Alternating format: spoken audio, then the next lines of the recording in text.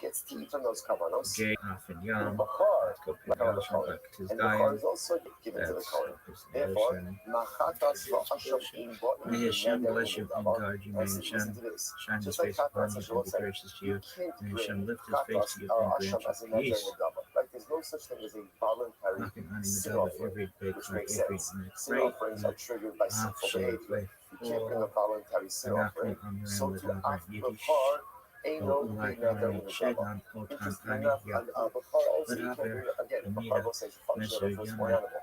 You can't bring a Hafal Ani voluntary b'char. Nahadi Engu Therefore, so Hakan you see Bo what Dava Rabbi Yossi Engu is doing. Zay He's strengthening Mishra because I Tovaka really feel that b'char is much more comparable to chatas and asham than it is just the stam shlamim. And therefore, machatas va'asham echalim liyom echad. Just like chatas and asham are consumed for one day and one night, af b'char ne'echal liyom echad. So to b'char is also going to be consumed for one night. So therefore, we'll say, if you're wondering, I've got this music thing that I'm doing, and I feel like, very compelling arguments. so if you're wondering why are you distracted, comparing if it works, it'll be like the best gift to Israel aside from all these fucking videos. So sure, but seriously, it would be so amazing for Israel. All the Just cool like music. should get one day and one night, so to Bachar should get one day, one night. So they will say, there's lots, there's deadlock. This is great. He jumps in. Chapas, you're going to be again jump. Chapas are Yakiva. But Chapas are Yakiva, in a stop and a tackle. So what happens? It's almost as if like Yakiva came in and like he tagged out every time. You know, like Chapas are Yakiva, in a stop and a tackle. Which is also just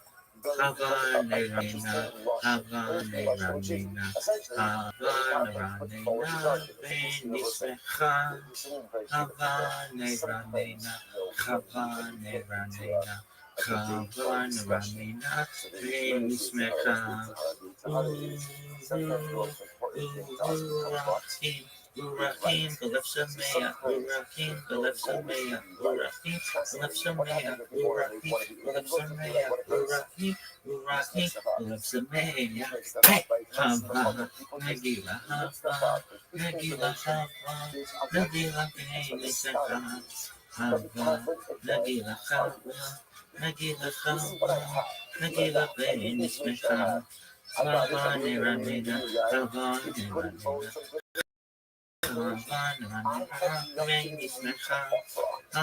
Neramina, Hava, Neramina.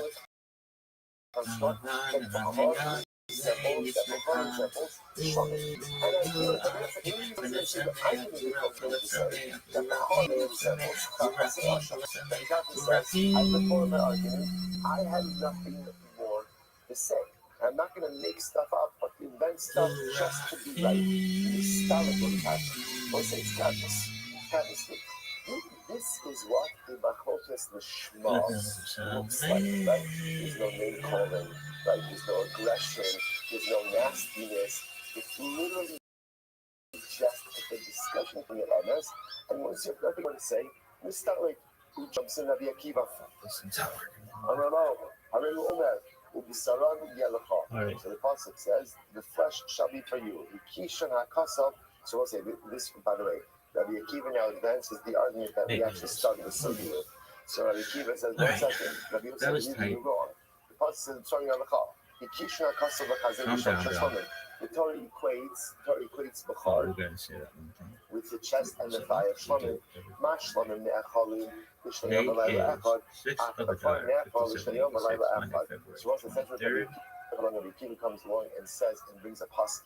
He says the pasuk itself equates b'char with the chazin. No one really knows for sure. Elevate, Elo, Divrei, Elohim, Chaim, but this is the ones that we live. So to b'char can be consumed for 2 days and 1 night. So again, Rabbi Yossi really is not backing down. This is Rabbi Akiva. I hear you are equating b'char to the chest and the thigh of shlamim. Okay, so the death soul separates Gehinnom, purification, and Eden, initial spiritual reward, possible reincarnation, spiritual repair, resurrection, body and the soul need reunited, one half and perfected thigh, body and you're eternal comparing it to the chest and the thigh. 5 levels, nefesh, I action, could compare it vitality, to the chest ruach, and the thigh emotion, of carbon neshama, 10. intellect, You know what I'm saying? chaya, life force, shechida, absolute unity with God. So carbon Yuri, gold, interestingly enough, as Yadi, big of a Yamin, carbon Hemi, as it is, Yadi, can only be Berfum, consumed for one day Bechoro, and the following Yimei night. Puvet, After firstborn. Bechar, Bereshit, Shemot, so to Vayikra, Bechar can only be Bamidbar, consumed for one day and one night. Genesis, Amalo, Teacher Akiva responds, Harehu Omer there's Saram Yehoshua, Yadacha, Shin Shokim, Tamalom Shmuel, What doesn't have to say Malkim, Bechar? Joshua, Judges, Samuel, Uma Tamalom Kings. Hosif Later, HaKosef Havia the Afas prophets. Bechar. The Torah Yesha, is an extra phrase Yahu, of Lecha Yiyeh, shall be for you. Yirmiyahu, Rabbi Akiva said Yisrael, there's an extra for Trey you. Asar, What's the extra for you? So let's say, here's what's interesting. Everyone Hosea, is agreeing Yoel, that for sure, what's the Amos, minimum duration for you? Obadiah, What's the Yonah, minimum duration? Micah, Minimum duration? Nachum, One day, one night, right? Habakkuk, Everyone is agreeing with that. Rabbi Akiva posits the extra Benaiah, L'chal Yihiyeh Chagai, will be yours for extra Zechariah, period. What's the Malachi, extra period? An Isaiah, additional Jeremiah, day. Yeah, that's not Ezekiel, Rabbi Akiva's primary argument. Right? His primary argument is that he has Isaiah, most espoused before. But Allah says, Amos, even according Obadiah, to you, Rabbi John, Yossi, Micah, really, Nahum, so Habakkuk, you have to admit that there Zephaniah, is an extra Zechariah, L'chal Yihiyeh. Zechariah, What is the extra Malachi, L'chal Yihiyeh? Adds on one Ketuvim, additional period of Tehillim, consumption, i.e. Mishlei, extra Iyov, days. Makes it 2 days and one Psalms, night. Proverbs, So what it says, Proverbs, Shnem Job, U'Devarim, L'fnei Rabbi 5 Yishmael. Megillot, And when they 5 say, so Bowls, also, Shir, so that's in the Hashurim, book between Ruth, Rabbi Akiva and Rabbi Micah, Tarfon on one Kohelet, side, Esther, and Rabbi Yisrael Aaron, on the other Daniel, side. Ezra, Okay, Nehemiah, Shenemu, Deborah, Rabbi Yishmael, so let's listen to this. This is incredible. When they told this whole thing over to Rabbi Yishmael, Ruth, Rabbi Yishmael said to them, Lamentations, Su'u Ecclesiastes, v'amru Esther, Rabbi Daniel, Akiva, ta'isa. Ezra, Incredible. So Rabbi Yishmael Chronicles, says, go back and tell Rabbi Akiva, you Lord, made a mistake. which refers You to made a a base mistake. symbol used in many What's the Latin mistake? Toda mehechem landa. Where is Toda learned out from? Mishlamim. I was very interesting. Toda learned out from Shlamim. And they will say, and I remember again, Davar halal behekish. Told you about behekish. Someone said, there's a little bit of, we had this, right?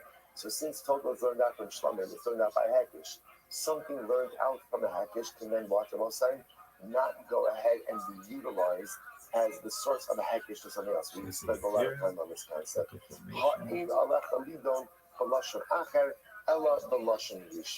Therefore, again, there's no reason for you to go past anything that we said before. I will say, again, halacha, when I said Rabbi Yishmael essentially said, let's go back to the original limud. What was the original limud? The pasuk says, Oh, wow. Whoa. What a nice fucking thing. Again, sorry. The pasuk ultimately equates Bechar to the Chazé and Shok, the thigh of Shlamim. Shlamim is consumed for 2 days and one night. So too Bechar is consumed for 2 days and one night. So the Shmuel says the real limud is the way we started.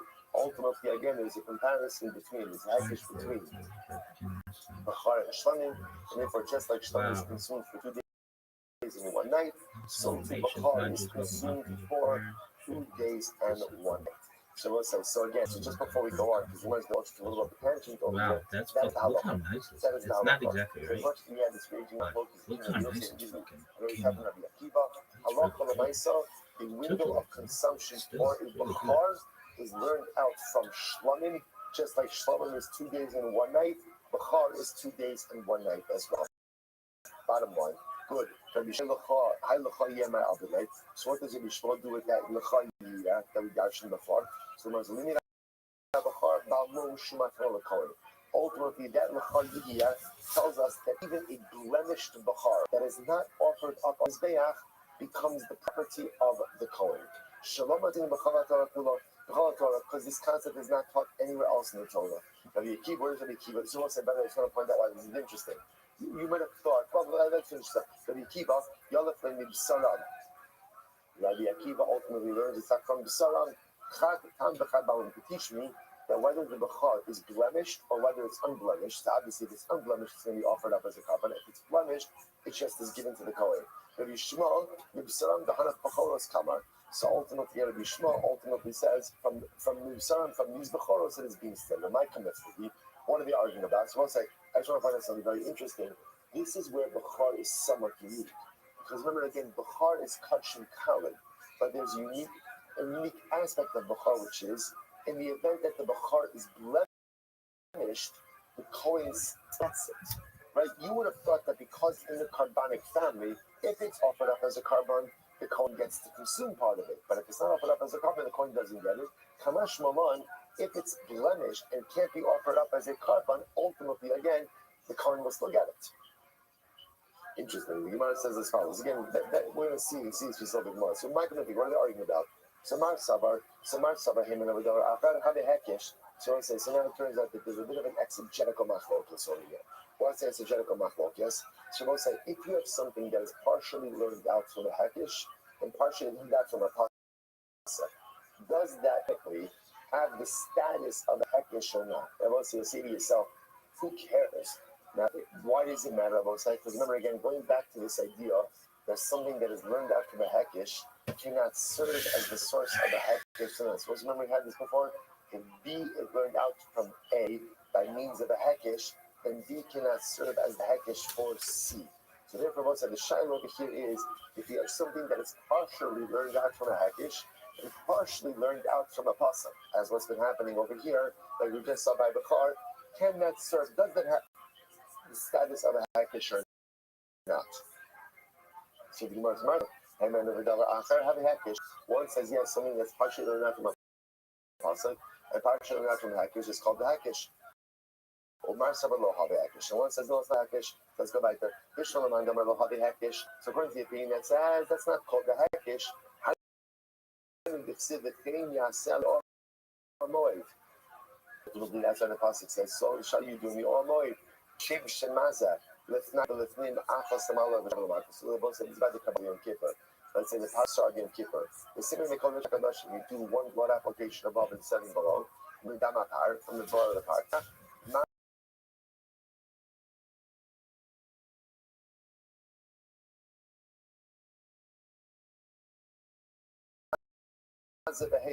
Same applications that you do in the base of Mikdash application above 7 below.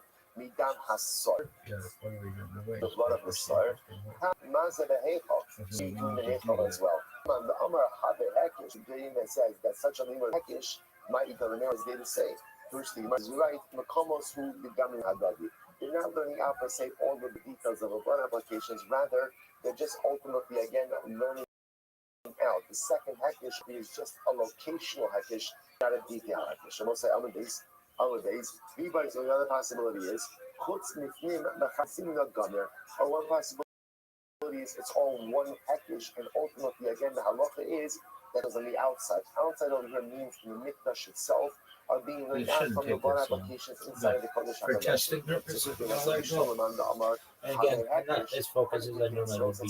I've got a lot going on, but it's about for the benefit of Israel, so I'm okay with it. Right, but that's the most of So all we're just asking over here is getting caught up in a bit of a technicality, which is if you have something that is learned out from a combined limud, partially pasuk, partially hekish, does that limud have the status of a hekish or not? The nafkamino will be, can you then use that to learn another hekish? So we'll just go to Yom Kippur for that.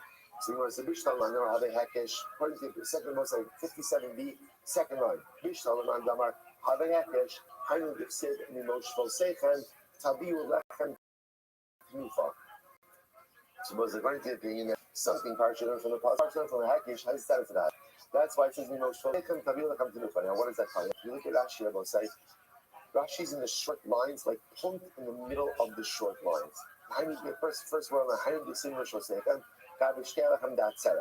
So also this is talking about again the offering, the karbanos ultimately again of Shavuos. Siv V'tzrachnu L'asachas Menachos L'monehem Kama Esronos Yesh Balach Metoda U'Bagufa Nichtav Yud Chalos. So let's do this by the loaves of Shavuos. Ultimately, again, the lachme toda, it says ultimately again 10 chalos. Remember, when you bring 40 loaves by toda, four different categories of loaves, 10 of each type. Avalon isparish mikama hiachala. So here's what's interesting. Here's what's very interesting. Ultimately, again, by the shkei lechem, by the 2 loaves of Shavuos. So the Torah tells me ultimately again, it's 1 salon per loaf. So it tells me how many loaves and how much each loaf is. Interestingly enough, by Torah, the Torah tells me the number of loaves, 40 loaves, 10 loaves from each different type. But what? doesn't tell me how much flour in each loaf. In each loaf, okay? So just hold on to that for just the Gemara says. Now, back to the Gemara for just a second. Why does the Torah have to say taviu? Why to say taviu? So let's remember again. This is that's why taviu. Taviu shekol she'ata maybe mimakom lemakom echad ad sorry. Kol she'ata maybe mimakom acher. So it's to teach us that whenever you bring loaves, they are like this one. What's this one? It's the Shtei Alachem by Shavuos. Shtei Alachem by Shavuos. Ultimately, again, 2 loaves, and you sorrow each. Whenever you bring loaves are always 1 sorrow each. Therefore, what does it teach me? Mal lahalon is sorrow lachalon. Just like by Shavuos, it's 1 sorrow per loaf. At time, so too by Toda Isara Machala. Each loaf is going to be 1 Isara. In Malahalon, Shnei Asronim. Now, once again, interestingly enough, by Shavuos, that gives you a total of what? 2 Asronim. Why? Because remember, by Shavuos, what do you have? Shtei Alechem, you have 2 loaves. For a total of 2 Asronim. So I said this, maybe when you learn out by Shavuos, maybe by Shavuos you learn out not that it's 1 Isara per loaf. But maybe by Shavuos, what do I learn? That Allah Kalamaisa is a total of 2 Esronim. Maybe that's what it's saying.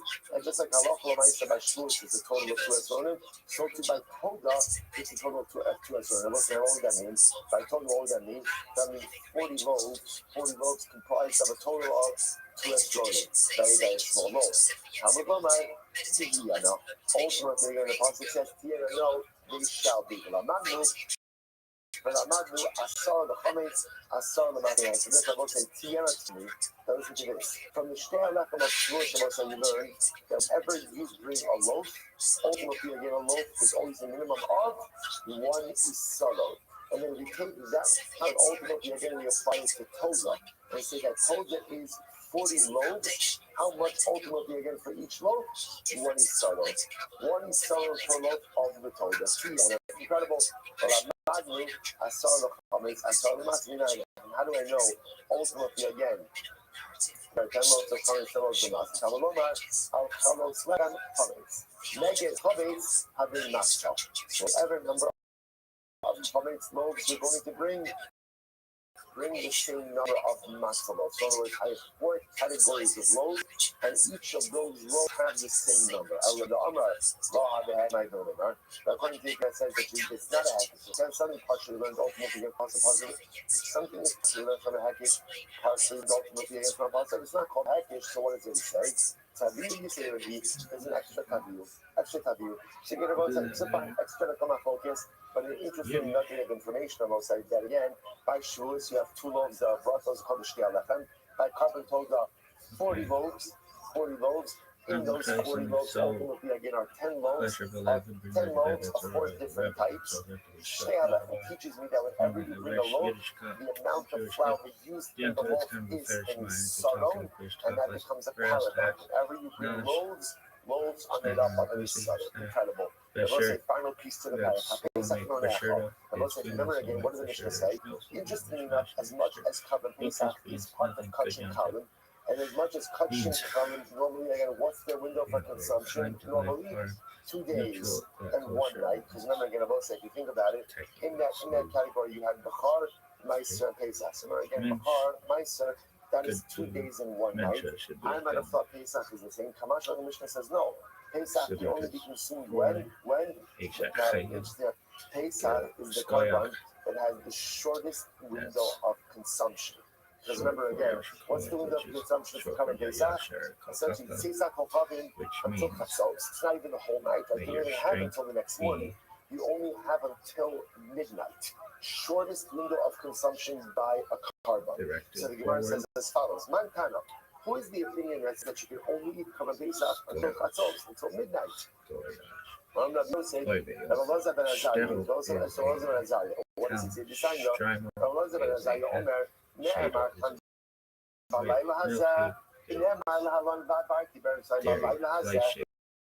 It it says by Korban Pesach that you shall eat Korban Pesach balayla hazeh on this night. And it says by Makas Bechoros, death of the firstborn, the 10th plague. I will pass through Egypt all night. Just like Makas Bechoros at night. So again, sorry, was that midnight? So if you give me Korban Pesach, by the way, the Shah points out it's not a good comparison. Why? Because ultimately, it's midnight. What happened at midnight? At midnight, the Makkah stole at midnight.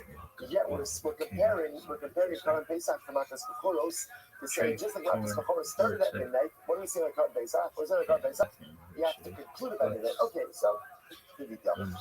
But the nice point over here is we're comparing Korban Pesach to Makkah's Bechoros. Just like as Bechoros is at midnight, so too Korban Pesach must conclude by midnight. That is the position ultimately again Rabbi Rothschild. Rabbi Kiva.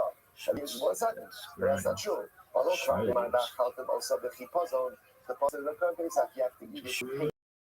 Is to chat or converse. This is an English mangling of the Yiddish word shmuz, which is apparently an add of the Hebrew mos. Shemot, tidings. In Yiddish, that is both a noun and verb. Shmuz with someone, you can also hold a shmuz or even chat, catch a shmuz with them. When not schmooze, it's often very tempting to schmooze with your neighbors in synagogue, especially during the breaks throughout the Torah reading, but speaking in shul, if that's Yiddish for synagogue, is a no-no. Instead, save your pent up schmooziness for the post-prayer Kaddish reception, when you can gab to your heart's desire. Schmoosin, the plural, but don't be really schmoosin,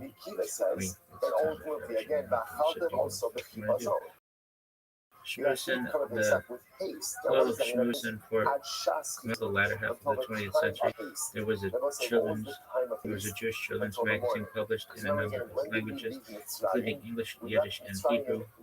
The Yiddish language version, Shmusin in a kinder and Hebrew, conversation with children and youth, was commonly called Shmusin. The Musar Shmuz. For many yeshivas, the lion's share of the lecturing is a highly nuanced and intense parsing of the finer points of Talmudic writings. However, in many non-Hasidic schools, there is the regular Musar Shmuz, in which a senior rabbi discusses issues pertaining to personal behavior, ethics, and spiritual advancements, known as Musar, which literally means rebuke. In common parlance, when someone tells you off, you can say that you are Musar Shmuz or Musar Shmuz. You would have thought that since Korban Pesach is part of the concept of Kachin Kalim, in general, Karbanos 101. If you check the Karban, when are you allowed to eat that Karban? When are you allowed to eat the Karban? That day. That's the way it works with every single other Karban. If you check it during the day, which is when you don't have to check Karbanos, you can eat it that day. I might have thought Korban Pesach is the same thing. Talmud Balayla. Therefore, the Paul says, you can only eat it by day. Sorry, by night, and you cannot eat it by day. So it's like, it's a very peculiar aspect of Korban Pesach. So the Kiva says, Balayla teaches me that halacha l'maisa, you can only begin to eat that carbon at night. You're not allowed to eat it by day, but you are allowed to continue to eat it until dawn. So fundamental focus, Amari Abaye, the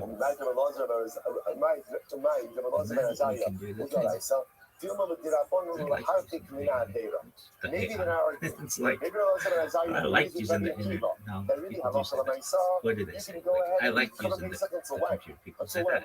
Until the next morning, I said, why? I like that. I like using the net. Yeah. First, Mishnah and Mesachas Brachos, right? That sometimes, even though you're not doing something until the morning, Chazal said only do it until midnight to give you a everything. We're always running late. We're always bumping up against the time. So therefore, you have until dawn. Just tell people until midnight. So maybe they're really agreeing. And midnight, you can eat until morning, but midnight, we tell you to stop by midnight. Oh, this one's long as fuck. Oh, this thing is. The Rothschild of the Mishnah. The Rothschild of the Mishnah, both if you look at it, is Pesach Elonecha, Ela Balayla, Elonecha, Ela Ad Chatzos. Ela Ad, the strong Russian. which means no, you must conclude your carbonic consumption by chatzos, which indicates to us that Rabbi Elazar is talking on a da'araisa level. He has a mahasim da'araisa, akam da'araisa. Sefer Avogin the Gemara says that the lashon of ela ad chatzos lashon of da'araisa. It turns out this is so riveting. Turns out the halacha l'maisa is the fundamental machlokes mid'araisa between Rabbi Kiva and Rabbi Elazar ben Azariah about the window of consumption for a carbon base. Rothschild ben Azariah literally says up until Chatzos, and Rabbi Akiva says until the next morning. We will say, how do we pass in? The Rama passed in the new text carbon base of Paras Halacha Tes Zayin, that Halacha L'Maisa, Kivagari Rekav Mekomos, Shein HaPesach Melcha Ela Ad Chatzos, Kedei Lahartik Min HaAvera, the Torah, Sheyochol Kavalayla Ad Sheal Mulashach. The Rama passed is like Rabbi Akiva, that Me'ikradin, you are allowed to eat carbon Pesach until dawn. But halacha l'maisa, we say finish it by chatzos. Why? The harchik adam min ha'aver. In order to go in and keep a person from violating, we tell you to finish up ultimately again by chatzos, by midnight, in order not to chas v'shalom transgress. So let's say, how's your halacha? Come on. How's the shkayach, everyone? All right, everyone's have a great day. Zeddy, I like the circle better. Tomorrow night, is tomorrow back in the circle?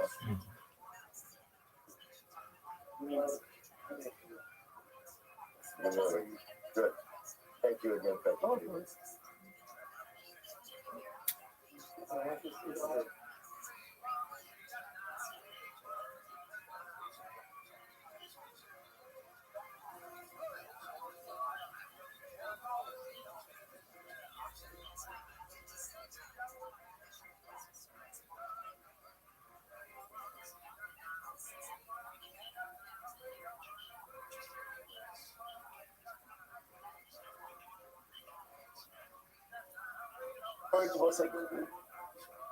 Good morning. Good morning. Good morning. Good morning. Good morning. I thank Allah for great success, Baruch Hashem, to be able to begin another week of Nesachas Zvachim together. Begin by thanking all of our sponsors for this morning's share. To thank our Talmud Torah sponsors for the month of Teshvan, Stephen Tarizin, for dedicating all the shiurim and drushos of this month in the source of the yard site of Steve's father, Bunim Tzvi, and kindness from the Roth on the occasion of his 20th yard site. Our week of learning sponsors, Keely and Jillian Goldberger, as a schos for a continued refuah for their son Aaron Yeshaya, Ben Rivka Esther. And our film sponsors, Ayala and Sarah Steinberg, and the schos continued health for and refuah for Shulam Miskana, Bas Susha, the American Art Talmud Torah. All those who need refuah and good called Holei Yisrael, Kodesh Baruch Hu Shem Meretz Hashem. Rabbi Aliyah told me, Hashem is the color for all of the mishpachas. Continued the sorrows to us, and following along in the news, I'm sure that the potential return of the body of Hadar Golden, who has been held by our enemies for over a decade. There's something overwhelmingly and profoundly sad that sometimes our simcha comes in the return of the bodies of our precious young soldiers. But the truth is, if they have this chance to bring back one of Klal Yisrael's finest for Kavuras Yisrael, be buried with his mishpacha, to be buried with his people, to be buried in his land, how that mishpacha should give us this small measure of Nechama, and it should pave the week, even it paved the way in Eretz Hashem for a week, and really just for years, with the incredible bracha and the service of all of Klal Yisrael. With that, let us begin. We really have a first of all tremendous shkaya. Josh Harris, the giving dot yesterday, did a fantastic job. Certainly not an easy mitzvah to take up. And with that, let's begin. Today's dot is number 56. We are conversation on the bottom of your hand with 85b, second last line on the dot. I'm going to be with Shmuel. So I'll say some interesting halachos over here, a little bit of a detour from what we've been dealing with until now. No, it's still zvachim, not that much of a detour. Like, in other words, it's still based on Mikdash and Eretz Hashem, but an interesting detail. So I'm going to be with Shmuel. Ein chayavim mishum tumah. So we'll say we're sidetracking a little bit. Take a look at the last Rashi on the days before you turn the page. Rashi says tumah hanichnas tamei laharabayis. Talking about if someone is coming and they enter into harabayis, and listening, I understand when we speak about harabayis, right? I'll put this one now. Focusing a little bit on our days and we don't need it. I can't let a day go by without using it. So remember again, this is the Beis Hamikdash. The Harabais, obviously, again, is much larger than this, right? This Beis Hamikdash itself was situated on the Harabais. So remember again, when we speak about Tumah, different forms of Tumah allow you different entry into different areas. So now go back to Ashby just a moment. So Ashby says, "Haniknas Tamid Harabayis, Eno Tayyib, El Imke Niknas L'Soch Hekef Chalal Ha'azara." So the halakha is like this: if you were tamei to enter, being tamei entering into Harabayis is not good, but there's not liability. The only time you have liability for entering Tumah into the Makom HaMikdash is literally when you're entering into this area, this picture, the Beis Hamikdash. If you enter in coming to this area, ultimately I there's think liability. that. So now back to the Gemara. Okay, so the reason why we would spend so much time on podcast on its own is because there used to be a pain in the ass to make kids.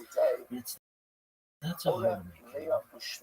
And I really think that you can do whatever kind of you just do the 187 prep, by 135. What is Akrona, that area? That is this. That is this. 187 amas length for by 135. after you eat. But I That think that these are the dimensions Berkas on of the its own second base of it. So let's say it's what you should want to be point out. limited to When we just. speak about the base It's of just in it's general, for fucking essentially just pizza dimensionally, and for Yeshiva University, you guys are gonna be eating fucking more pizza. it's the same. It's the same picture I did. I'm just showing you the left and the right. It's the left If you don't make it and the your width whole of meal this picture. to just I wanted to point out somebody asked me this on Erev Shabbos. I took it for granted. I should really be explicit about it. Whenever we're speaking about kids should not these be wasting images and time these for pictures, fucking this is all college second temple. covers.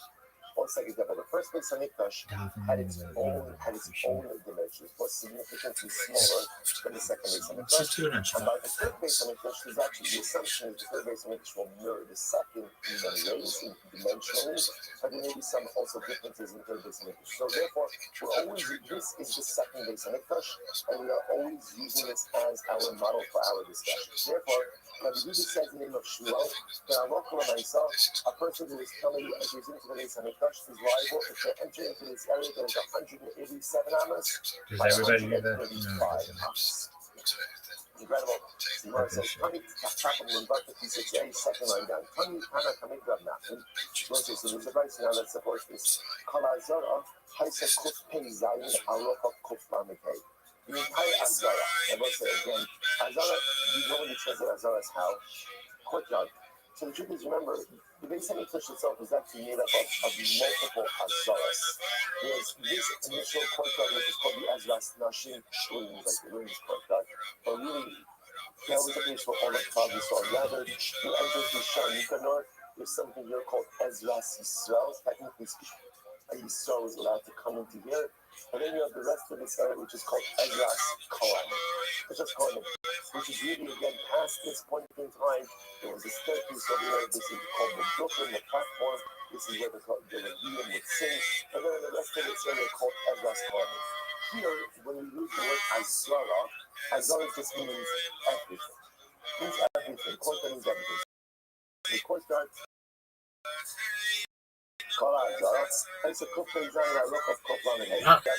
You're not even supposed to do that, actually.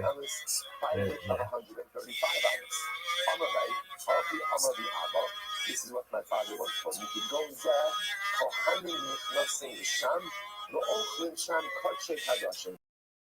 In this area, it's now say it sounds like this area means the entire 187 amas, 535 amas.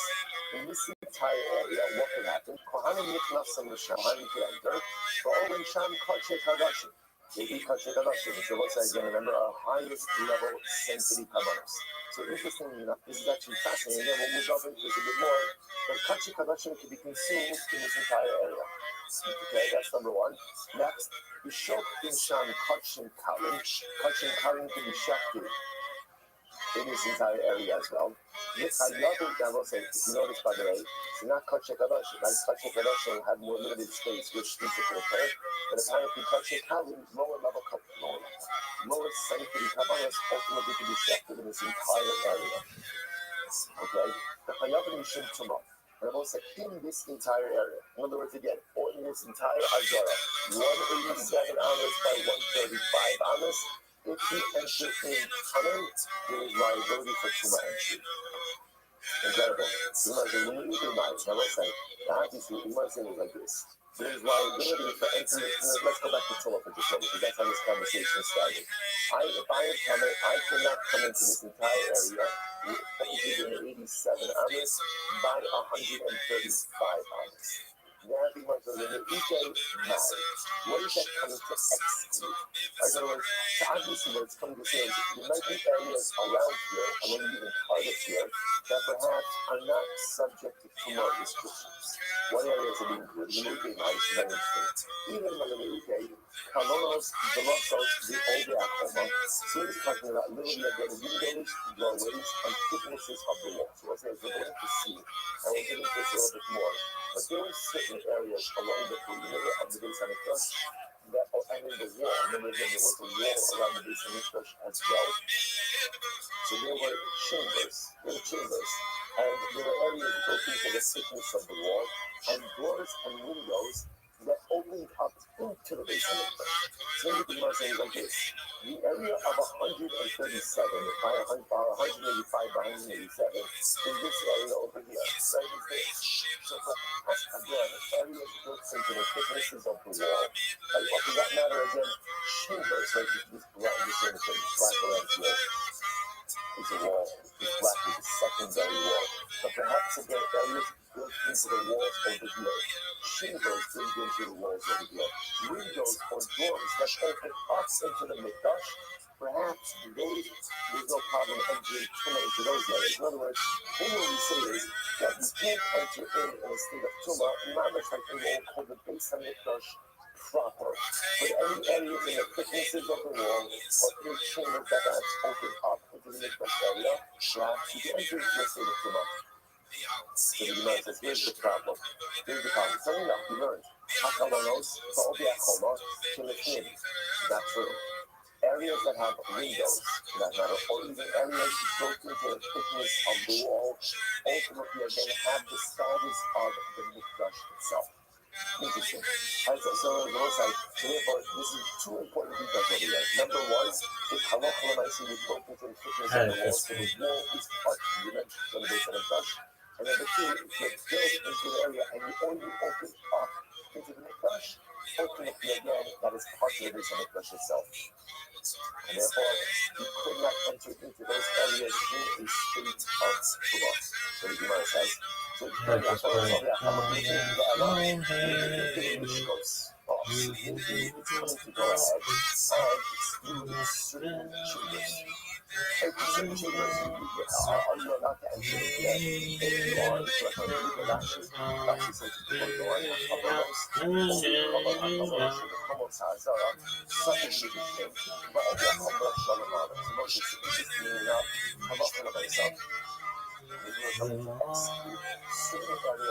open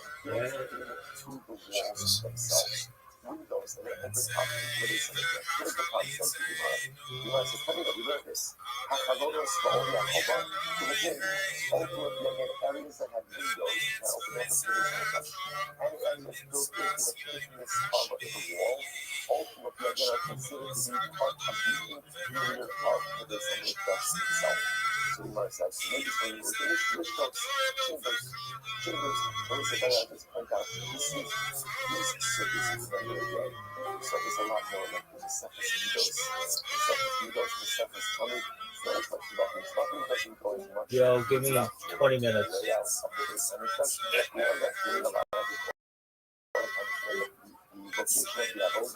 But this media, some of the windows where I'm glad we do a lot of that's a lot of these chambers. Even the column, you see most of the column, we're talking about chambers that are built in technically unconsecrated areas.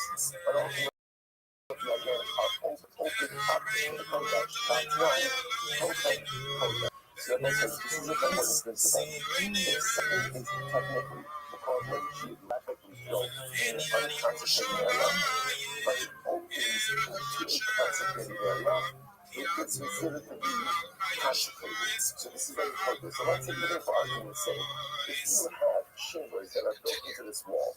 Let's say the wall, for argument's sake, is considered to be unconsecrated. But if these chambers open up into the Kodesh, we have the status of being Kodesh, which for our purposes would mean someone who is coming could not enter into these areas. Which you might think you're right, but only the Rabbanon. Because it was only the Rashi, the Rabbanon. It's about halfway down the Tzemach, the Rashi, the Rabbanon. Mitzvahs Chachamim, Shemim, Mitzvah, about Chayis and Tabernacle. These were things that could not have been Halachah, Mitzvah, if an area is built in a constant area, even if it's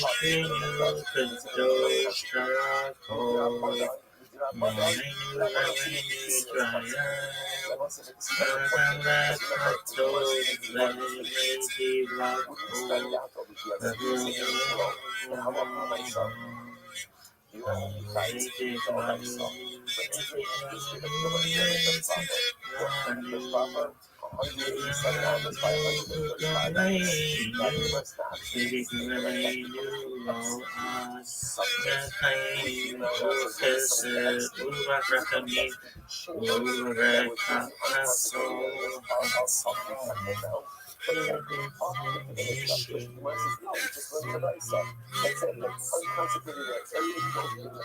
the chambers built in an unconsecrated area.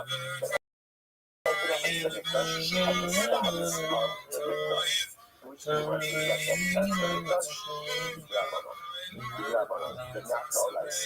which means that if someone was coming entering into those areas, most of us would not be able to ride them. Okay, that's interesting. That's really what I said. Is that true? That maybe Allah said you have a chamber that is built in a geographically unconsecrated area. But it opens up into the Mikdash, but you're not liable to do it. This looks to close the home to the chamber that are built in an unconsecrated area in the Mikdash. When I say this, it's a temple now. But they open up ultimately again into the Kodesh. So united, Shakohanim, Nasa Hashem. The operation of Kodesh Adashim, Bishvila Mincha. So this is incredible. So how do I know about that? If I have chambers, let's say built in an unconsecrated area, it's like chambers again. They build a chamber that are built into the walls. But they open up into the Kodesh. How do I know that Kohanim can come in there? They should be Kodesh Kadashim in there. They should be leftover of the beautiful offerings. The last thing that was able to come in that was all that was done in chambers. But the possibly said it was proper.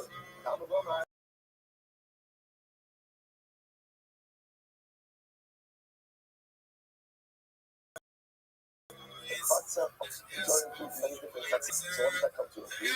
That even chambers that are potentially situated in an unconsecrated area, but open into a consecrated area, are considered part of the Mikdash. So one second, if you're allowed to use the Kodesh Hadashim there, then the question is, what does that mean? What does that mean? That it's part of the Mikdash proper. If it's part of the Mikdash proper, then it sounds like Doraisa, not the Rabbanon.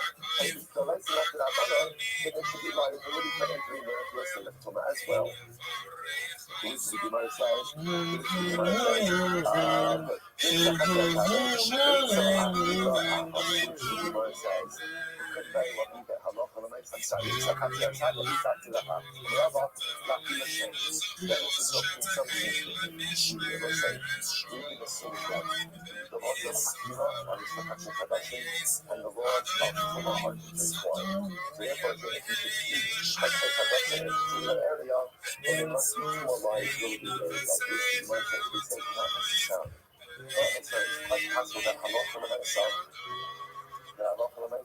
that ultimately the laws of Akira and the laws of Torah will be fundamentally different.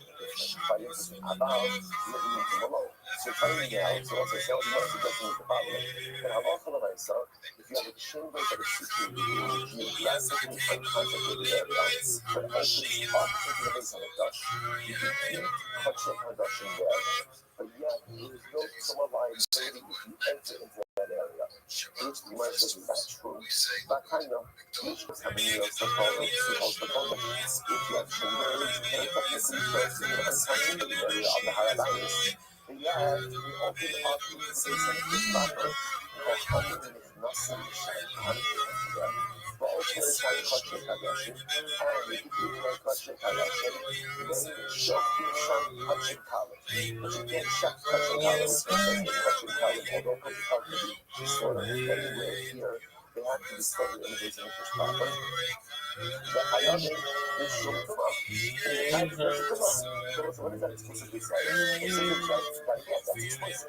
Chambers built in geographically unconsecrated areas that open up into the Mikdash can't enter there into a state of Tumah. Which the Gemara says, La Amin, Ein Shokim. Really just said if you can't check Kachar Kalim, it's also remember again. If you can't check Kachar Kalim there, then what does that say? What does that say? That it's not a consecrated area. So therefore again, Haninani Ein Chayavim. So those two things have to go hand in hand. If you can't check Kachar Kalim there, that means it's not a part of the Mikdash. If it's not a part of the Mikdash, then what? Now, Allah Ta'ala said it should not be liability for entering into a state of Tumah. So Dog, it is way too fucking long. I get it. If you're in the fucking middle of the desert, I get it. If you're in the fucking shtetl, I get it. But this is 5786, baby. We gotta get a shit. Which is a simple way of saying chop chop, baby. All right. Now or here. But they're always opposite the entrance of the Mikdash. If you're shechting, let's say one of the chambers along here, it's not opposite an entrance. Yeah, please tell me everything about the red heifer. And white Jews. Why should there not be liability I know it's like for entering the entire state of Tumah? and ashes and the carbon plus out and all that stuff. Chambers built in geographically unconsecrated areas, but opening up into the Mikdash itself seemed to be Kodesh. So why would there not be Tumah liability there? According to your reasoning, so furthermore, again, I don't understand why the Rebbe would say that you can't check the Kachar Kalim there. Are we not talking about a situation where Shkita could be done opposite an entrance, right? See, it looks like if we're talking about a case of a chamber that opens up into the Kodesh, but yet doesn't face an entrance into the Mikdash, then why does the Bible need to say you can't check Kachar Kalim? That's obvious. That has nothing to do with this chamber. That has to do with the fact that you're in violation of a simple sacrificial law. Ella, let's say, watch this. Ella apagav b'kashachet k'neged Pesach tani ein shokvin mishum below kaddish. That's so what it's saying is like this. No, even if you have a chamber that does open up, that does an entrance ways to the Mikdash, you still can't check Kachar Kalim there. Why not? Why not?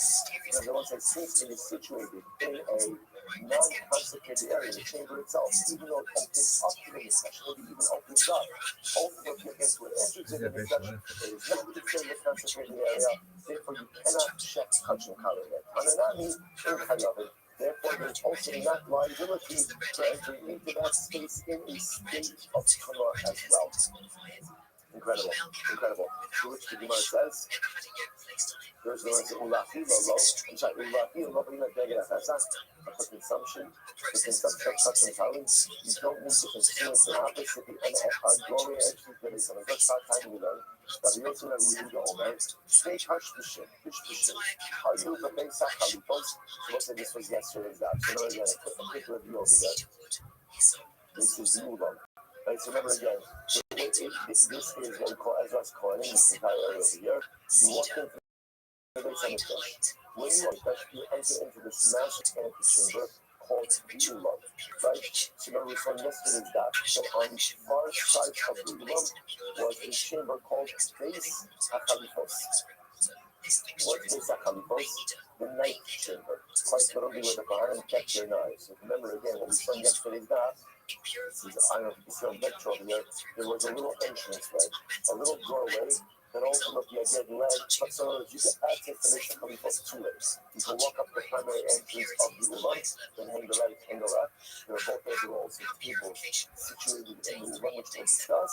Or you can access it ultimately through the doorway in the back. Okay, so what's this now?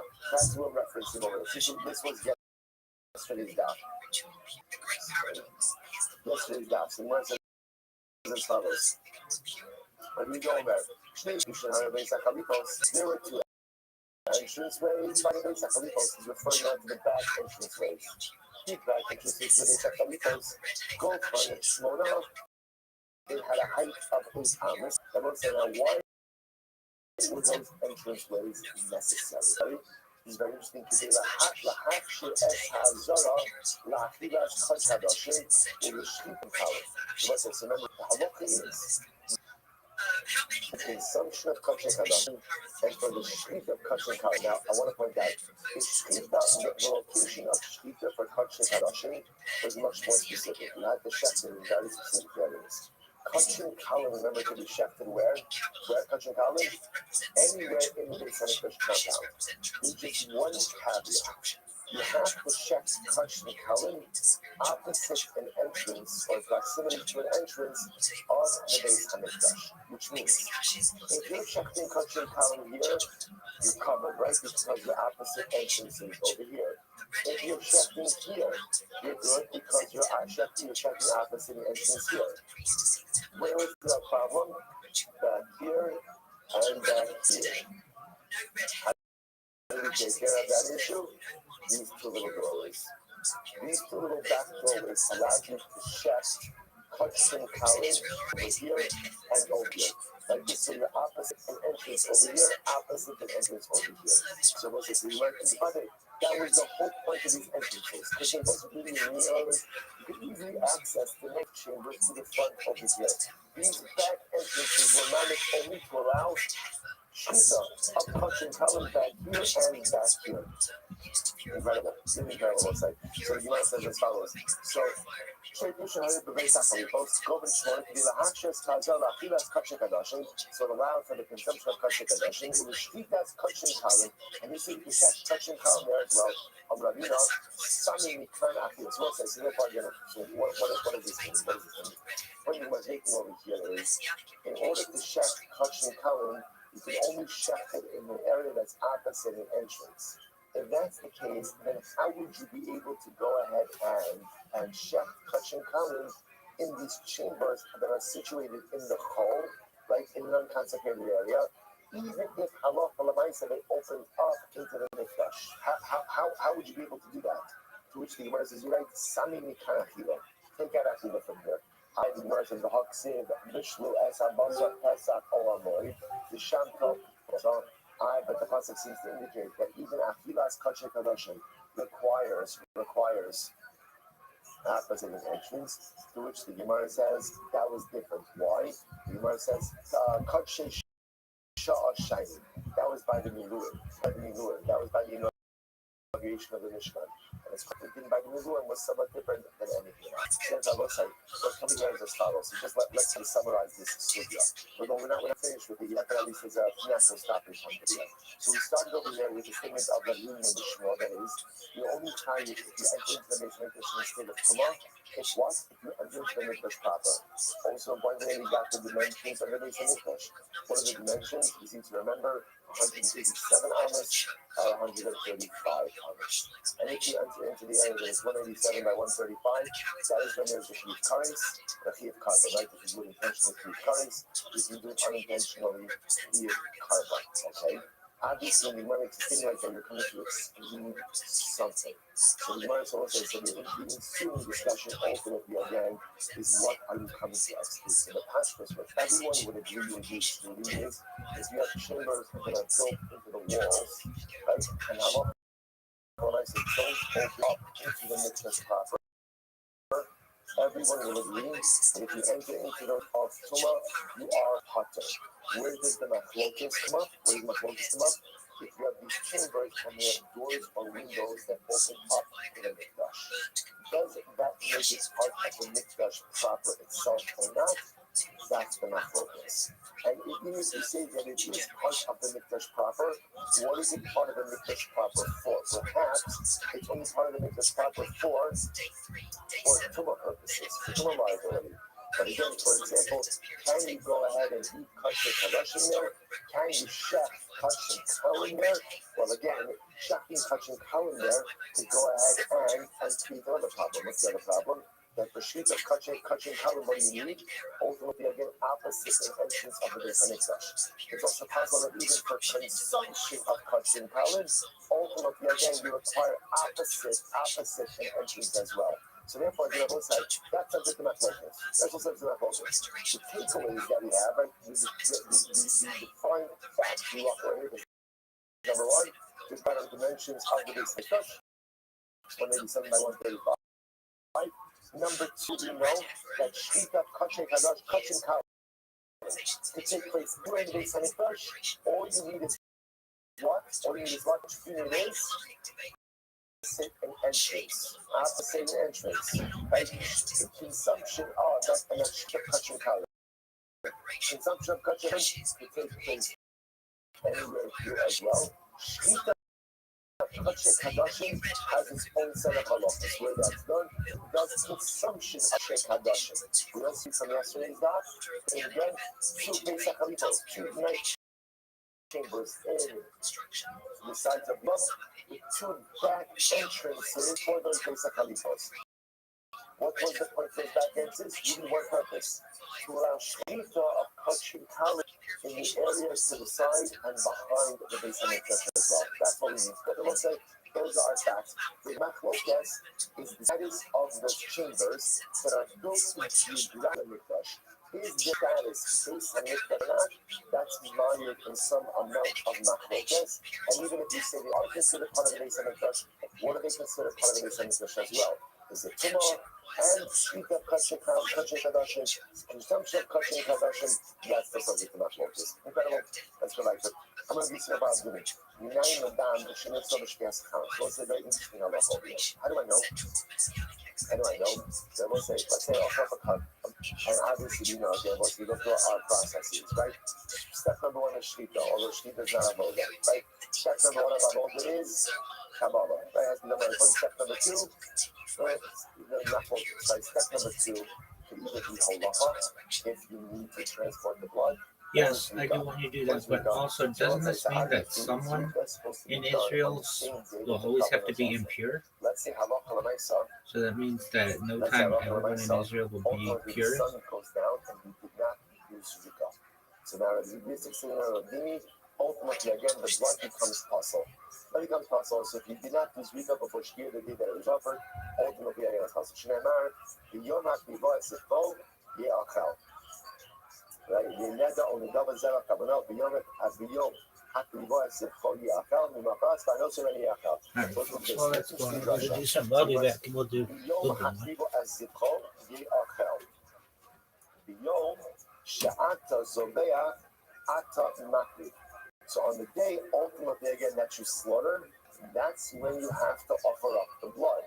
The Yom She'i Ata Zobeach, but on a day, ultimately again, that you are not slaughtering it, I Ata Makri, you do not offer up the blood, which will say is a way of saying that Zrika has to occur on the same as the Shlita, the same as the Karban. Therefore, again, if you left over the blood past the day of Karbanik offering, ultimately, again, you cannot offer up the blood anymore. Take a look at the last Rashi before we turn the page. B'yom she'ata zoveach atamakir, b'yom she'ata zoveach atamakir, haki b'asina b'kula sodya, kach masimu b'vahaki b'rusha, b'yom ha'kriva esifo, she'te'akrava u'zvicha b'yom echas. Rashi says a little bit differently. That ultimately, again, the hakrava, let's say in this case means the offering means the blood applications. The blood applications and the zvi comes have to be on the same day. So Moses ultimately again, therefore Allah provides the shkita, right? The actual offering, the shkita of the carbon and the zvita must take place in the same day. Therefore, if you shecht the carbon on Sunday, left the blood past sunset, you cannot offer up that blood anymore. So the Gemara says, 1 second.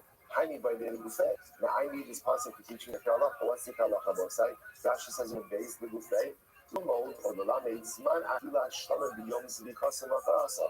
That will say, now that pasuk is there to teach me a separate halacha. What halacha? What is it talking about? That a carbon shlomer, both said, what is the window of consumption for a shlomin? It is the day that is offered and the following night. Right? That's the window of consumption. So both says, so it's Sunday.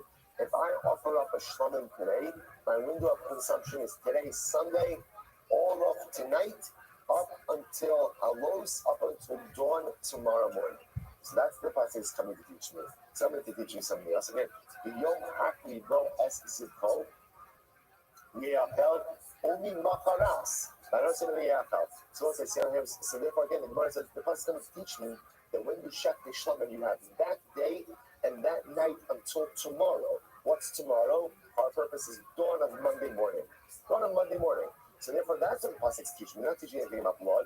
To which the Gemara says, "In Cain, if that was only the pasuk was teaching me, in Cain nemakra biyom zivcho yiachel." Could have just said on the day that you slaughter it, you can eat it. Hakrivo lamani. Why you need that lashon of hakrivo, offering it? Shmanina to teach me the halach of the blood. Biyom she'ata zoveach atamakriv. On the day that you slaughter it, ultimately that's when you could offer up the blood. Biyom she'ata zoveach. On the day that you're not slaughtering it, ultimately you cannot offer up the blood. So we're actually telling you that it's a dual drasha. Two things learned from the pasuk. Number one, the window of consumption, which Rabbi said, by the way, as I've said to you many times, what's so important in these gemaras is that you're keeping track of the nuggets of information that we are assimilating. Because what we're doing is we're building up our repository of sacrificial knowledge. And each of these datim, ultimately again, are these little pieces of information that we are getting. So for example, now Shlomim, we saw it before, everybody again just reinforce. What's the window of consumption? They offer the following night. So the Gemara says, since the pasuk since the Torah since Hashbach wrote the pasuk a little bit longhand, and in a Yom Krivo, it teaches me two halachas. Number one, window of consumption for a Shlomim, that day and the following night. And number two, that the blood can only be offered up, only applied on the day of the slaughter. But if you slaughter it and you waited to apply the blood and it's past Shkia, you can't offer up the blood. I have the Damach come up for it. But even though the pasuk is saying, maybe the pasuk is saying something different. Jose, let's just keep Sunday, right? So now it's Sunday. I shechted the carbon. So maybe they're saying like this: if you apply the blood of the mizbeach today on Sunday, so then ultimately again the meat is eating today and tomorrow. The ikarev damamachar. But if you wait to apply the blood tomorrow, misachel basar ulamachar. Misachel basar ulamachar ulamachrina. Maybe something different. Maybe the window of consumption begins whenever the blood application occurs. So if I apply the blood today, good, eat the blood. I'll eat the meat, I'll eat the carbon today and tonight through tomorrow morning. And if I wait to go ahead and apply the blood till tomorrow, then what? I'll have tomorrow and the next night to eat the carbon. Maybe that's what it's saying. So again, I can apply the blood whenever I want, but just understand the window of consumption only begins when the blood is applied. To which the Gemara says, "In King Memakra, the Yom HaKrivo Yeachel." Then the pasuk could just say, on the day that you offer it, offer means the word application. Yeachel, the carbon can be eaten. Zivcho Lamari. Why does it say Zivcho? To teach me no. Shmamina B'Yom Shata Zoveach Atamakrivo. To teach me no. It's taka on the day that you slaughter the animal that the blood application must be done. Yom Shata Zoveach, but the day when the slaughtering is not being done.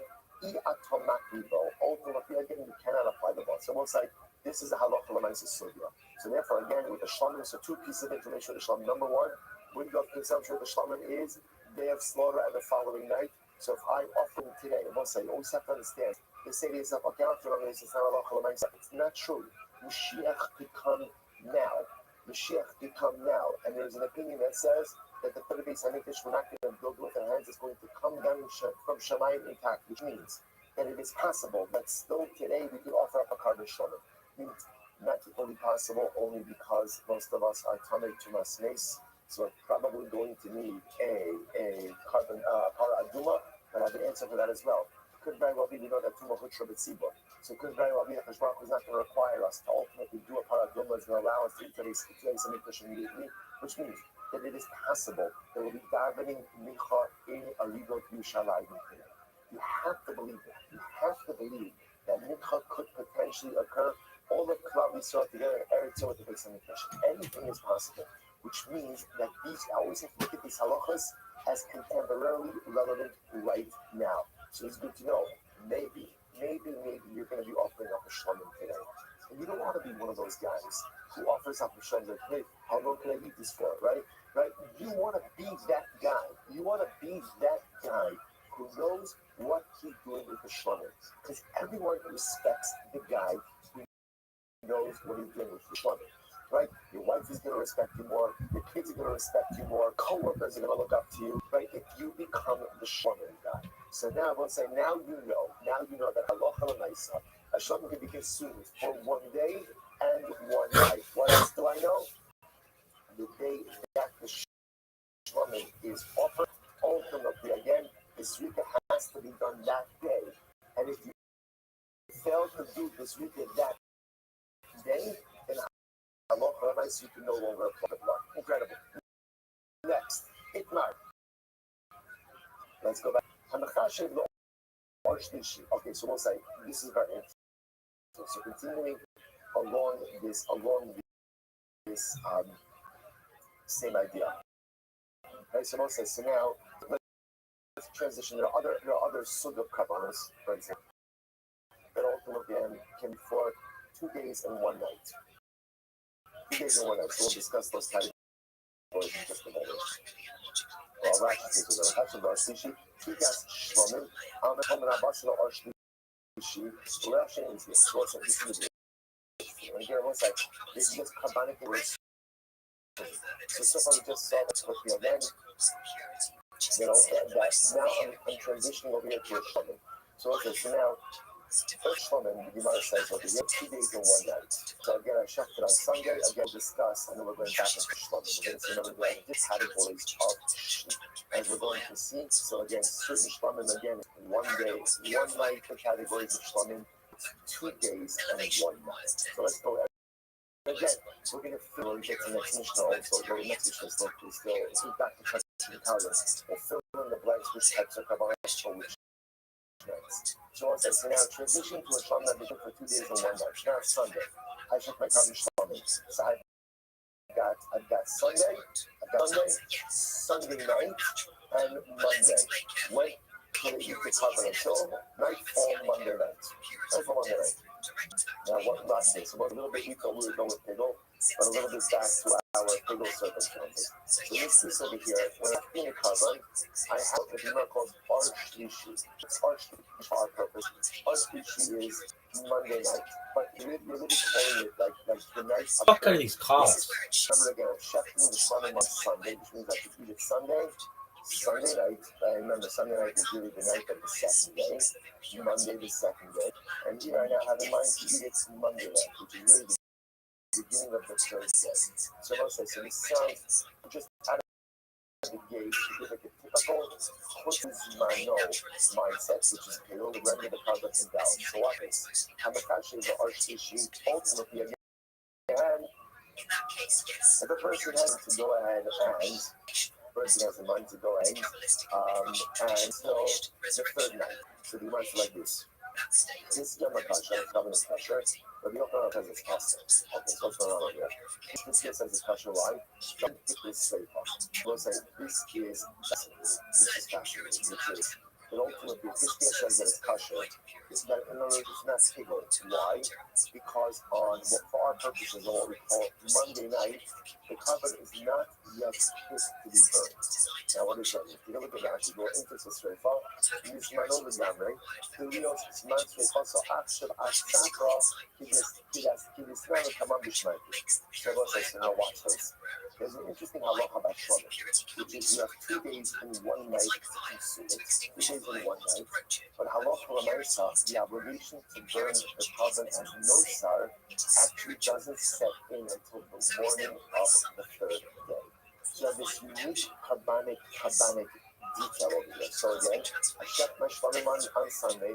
I have Sunday night, right, which is really night 2, night of the second day, Monday, day 2, and then at the end of the day, Monday, that's on Monday, not on Monday, I am no longer allowed to eat the carbon. But yet, I can't burn that carbon as no sauce until Tuesday morning.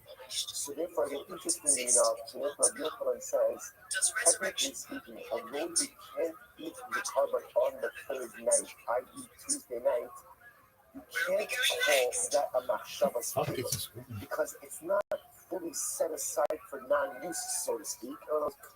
So the pashtas, here's really what it comes down to.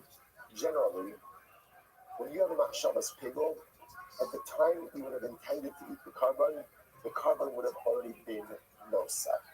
What's unique about this case over here is I intend to eat it on Tuesday night, but it's not really nosar. When does it become nosar? Nosar means leftover. The definition of leftover is you would burn it because you can no longer eat it. But yet, when does a shlama become nosar? What? When? Really Tuesday morning. So you have this. So you have this unique idea here. So Yochanan says you can't call that pickle. Therefore, you can't call it pickle, even though I had in mind to eat it outside of the permitted window of consumption, because that shlomo doesn't actually become nosar until Tuesday morning, and I had in mind to eat it again Monday night. It's not called pickle. It's not good. Like, we don't do this, but Lamaisa, it's not pickle, which is fascinating. Rabbi Yochanan says, I know it is pickle. Why? No, it's not true. Because again, essentially, pickle means having in mind to eat it outside of the permitted window of consumption. Come Monday night, you can no longer eat it. So because you can no longer eat it, therefore, again, this machshava is absolutely pickle. Incredible. So we'll say a really fascinating machlokas. Fascinating machlokas. So the Gemara goes like, good. Next case. So we'll say, now in this case, we'll say, case number one, when I'm checking the carbon on Sunday, I literally have in mind to eat it on Monday night, the night of the third day. So in that case, again, Chizkiah says it's not pickle, right? And Rabbi Yochanan says it is pickle. Case number two is, no, when I checked it on Sunday, I didn't have any erroneous intent. But what ends up happening over here, I actually end up eating it on Monday night, the night of the third day. So my machshava, my intention during Shkita was totally fine. Now what ends up happening over here is I actually end up eating it on the third night. So what's my liability? This is not good, but that's not called eating nosar. Why? Why is it not called eating nosar? Because the carbon only becomes nosar when you can burn it. And when can you burn leftover shlamim? When? Only Tuesday morning. So therefore, again, it's not good, but there's not liability for eating nosar.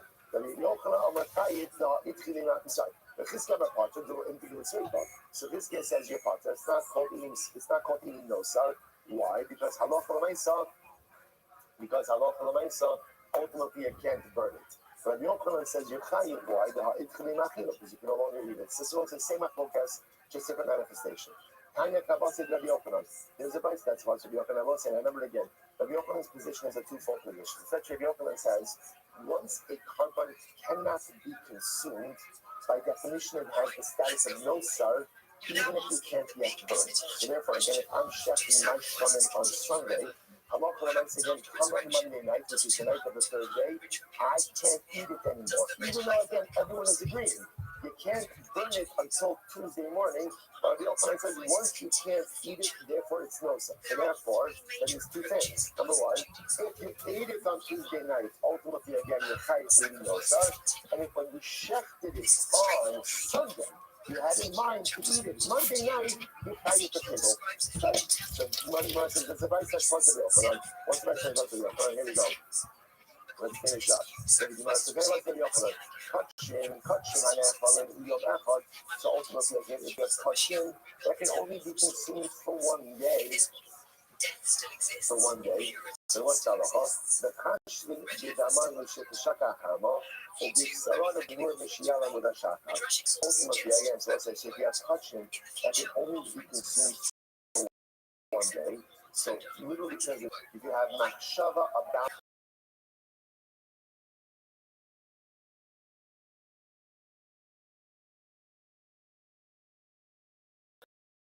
their blood. In Shachat Amanas Rishon, Shachat Hama, Pickle, Ubachilas Basa, Bakaras, in Leah, Rishon, Shkitas, Amanas, on the Sarat, or the Akure Red. Shachat, Pickle, and the Christmas Mountain Go. For example, if you have a carbon, just example, you have a couple of things that has a 1 day window of consumption. And then again, 1 day means if you have the offering and the following night. So therefore, again, if you so let's say I'm checking this type of carbon. If I think of Shkita, I had him to sprinkle its blood after Shkita, after sunset, that's pickle. Or I had in mind to eat the sacrificial meat, or to offer the sacrificial part after dawn the next day, that's pickle. Let's give you an example of pickle. Next, so let's see other kachin. Different type of kachin, different window. There are different customs that can be consumed for 2 days and 1 night. How do you make that carbon bagel? The chashvin b'daman shekeshaka hama. That was very interesting enough. Blood remains the same either way. What do I mean by that? Blood, as we just said before the previous video, when do you have to do the blood application? When does that have to be done? When? The day of the shvita. So therefore, anytime you have in mind to do blood application after Shia on the day that the animal was slaughtered, that's pigel. Doesn't matter how long the assumption is. I know, as the Malayan, the Shami Lasafa, or Big Saran, Shaka, Hama, Shashnayam. And I love comments again, but if you have meant to offer up the sacrificial parts, before after sunrise the next day, or for that matter again, with their meat to eat it after sunset of the second day, ultimately again that makes it pigel. So I'll say, so interestingly enough, this is what the position of Rabbi Yochanan. When let's say a carbon, it's a regular shaman that gets 2 days and 1 night, 2 days and 1 night. I'm checking it on Sunday. Ultimately, again, when does that carbon become? How do you make the carbon pigel? Either if I have in mind, so let's say apply the blood after sunset today, or if I have in mind to what? I have in mind to eat the sacrificial meat after sunset. What do you see from here? That halacha follows Rabbi Yochanan. That essentially a carbon becomes pigel if you have in mind to eat it after the window of consumption closes, even if it is not yet halachic nosar. That's halacha, because some doesn't become nosar until when? Until the next morning. So it seems to be much fascinating, like Rabbi Yochanan, ultimately again, and not like Hiskia.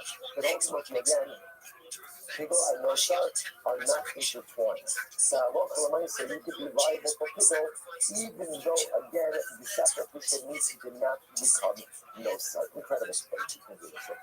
Let's go back there. Let's finish up the Mishnah.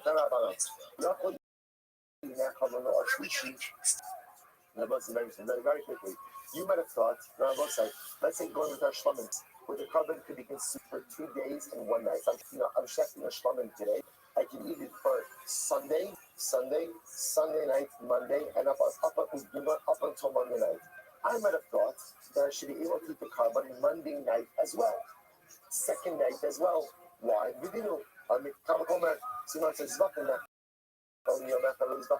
Some carbonos that are eating that have a window of consumption for 1 day. That was I remember again, we said 1 day always means what? What does 1 day mean?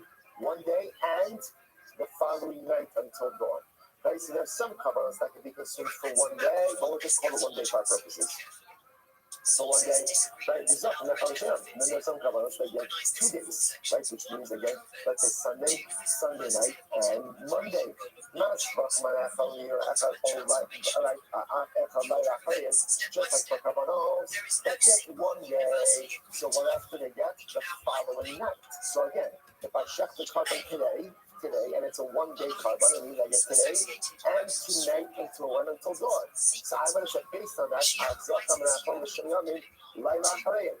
I make the same logic, that if a carbon has a 2 day window of consumption, what should it get? The night that follows each of the days. So therefore, again, if I'm checking it today, it should get Sunday and Sunday night. And if I can use it on Monday, then what? I should also get what? Monday night. And it should become nosar as of Tuesday morning. Therefore, the passage says ultimately again, when it's left over until the yom, so right up inside the passage, ultimately again, you have at yom. You get the full day of the second day, the following night. Yomar says, you can eat up through the full second day, but not once you get into the evening of the third day. So if that's the case, I would say, since I can no longer eat the carb on the second night, so most of the point, I checked it Sunday, I got Sunday night, Monday, up until Monday night. So I can no longer eat it from Monday night. So I would have thought to get burn it Monday night, let it become nice and burn it Monday night. But it's a video. So I said, the video is a couple of moments. You love them there from your method. There are some carbonos that are consumed for 1 day, and some carbonos that are consumed for 2 days. Just like a carbon that has a 1 day window of consumption, which means today, through tonight, up until dawn tomorrow morning, and then almost around tomorrow morning, take a back to the straight up. burn the leftover, whatever's left over tomorrow morning. After smoking, and they have common listening them, so two carbons that are consumed for 2 days. I would say, take a black, you will stay for them. I also be the same. And therefore, then if you have a 2-day carbon, I eat it today, tonight, Monday, and then come Monday night, I should burn it immediately. So it says exclusively on the 3rd day you burn it as no sar. Ultimately, again, you burn it by day, but you do not burn it by night. Those are both saying a number of very important halachas come out of it. So first of all, we see that in the world of shlamim, there are different types of shlamim. There's 1 day shlamim, 2 day shlamim. And again, we'll talk about what falls into what category. In a 1 day carbon, you that day up until 1 of the next morning. Whatever is left over the next morning is called no sar. And if halacha l'maisa is burnt immediately. Then you have 2 day kavanas. 2 day kavanas starts on Shabbat like today, right? Day number 1, then night number 2, then day number 2. So Sunday night, Monday, real consumption closes Monday night. So interestingly enough, the carbon does not become halachic no sar until when? Until Tuesday morning, and is burnt Tuesday morning. Interestingly enough, that even though the carbon does not become no sar ultimately again until Tuesday morning, ultimately you can't eat it obviously Monday night, which means it becomes pickled with 7 Monday night. So therefore, again, if I shut that carbon on Sunday and have in mind to eat it on Monday night, that's called pickle. That's called pickle. That's going to be okay. Furthermore, again, when it comes to blood service, blood application has to take place when? On the day of the shechita itself, and having in mind ultimately to apply the blood at the shechita of the day that it was slaughtered, ultimately will make the carbon pickle. And let's say, what a day, what a day. What a clever day. Have a great day, everyone. Whether Satan, Yetzirah, evil inclination still exists. That's a matter of there's no order. Pick your next one. Happy. That's interesting. Where is this from? I put this on it.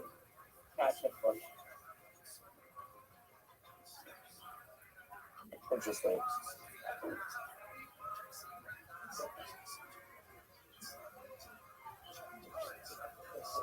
Anyway, since we're going back to what first I guess that's what I say. Don't punish and you do it. But no harassment. No harassment.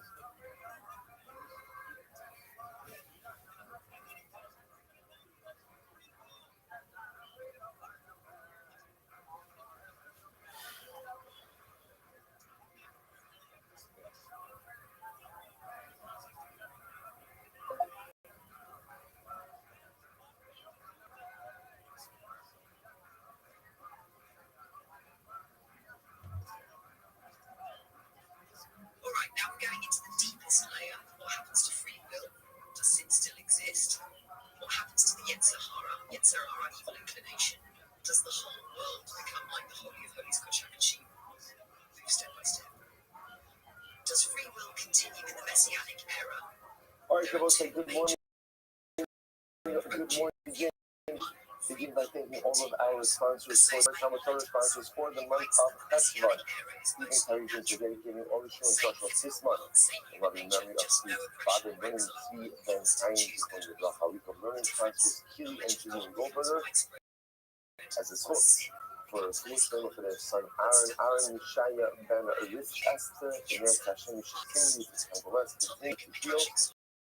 Sponsorship Shabbat with the complete report. That Jones is for today, Ayala and Sarah Steinberg and Swiss. Continued help. First Langus Hannah Bas Susha. As by a late-breaking matter of 3 and mission, it is not a coincidence if the Strums don't have a grandchild. Baruch Hashem. Mazel tov to the Strums. 2 girls born to their children, Ezra and Mazel to great uncles and aunts, the Abrahamsons and the Fogels, the American Hashem should be Zoka. Raise their daughter to become a true Bas Yisrael. And I carry us about the England on in Snake and American Hashem should just be the eventual life I've never asked him to Shani Kavos. Let's say incredible. Mazel tov.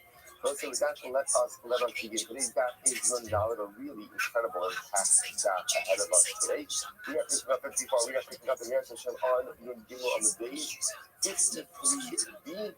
Let's just pick up from Rabbi Yishmael, which is we actually got a little bit further than that. Right? We get further than that?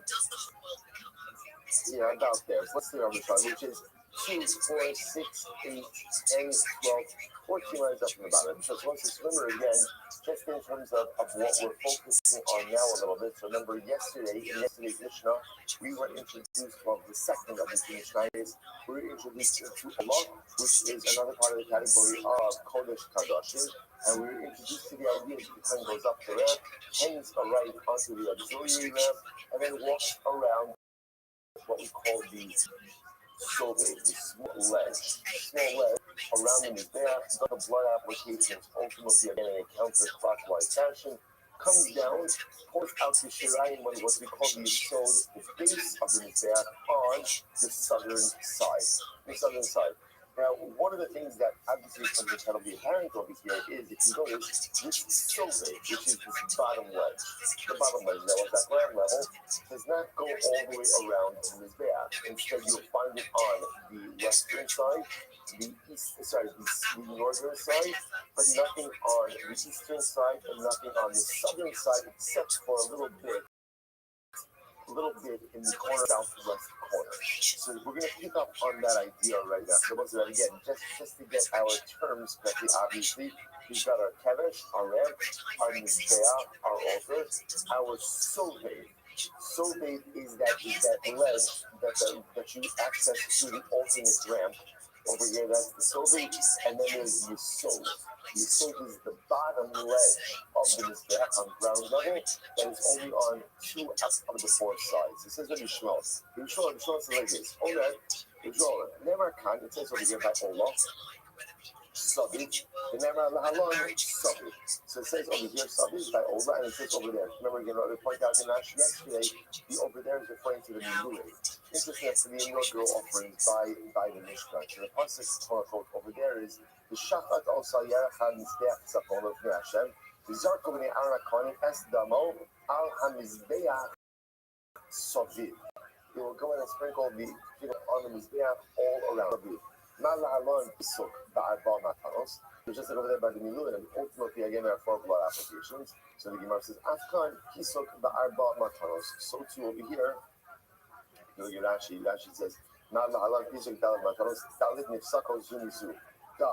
remember again, by the miluim, there's 4 distinct blood applications. So that's what it says, Sabbath. I would have thought over here by the Olah, it's also 4, or Michelle says it is 4 distinctions. That was said, by the way, I just want to point out that's the contradistinction to the Mishnah. Because what does the Mishnah say about the blood applications of Olah? It's Shtayim Shem Arba. It's really only 2 primary applications that are done at the corner of the horn that then become 4. So the Gemara says, Iman Halan Arbalan Hansa Abakaras. 1 second, are you telling me that just like by miluim, it's literally 4 distinct blood applications on 4 corners, right? On 4 horns. Afkan Adaman Hansa Abakaras. So to over by Allah, it's actually 4 applications. Is that what you're saying? I will say, I just mentioned. Obviously, the problem is that halach halamaisa, the Mishnah says it's shtayim shen arba, 2 that are 4. So the Gemara says, good. So Amrat Allah to only so Afkan arba matanos arba. So the Gemara says Allah to una yisod the Karen Mizrachas duromis lo haya lo yisod. So it says, so it can't be, because remember, the olah requires a pouring out on the base. Ultimately, again, and remember, the southeastern corner does not have a base. I will say, what I do want to point out is something very interesting over here, which is, if you notice, 3 out of the 4 corners have a yisod. Remember again, yisod is the bottom ledge. So remember again, every one, so we've got 1, 2, I'm sorry, over here, can't see. I'm sorry, we'll say. Sorry, Ellen's. Sorry, I know you probably can't see this, no matter how I structure it. Okay. Yeah, I'm sorry. Okay, you trust me. Okay, don't. So if you notice again, 3 out of 4 corners of the mizbeach have the ledge, the bottom ledge, what we call the yisod. The one corner that doesn't have the Yisod ultimately again is the southeast corner. South corner. So the Gemara says as follows. So the Gemara says, Ola Tuni Yisod, the Karen Mizrachis Tulonis Laha Yisod. So the Gemara is pointing out over this, obviously it can't be that Ola literally has a lot of applications on four corners because Halacha L'Maisa Ola requires Yisod. And we know at least one corner does not have the Yisod, which means that again, that means there's not going to be a blood application by one of those corners. So my time, I'm a Rothschild. So okay, by the way, now the Gemara is closed on a total tangent. Why doesn't this corner have Yisod? Like, why is there no break? Now again, remember, there's actually two sides that don't have the Yisod. But again, really it's only one corner because 1, 2, 3 out of the 4 corners actually have the Yisod. Only one corner does not. So the Gemara says, why is that, by the way? Isn't that all this beautiful Gemara? See, because let's say, if you notice, I sent this out on the chat yesterday. If you go to your document chat, yes, sanctioned use of WhatsApp during shear. Time sanctioned use. So okay, so remember again, if you look at the chat for just a moment, you will notice I put on there 2 images. They're different angles of the same image. The first one has the English, the second one has the double picture over there, but you'll notice something interesting, which is the tribal areas of Yehuda and Binyamin bisect the kind of stuff. But now again, so okay, I want to point something out that's very interesting. Yerushalayim in general, the Gemara says, was low in the Chalko L'Shvatim. Yerushalayim does not belong to any one tribe. Yerushalayim is the capital of Klal Yisrael. It belongs to everyone. That being said, the way the tribal lines were drawn, Yerushalayim fell within the tribal areas of Yehuda and Binyamin. And interestingly enough, the technical line between Yehuda and Binyamin's portion actually went right across the courtyard place on the church, specifically right here. This was like the line between Yehuda and Binyamin. And interestingly enough, as you can see in the image, if you take a look at the second image, right? The second image is comprised of 2 images. In the second image, the top of the second image, you see over here a picture of the Mizbeach. And what you'll notice over here is that the brown area on the bottom is going east. That is the Chelek of Yehuda. And if you notice the way Yehuda's is drawn is like this is Yehuda up till here, and the rest is Binyamin. So notice what ends up happening is Yehuda's portion encroaches, like it's a straight, it's not a straight line. So if you notice, Yehuda's portion goes up a little by the ramp of the Mizbeach. There's a straight, again, an image above, right? The image above is also an aerial image. And you can see there it just has like a little snitches, like a little corner that belongs to Yehuda. Just to show you, by the way, that is this corner by the red. The red is not drawn on this image, but that's this corner. The point over here is there's a little strip that belongs to Yehuda. And if you notice again, the line almost goes out of its way to include a portion of the Mizbeach area for Yehuda. So this is kind of like, watch this. And the Gemara says, so by the way, if you notice, it's going to show you something very interesting. Look on this image for just a moment. Right? So this is Yehuda's area, this is Binyamin's area. But if you notice, Yehuda's area extends to include at least this, possibly even this whole thing. So what do you notice? The southwest corner, the one corner that does not have a Yisod, the one corner that does not have a base, belongs to Yehuda. The rest of the Mizbeach, which is nestled in the area of Binyamin, all of those corners have the Yisod. The one corner that does not have a bottom ultimately again belongs to Yehuda. This is beautiful. So the Gemara says, so my time off. So once again, my time off. Why doesn't the southeast corner have a ledge? The Gemara says, because it wasn't in the portion of the Torah. The Torah is a reference to Binyamin. Because in Parashas Vayechi, when Yaakov Avinu gives Binyamin the bracha, what does he call him? He says, Binyamin, Zev Yitro. Binyamin, you are like a, Tarach means like a wolf that growls. A wolf that counts, right? A wolf that growls. So that's like So the southeast corner is not going to play something non-12 by stuff. Which is why, again, if you look at the other images, the first image is just drawn like there's just this little bit that belongs, that southeast corner that belongs in the Chalek of Yehuda. So there's a small part of the Mizbeach that is in the tribal area of Yehuda. Amar Abaye, the Riva Kamar,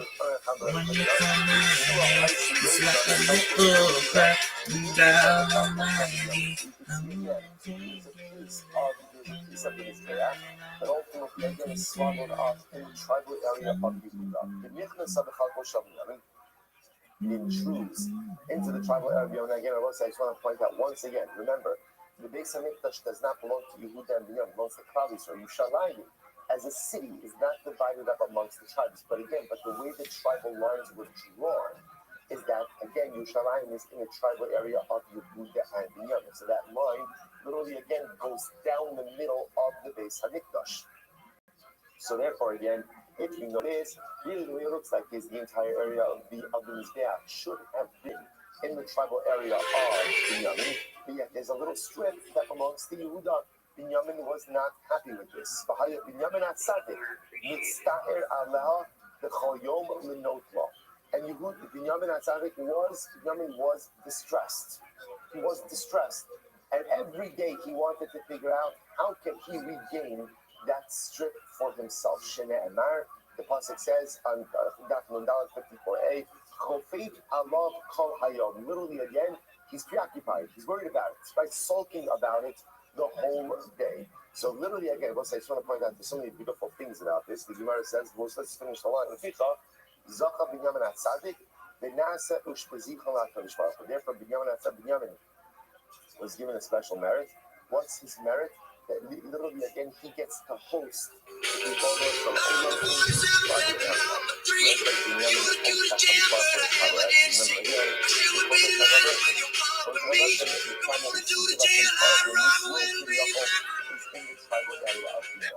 Why did Binyamin get to host that Kadosh Baruch Hu? Why is the Kodesh HaKadosh in his tribal area? Because he was so distressed about this strip of land that he felt should have been part of his tribal area, and ultimately again became part of Yehuda. Shneimar ubein keseifa of Shachir. Where does the Shekhinah reside?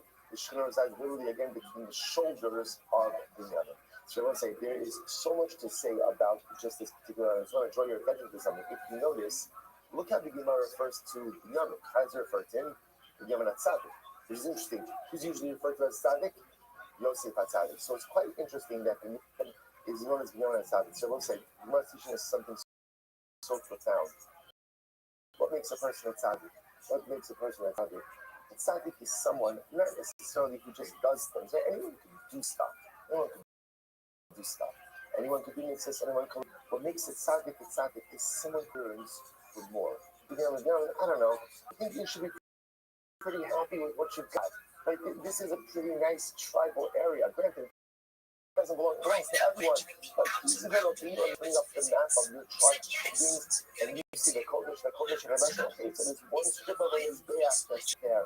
What makes a tzaddik is an insatiable, unquenchable thirst for kedusha. I want more. I'm not content with what I had. So Binyamin says, yeah, but I want the whole Mizbeach in my tribal area. That's what makes a tzaddik. I will say, all too often we just content ourselves. So this is what I do. This is how I do it, and it's enough. I don't need to push myself for more. And he always has to push himself for more. There's no such thing. The only thing in life that you are allowed to be content with is your material. Tomorrow we gotta do the If you want to be content with your material wealth, that's your business. Most of us aren't content with that either. Right? But if that's your contentment time. When it comes to loveliness, insatiable, unquenchable thirst. You can never be content. You can be proud of what you have accomplished, but never be content with what you have. That's what makes a person a tzaddik. That's the Binyamin Atzadik. And also, furthermore, it's also interesting to note, if you notice, the Gemara says that he becomes the Ushpazikhe. What word does it sound like? What does it sound? Ushpizin. Ushpizin means what? guest. So what does it mean that he was Zoka and therefore a dead, and therefore the Rothschild became his guest? It's interesting, like, what exactly does that even mean in all of this, right? It's just absolutely so interesting. Remember, again, what's like part of what's really beautiful idea is with Hashem is, when someone's a guest, so there's a novelty, right? So therefore, they're going to come and then they're going to leave. Sometimes when relationships become long term, that's when we generally don't appreciate them as much. It's the same way that, like, who is the person generally you speak the most disrespectfully to in the world? After Rabbi. And generally, who is the person? Who would you do that to? Right? Respect, right? Which is the craziest thing in the world because this is the person really, like, I need the most in the world. Actually, I need more than any other relationship in the world. So why is that? It's because I live with this person. I interact with every day because it's familiarity. With this familiarity, sometimes at least the taking certain liberties. Beautiful that the way to Yemen view the vulnerable Owen's presence in his domain is just legitimate as a guest. Because when there's a guest, it's like, oh, for a guest, you go out of your way, you serve it. So it's almost like the Malbim brings down. When David says, Achash Alpi Meis Hashem Osha Bakesh, Shifti Beis Hashem, Kol Yimei Chayai. So ultimately, like, he says, Laxos V'Dom Hashem, Ulevaker Be'en Chalo. So what does it mean, Ulevaker Be'en Chalo? I want to visit in this Mechal. Doesn't make sense. You just said, Shifti Beis Hashem, Kol Yimei Chayai. I want to dwell in Hashem all of my days. And then you said, Ulevaker Be'en Chalo. Visit in this Mechal, in this Mikdash. Are you living or are you visiting? Which again, David Amel says both. I want to live there, but I want to live in there to feel like I want the novelty. And I want to tie these two things together and it's really incredible. What makes a tzaddik a tzaddik? Tzaddik is someone who is constantly aspiring for more. I'm never content with where I am. I'm never content with what I'm doing. There always has to be more. And how do you do that? Because you see the beautiful novelty in relation to Hashem. So every day it's like, I'm a guest in this world. I'm a guest in this world, this universe. And where there is that novelty, there is excitement. And where there is excitement, ultimately, again, there's always an insatiable thirst and desire for more. Incredible. So the Gemara says, Mesa, Reza Kasha, Olas, Ha'ol, Ketzad, Haisinasis, listen to this. So yes, so Gemara says, remember again, by the way, how do we get into all this? That was because of one important piece of information to remember. There is a yesod, there is a base, right? A ledge, a floor level ledge on 3 out of the 4 corners of the Mizbeach. The only one where it doesn't exist ultimately is this southwest corner.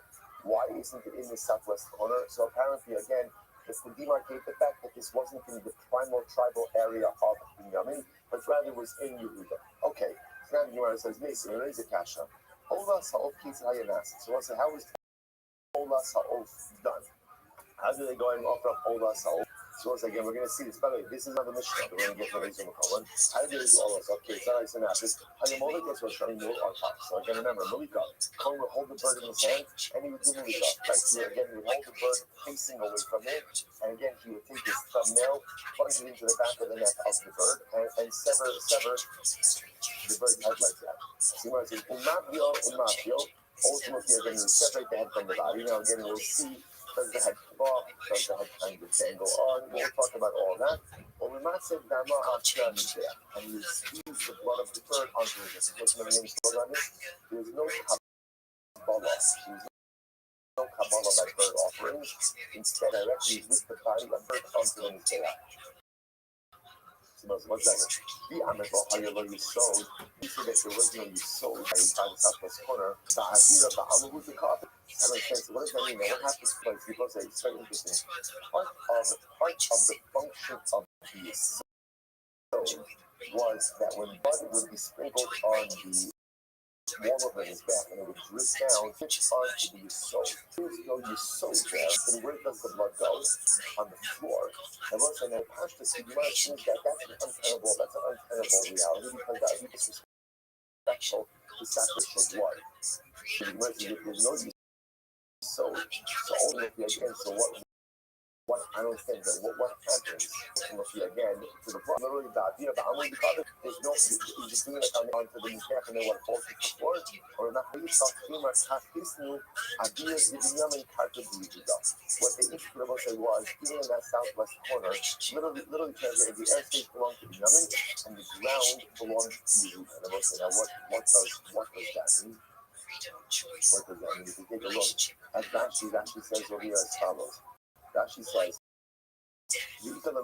over, sorry, Emarkak, it's right across, right across in Rashi, right to the right. You tell the name of the Malagim of the last Kartu who Asli, Kuminjita Kitana, Kinegit, Osad Karen, like Hado Bar.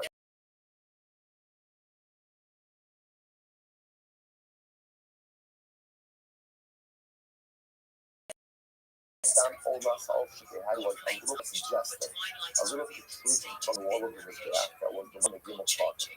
Because it's not Gimel talking there for what? It's not on the ground. So the green itself is a tribal area of Yudah. But the airspace ultimately again is the area of the young. They had a little protrusion. That way when you would do blood applications there, it wouldn't fall to the ground, rather it would form a protrusion. Very interesting. Rab Amar B'Din, Sini Marshal, my lo Havala Yisrael. When we speak about the idea that this southwest corner did not have a base, not having sewed, so what does that mean? Not Amar B'Din, maybe Amar B'Din. So we look at actually that Amar B'Din. The Karen Romish Ma'alav is Banu Hayisol, Amar Ba'orach HaGavam, the Chadu La'am Kavadar, and the Falamidra, Amar Somar for Karen Stones. So that literally says here is talking about the actual physical structure. And Rabbi says, no, it's referring to the blood application. Rabbi says ultimately, again, halacha l'maisa said it was actually so, but they were not do blood applications in that area. Okay, Rabbi Mekargei, so Rabbi explains this, Ba'asante Tidni Midbacha, that ultimately, again, in the area of Binyamin Yerusha, that's what it is, Ba'asante Yerusha, in the area of his inheritance, they would build the Mizbeach. Maybe Mekayim Ba'asante Yasavne Mikdasha Makom Meshudash Batam. That in this area, ultimately, again, they would build a sanctified area that would be fit, ultimately, again, for blood application. Tashma, Hayisod, Hayimahali, Afne Kala Safan, Yafne Kala Mala. So what they do is these sold, would go the entire north, right? The Afne Kala Mala, and the entire west. Remember again, these are the tribes there, north and west were the two sides of these there that he sold went the entire way. The Alpnei Kalamara. Good. So it's north and west. Now, both say that you know, by the way, here's what's interesting. Both in the north and the south, the soul extended in Amma. Here that is. I don't know if you can see it. Right, but it extends over here, so it goes beyond the western side, a little bit protruding onto the southern area. Same thing on the north side. So there was a little of the Yesod extension on both sides. So we said, what could that be used for? What that extension be used for? That extension be used for ultimately again blood applications as well. Now again, on our side, there's no blood applications on the Yesod, right? But rather again, what do we have on the Yesod? If you're sprinkling on those corners, what it means is when the blood drips down, it's able to drip on those. Somebody's pouring out the shit out. Good. So the time is all together. So Tashma, is very interesting. And there, I was social time on social time. There was 32 amas by 32 amas. So what's interesting is that was just to take into account the Yesod. So the Gemara says, how come I what's the case over here? Min Hatzad. From the side, take a look at Rashi. Min Hatzad. This Rashi is about 6 times up in the point. That's why. Lav Dharma Ravin Kakashela Mitzad Safan Haya Lamed Days. About Mizrach Bedarim Lo Haya Ela Lamed Aleph. So let's remember again, interestingly enough, that Lamed Days ultimately is a dimension that includes the Yesod. But not including the Yesod, ultimately again it would have only been 31 amas. So depending on which side you're measuring from, that will determine ultimately the dimensions. What do you see from there? How come I see them in that side? Hashma, Nimsa, Poreach, Amma al Yisod the Amma. Supposed to remember again, the ram, ultimately is the Yisod for that Amma. So big. Similarly, again, on the Sobit, again, I'm going to say, Sobit is the ledge, the elevated ledge, that ultimately again goes down and as well. That the Kevesh itself ultimately overlaps or overshadows corresponding to an Amma on the Yisod and an Amma on the Sofer. So we'll say, bottom line, what's the takeaway over here? Just remember, you're not trying to figure out the placement of everything, but remember, just so you understand for our purposes, the Sofer, which is the elevated ledge, that the coin will come up to that, hang a right, and go right to that ramp, and come. The thing is that elevated ledge, right? That goes around the entire Mizbeach. The Yisod, which is the bottom ledge, the ground floor ledge, that is only going completely around the sides, meaning again the western side and the northern side.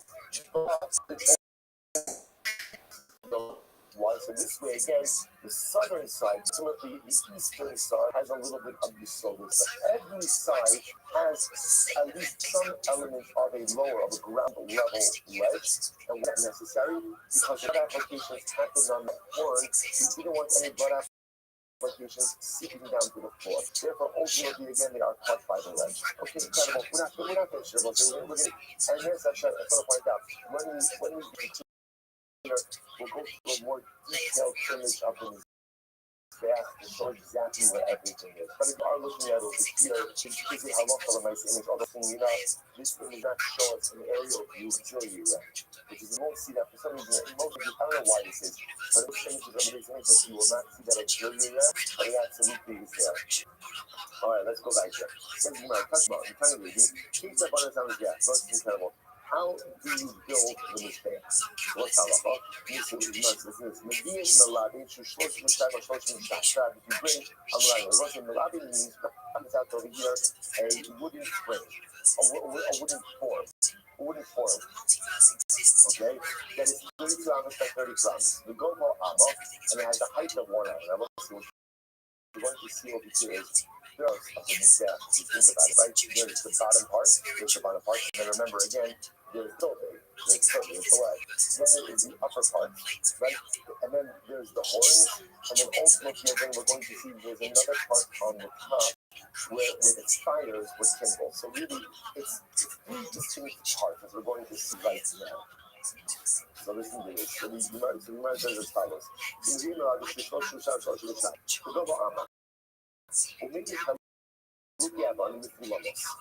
bring stones. Now, what kind of stones did you bring? So Rashi points out are wet.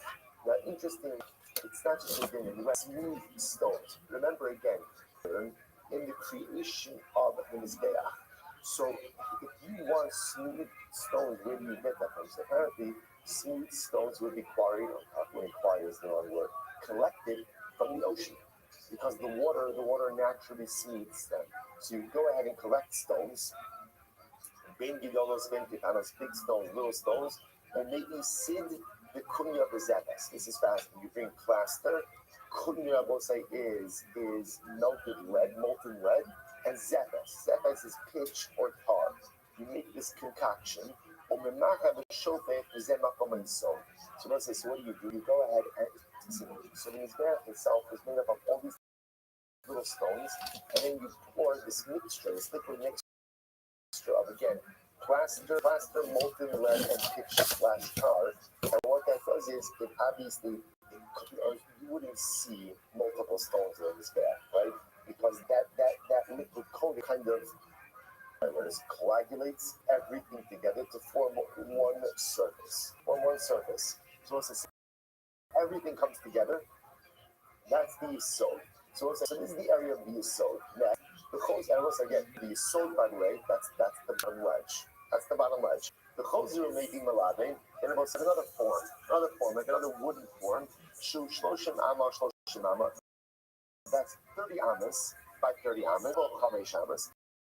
And ultimately, again, with the height of 5 amas, or maybe Chalukim out of the same process. So let's say second, remember again, the Yisod is the widest part of the Mizbeach.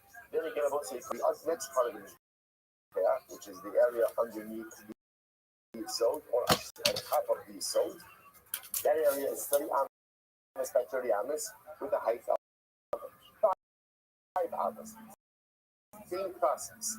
Gather smooth stones, big stones, little coat them together with a mixture of plastic, molten lead, and /tar, right? And then they coagulate together. Next, the choser umiadin shukav chazal kafkas. Then you bring a third point. Amas, so you see it's getting another because they're being put one on top of the other. You go from gimel amas, and ultimately again you have a height of 3 amas. You do the same thing. Gather up the smooth stones, coat them with this mixture. And that's the end of the maracha. And I will say we have not touched that yet. The maracha. The maracha is the top part there where you had multiple pyres, pyres, right? Fire burning, right? Multiple fire structures. So that's called the maracha. And we have not touched that yet because we haven't even spoken about any avodah. The choser umigi maradin shu amarama.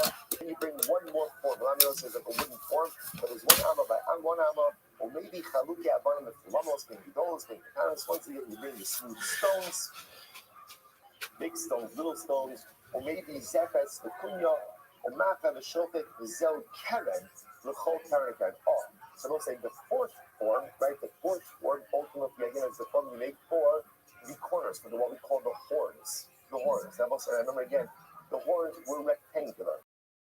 So how would you make them? So again, you would have this fastening. You'd have these forms, but I think, by the way, this is still the same way that they do concrete. What you got with concrete today? Wooden form. Right? We did it by the middle. Right? You put in these wooden forms. Try those. We had a tour of it yesterday. Incredible. Yeah, just finishing it. So that's what they do, like these wooden forms you pour in the concrete. So the last of the forms, interestingly enough, was you must have good pictures of this, no? Gotta be a screensaver, no? Forget about the family. I want to see concrete. I do any pictures, send it out. I'll show it to the camera. Yeah, then you make the picture. That'd be good. I'm going to reframe that. I want to actually clarify that statement. Again, take pictures of the mitzvah being created over here and that. Yeah. So the last one ultimately again was that they would have forms for the horns. These horns ultimately again were 1 amma by 1 amma. Same thing. How do they make the horns? Maybe chaluki aban with lowest being those things. Maybe zefes, the kunya, or maka, the shofet. The zel keren, the they were called keren is keren. So what's it? So this is how the mizbeach was made. Again, what we'll see this in history, we'll see exactly how this is how it was made. Each mizbeach assembled separately as part of a different form, made with these stones and this mix. And that's the keren. Fine. He came up. That was very interesting, but why are we doing all this? On the days that he came up. Sorry. On the days that he came up. This guy, I've already shown this to you. I'm saying, here's the problem, right? What's the problem? The problem is, Gemara spoke about the idea that the constructor on the bottom was what? The constructor on the bottom was? The stone. How big was it? 30 tons by 30 tons. 30 tons by 30 tons means it's a square. If it's a square, then what side, or where will you find the stone on that image? Where will you find it? On every side. So based on what we just learned, it sounds like again that you sewed was on all 4 sides. You're saying you're taking to a wood frame that is 32 amas by 32 amas, you are filling it ultimately again with some also the sewed based on what I'm about, but you sewed, I don't know, the way I always thought about the sewed was you make in this day, kind of you put a trim on it. That's not how you sewed base upon which things they are. Now it says that it's a 32 amma, which is a square, which then tells me that the soul and everything like that, caused everything to burning up until now. Meaning that the soul really was only trying on the western side and on the north side, not on the south, not on the east. But based on what we just learned, the soul is on all sides. And maybe you say, okay, maybe they made these souls, and afterwards, what did they do? They cut away 2 sides. They cut away 2 sides. Gemara says that can't be. Gemara says, because why? Abanim Shlemos. The Torah says exclusively that Allah the mizbeach must be made of complete stones. You can't use cut stone as part of the mizbeach. So what's going on over here? Very interesting. Not a problem. The first thing you need to say, this shut your way. So what they give us, if you take it actually, the market need to say, Shalomar, Nikomo is actually quite expensive. Nikomo, Al Kalkopia, Hinia, Eight, Alo, בכל יוקר המלאבי, והניח בתוך המלאבי, ולא יוכל לאחד בלתי חלוף יעבון, על ידי שחיקת המיגוי של סיר ותויה. Stacking, what are they doing? No problem. In the wooden frame in which they did the stones, essentially what they did is, they had two additional pieces of wood. One piece of wood over here, one piece of wood over here. So in other words, what they did was, essentially, they built in two pieces of wood, two additional pieces of wood into the frame.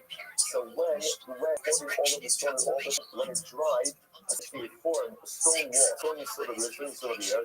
There's two pieces of wood over here, and whenever you dried, they removed the two pieces of wood.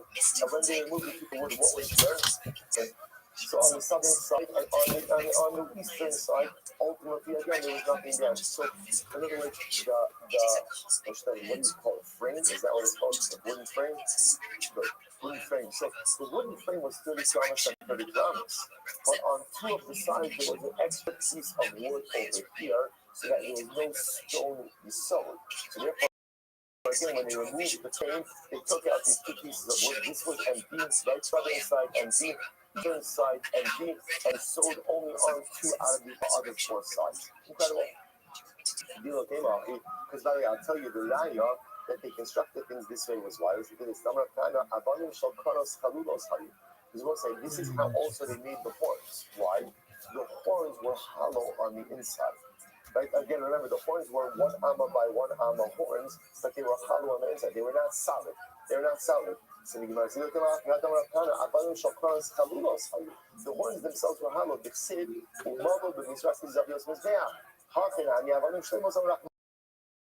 So I say, how exactly would you make the horns? How did you chisel it out afterwards? No. How about the markets need to be said? The shakulate, same thing. Making the horns of us, making the horns, they had wood extend into the interior of the horns. So the stone of the horn was made around a wooden frame. And therefore, again, when the stone dried, they removed the wooden frame and the interior was hollow. What do I do? You see that they would do this. Right, they created the frame for the concrete, but on the concrete, they created the frame for the stone, and wherever they did not want stone, they would put a wood pillar, wood block.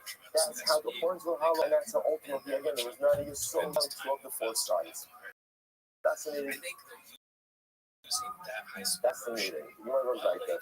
You want to go. How can I be the muffins? You say the shakulate, same thing in the Yisod. So here goes, it's not a contradiction. So the frame was 30 grams. That is true. But ultimately, again, in the stone, they had wooden pieces there, which were then removed. The rest of the Yisod dry. My Yitzhak, what's this beautiful? Okay, listen to this. Let's have a today. So Rosh Rabbi, my Yitzhak, by Yilach David Shmuel. So what does it mean? Only again, when it says that Shmuel and David HaMelech and Shmuel went and they sat in Noyos. The Noyos Velama. So you want to say the King Noyos, Eitzel Rama. So mostly there are 2 different locations. What do you mean they went to Noyos in Rama? Rama was Shmuel Hanavi lived. Noyos is a different place. What does this mean? Ella, so Shayoshvim Berama, the Oskin Binoyov Shalom. What were they doing? They were in Ramah. They were where Shmuel lived. But when they were with Shmuel, they were speaking about the beauty of the world. No, the beauty of the world. Meaning, they were contemplating how to do the base of the flesh. I say, David HaMelech was preoccupied with this idea of building the base of the flesh. What he wanted more than anything was to be able to build the flesh. So he's sitting with Shmuel in Ramah, and what are they strategizing about?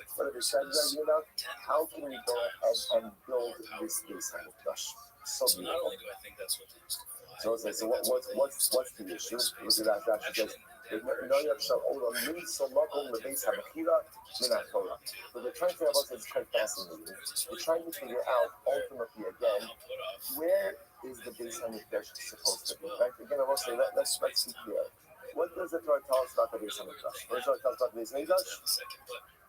Va'asili mikdash, right? V'shakati b'sacham. Right? So again, the Torah doesn't tell us where the base of Mikdash is. It tells us build the Mikdash, and then it tells us talks about Aliyah L'Regel, coming up to Beis Hamikdash, going to Beis Hamikdash, but where exactly is it? So David is fascinating. It was just such a fascinating thing to contemplate. But the explicit address of the Beis Hamikdash is not stated in the Torah. It's not stated in the Torah. We kind of take it for granted that the Beis Hamikdash is in Harabais, but where do I know that? So David say what Shmuel trying to figure out. Where is the exact location that we should go to the Beis Hamikdash? On one side, it says the Kanabali Alamah. It says, it says, what does it say? You'll get up, you'll leave your house, and you will go up to the place. So clearly, again, the Beis Hamikdash is on an elevation. The Rabbi, the Beis Hamikdash tells us that the Beis Hamikdash is should be the highest point of Eretz Yisrael. The Eretz Yisrael, the Eretz Yisrael, obviously, again, the land that says higher than all the other lands. So the Gemara says, so obviously it has to be the elevation. But where? I see Sefer Yoshua.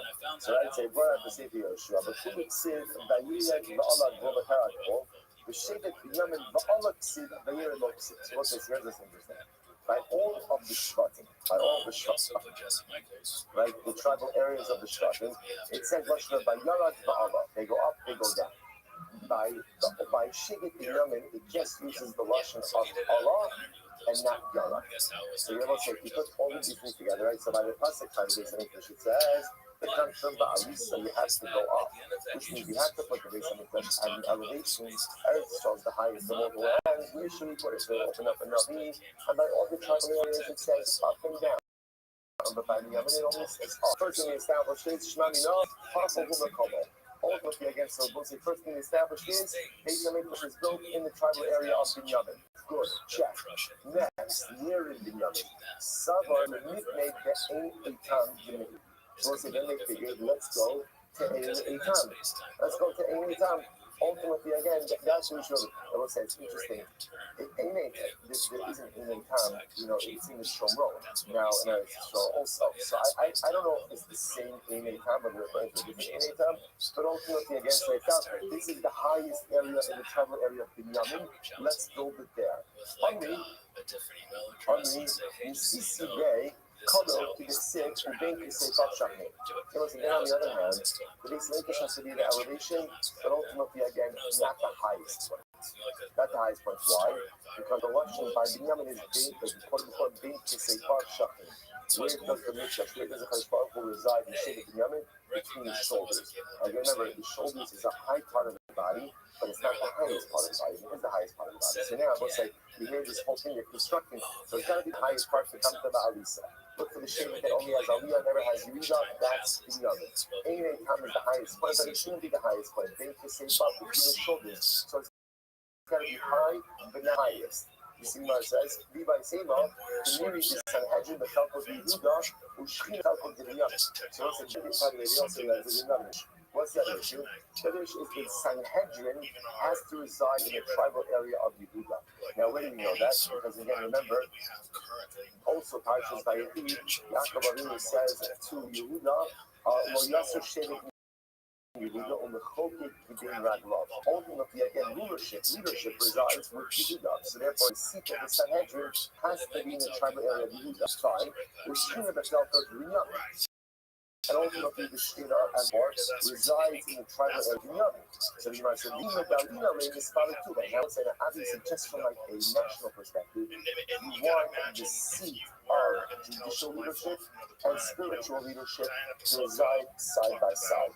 We don't want to have a perceived competition between those two things. So therefore, again, I need the Sanhedrin in the tribal area of Yehuda, the Shekhinah to be in the tribal area ultimately again of Binyamin. So that's another factor over here in terms of deciding location. Even Dalina, where it is probably Tuba. And if I report, if we put the Beis Hamikdash in Ein Eitam, then what? Then ultimately again, the seat of HaKadosh Baruch Hu and the seat of the Sanhedrin are going to be far apart. So what should we do? Mutav, in the CC Bay Porta, in the Sibu Bay Sefer Shachim. So better to go ahead, we want them to be together, and ultimately again, better to go ahead and have them close together, they Sefer Shachim. So what happened? So where do they choose? ultimately, again, they chose the area ultimately of Yerushalayim, of the Harabayis. Because first, again, also going back, this is also the Harabayis, the base of Mikdash area. Well, what would become the Harabayis? What is the Harabayis? Ultimately, it's also the area in which the tribal areas of Yehuda and the tribal areas of Binyamin ultimately again meet. And by the way, we're going to see, interestingly enough, remember, where was this Sanhedrin located? The Sanhedrin was located ultimately in the Lishkas Hadas, which is down here. Right here for Lishkas Hadas. So just fascinatingly enough, remember again, this is exactly the line between Yehuda and Binyamin. Sanhedrin is situated over here. Kodesh Kadashim is over here. Everything you need to accomplish is done. So remember again, it's on a high area, on the Harabayis, but ultimately again, not the highest area, say about Shachim. It's in the tribal area of Binyamin, where only Aliyah, no Yehuda is mentioned, and it's next to the Sanhedrin. And ultimately again, about this, what's the this? The this ultimately again was the fact that David was able to identify the correct area for the Beis Hamikdash. Joey Ka'adomi was the closest advisor to Shaul between this over this to the Sid, to Kinesa, Eisa Akachamis. Sid, Zachor Hashem Kol, Asa Hashem Nishbal Hashem. And above all of this, in entering Shna Inayla Tabai Tima, and some Makom Hashem. It's actually quite beautiful, actually, just for because of time. David Amount essentially says, I cannot rest until I find a home for HaKadosh Baruch Hu. I must find a home for the Ribono Shel Olam. There'll be no rest for my eyes. I then some Makom Hashem. Here Shanu Ba'Kasa, Mitzvot Kiyad Ba'Kasa, Yoshua passing that fight. Ultimately, again, so Rabbi makes reference ultimately to the Yah. In fact, who is that? That Yoshua affects the Friday. Because Yoshua comes and shares the Friday. Mitzvot Kiyad Ya'ar, we found ultimately the place HaKadosh Baruch Hu in the forest. Zeb Binyamin, that refers to tribal areas. Zeb Binyamin is a ritual. Ultimately, again, that Binyamin is like a pouncing animal that cares about its prey. So again, all of these things together, it's just a reference to the fact that they found the scriptural allusion to where they said it should be in Sefer Yeshua, and ultimately ends up being in a tribal area of the Yanavos. Just to end off, this is the most riveting and incredible Gemara. Why, out of all the things, why not give us an explicit location where the Beis Hamikdash is? Just tell us. We have to figure out exactly where the Beis Hamikdash is. It seems so profoundly counterintuitive. Because also, remember again, we've seen this thing before. The Baruch Hu perhaps would have given an exact location for the Beis Hamikdash. You would have thought like this. There's one address in which one could have a communion with God. There is one address in which one could have a location with God. Here it is, right? Harabayis, that is the only place. HaKadosh Baruch Hu is purposely ambiguous about the location of the Beis Hamikdash to tell us why. Because we'll say, where is the Beis Hamikdash? Where's the Beis Hamikdash? Wherever you are is where the Beis Hamikdash is. Va'asu li mikdash v'shachanti b'socha. HaKadosh Baruch Hu says, make for me a mikdash, I will dwell within you. Right? Within you. Not I will dwell within it. The Shekhinah for this mikdash is an incredible place. But the Shekhinah doesn't just dwell there. The Shekhinah dwells wherever we are. So there is purposely address ambiguity to show us that yes, the Beis Hamikdash has location. Go figure it is. But lest you think that is the only place where meaningful and passionate and incredible connection with the Baruch Hu can occur. I'm not giving you the address. Why? Because ultimately, again, where's the Mishkan? We're above the Mishkan, Edna. Where's the Mishkan? Where's the Beis Hamikdash? Ultimately, wherever a Yid is, that's where the Kodesh HaKadoshim is. Wherever a Yid is, that's where HaKadosh Baruch Hu is. Wherever a Jew is, that's where there's the ultimate opportunity for a beautiful, lasting, enduring, holy, and passionate literature like HaKadosh Baruch Hu. Shabbos, very immensely. I was talking about that from the in 1989. He said the people that work on metallurgy are not in contact with people who work in like science. And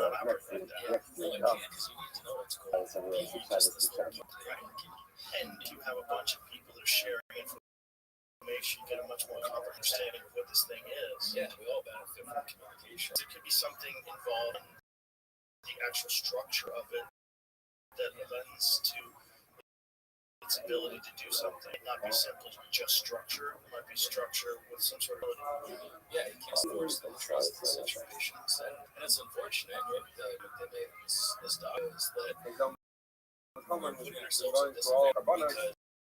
because other describing countries the particulars related to them. And we learned the Mishnah that we've moved on now from that we're talking about two categories of kabbalah. One is the Zivkei Talmud Tzibur, which is the Shlamim that are brought by the Tzibur, by the whole community, and the Asama. We described in the Mishnah what the Asamas are. Zivkei Talmud Tzibur were as I mentioned yesterday, the two animals that were brought along with the Se'alechem, as well as other kabbanis, including Tatas. In a moment, I referenced Tatas. But in any event, the begins and wants to know Minol on the Bayit Safan. How do I know that it needs to be done in the north? The Mishnah says, from the Damu, people Safan, people Damu, we started to Safan the Bayit and the Kabbalah in the north. Now, as you will recall, at the beginning, we spent a lot of time at the beginning of the parak talking about the obligation of the north. And in fact, we learned the obligation of the north as relates to what the Gemara is asking now is how do I know by the Shalmei Tzibur, which means the the question that is by the Se'alechem on Shavuot. So the Gemara says, Jitani Rabbi Bar Kanam Kamed Rabba the Rabbi Bar Kanam was Rabbi Sisem Seir Izem Echad Lakatas. So this pasuk is this pasuk in Vayikra Chav Gimel says Sisem Seir Izem Echad Lakatas Ushnei Kavasim.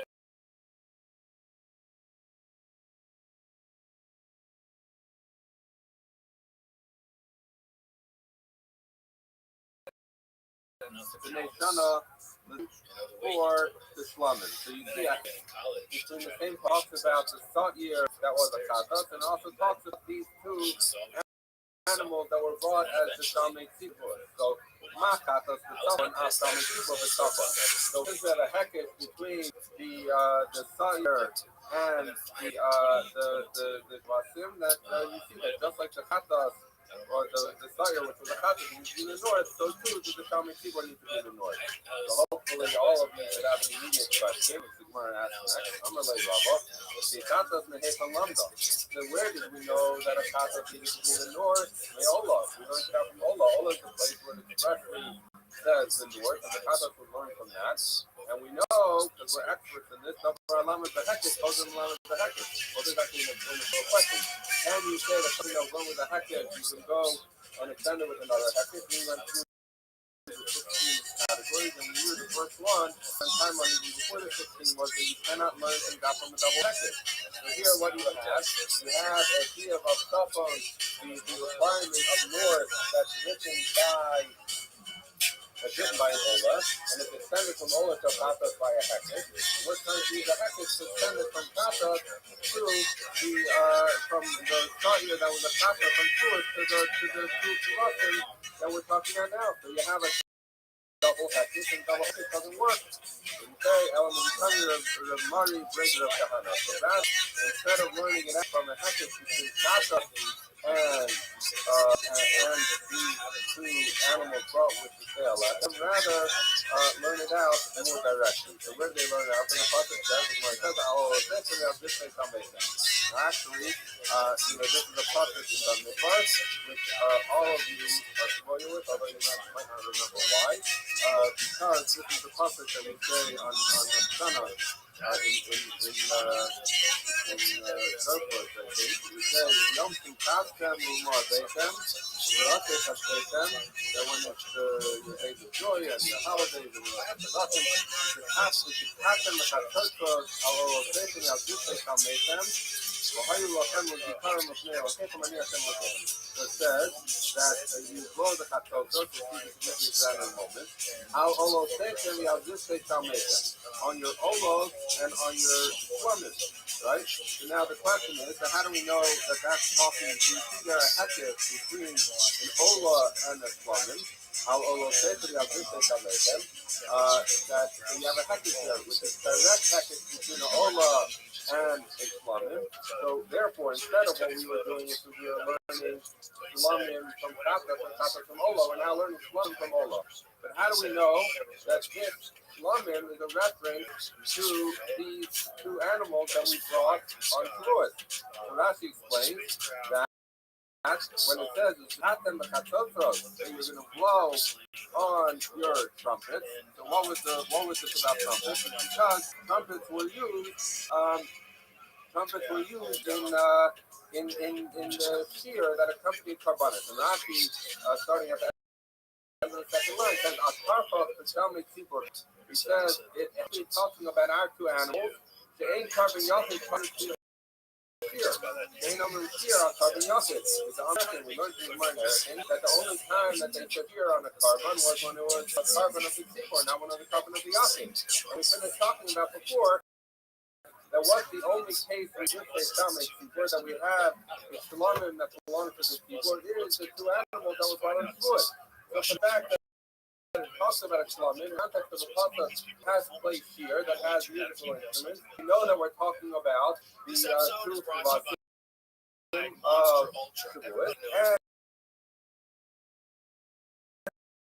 we see that there's a hektish because it says Al Olosechem Yal Zivkei Shamechem. So you see a hektish between Ola Kadshei Kadishim and Zivkei Shamechem Kadshei Kadishim. Just like since we have a hektish between the Ola and these Zivkei Shamechem, we're going to say that just like the Ola is Kadshei Kadishim, so here these two animals are in Shavuot. Continues the Lima Ola the Tafan as Zivkei Shamechem. And just like the carbon Ola is brought in the north, because that's actually, as we said before, the primary source for learning out that it has to be shechted in the north. From the Hekesh, the direct Hekesh between the two animals of Shavuot, to the halachas of Ola, which is where we know the source of that's how we know that the Zivkei Shamechem has to be shechted in the north. Okay, so the Gemara. Fine. So you ended up making a hektish between Ola and the Zivkei Shamechem. But before that, we had made a hektish between the Kata and the Zivkei Shamechem, and we initially used that in a two-step hektish, which we discredited. But this was the Gemara now wants. Oh, okay, but there's still the pasuk, the hektish, by talking about the Season, Efod, Makata. That there's a hektish between Kata and Shlamim. We didn't need it for what we brought it for before. So what, in fact, do you do? The Gemara says, what do you use that first hektish for? The Gemara says, it's coming to tell you, Kata, that Shlamim, the Zivkei Shamechem, the two animals that were brought together with the She'elechem, are like a Kata. Ma Kata is in the tell us of Zivkei Kahuna, as Zivkei Shamechem is Zivkei Kahuna. So it's coming to tell you, just like a Kata that we know is eaten by Zivkei Kahuna, by the male Kohanim. So too, Zivkei Shamechem are brought by the male Kohanim. Amalei Abaye says, I have a problem with that limud. He says, if that's a valid limud of a hektish, you're going to say that when you have a kata compared to a shlamim, that you should learn from there that it has to be eaten by the Kohanim and by the male Kohanim. He says if so, I should apply similar language Rabbi El Nazir, by a Nazir. So we know, as we're about to bring in the pasuk, that a Nazir, when he completed his Nazirah, he would bring 3 karbanos. He would bring a Ola, a Chatas, and the El Nazir, which was a Shlamim. It's it, because it's written, Hitler as Karbanol Hashem. He would bring his carbon Hashem. Keves ben Shnasol Samim Echad Ola, that he would bring a Keves for an Ola. The Chavsa Achas Bas Nasa Tamim Olachados. So there would be, and there would be one animal brought as a Chatas. So we have an Ola and a Chatas. The El Espas Tamim Lishlamim. That you would have the ayol esa coming with shlamim, that you would have also an ayol that you would bring a ram for shlamim. So you have 3 karbanos. Now what happens? You have now in the same pasuk a reference to katos, the katos that's brought by the nazir. We also have a reference to the shlamim. It says as follows: Hachanami name that hekish akatos of katos. So why not say that just like we saw that if you have a katos and the shlamim are brought together, that you should learn hekish and say ma katos in the nachelos el zefer kuhuna el nazir nami in the nachelos zefer kuhuna. So say just like hakatos, hakatos get eaten by the kohanim, so too shlamim the el nazir get eaten by the kuhuna. What's the problem with that? So we can give you a little preview. You look down a few lines, the first wide line for us, which learns Hakoda the El Nazir, so talking about the El Nazir, and then it says, when the Cholam B'chol year, the whole Adam. It can be eaten anywhere in Yerushalayim by any person. So we see in the Mishnah that that's not true. An El Nazir is not eaten only by the Zikr Kumino. So this is a valid form of hekish, and when you see a katas and a shlamim together, you should learn that the shlamim has to be eaten by the Zikr Kumino. If so, we should conclude that the El Nazir needs to be eaten by the Zikr Kumino, but yet the Mishnah says it's eaten by anyone. So this doesn't appear to be a good hekish. Where it says, how can you compare? Even if there's the law the Shalom in our ayol. So it says that this is a pasuk in Bamidbar Perek Vav. It says that the Kohen takes the cook, the zroa b'shelo, the cook zroa. So this is the front leg of the animal that they would cook it and give it to the Kohen. Miklal, the kulei bailam akli leg. So the Gemara says as follows: it's not a problem if I learn out, generally speaking, when the katas and the shlamim are put together, that I should learn just like the katas is eaten by the zikr kuhuna, so too the shlamim. But why don't I do that by El Nazir? Why by El Nazir do we say that it can get eaten by anyone? It's not because my hekish is wrong. It's because there's a specific pasuk which says that by an El Nazir that you would give the cooked leg to the Kohen. So the Gemara is saying the implication of that is everything else other than cooked front leg, besides the things that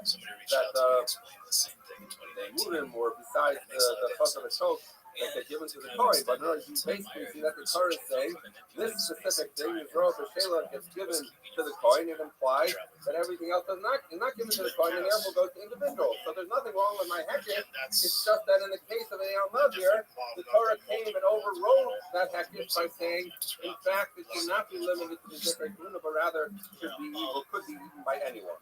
The Gemara says, if you're right, so fine. So tell me that the Torah excluded the rest of the carbon and said that needs to be eaten by that could be eaten by anyone. But yet the Torah signs it says, but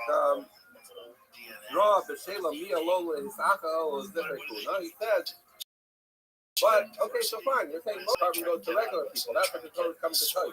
But if you're right, then when you have in lots of the katas and the shlamim together, you can learn that the shlamim is only by the zikr kuhuna.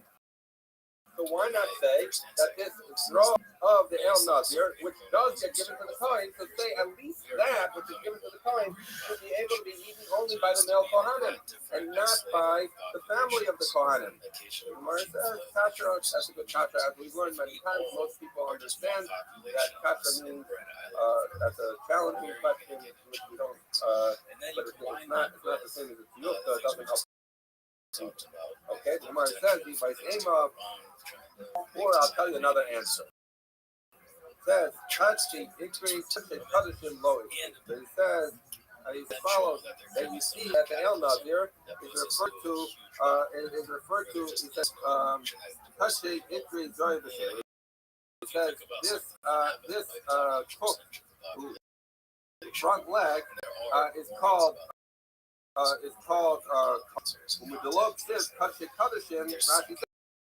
since it's not written, since it's not in Allah, he says the head name is Siv Kaddish, what Siv Kaddish. He says as follows, that from the fact that the Torah literally refers something that's Kaddish by that term, and here it only calls it Kaddish, so you cannot learn from there that it should be treated like touching.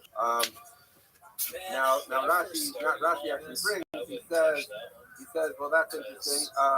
He says, but if so, then by the Shamay Tzibor, which we do learn out, it's also written Kodesh, and it's not written Kodesh Kodeshim. So Rashi says that's different because it's written Kodesh Lashem. Kodesh Lashem, is perhaps different than is more similar to Kodesh Kodeshim than it is to Kodesh. So in any event, our first answer to why this row of the Shela doesn't get limited to different kahuna, certainly because of the package. The second answer is saying no, because the Torah, by referring to it as Kodesh, as opposed to Katsei Kodeshim,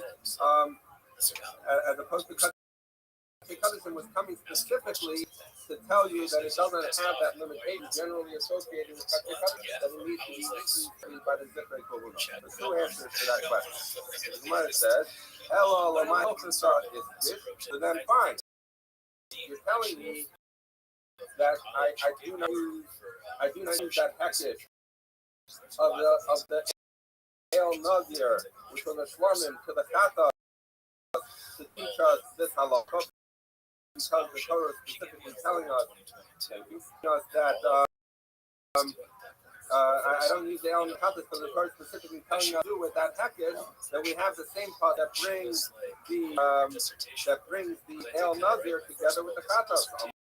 Rabbi says in Bila al Asa Shlashon Yata that if he hits his head on one of the three, he's Yosef.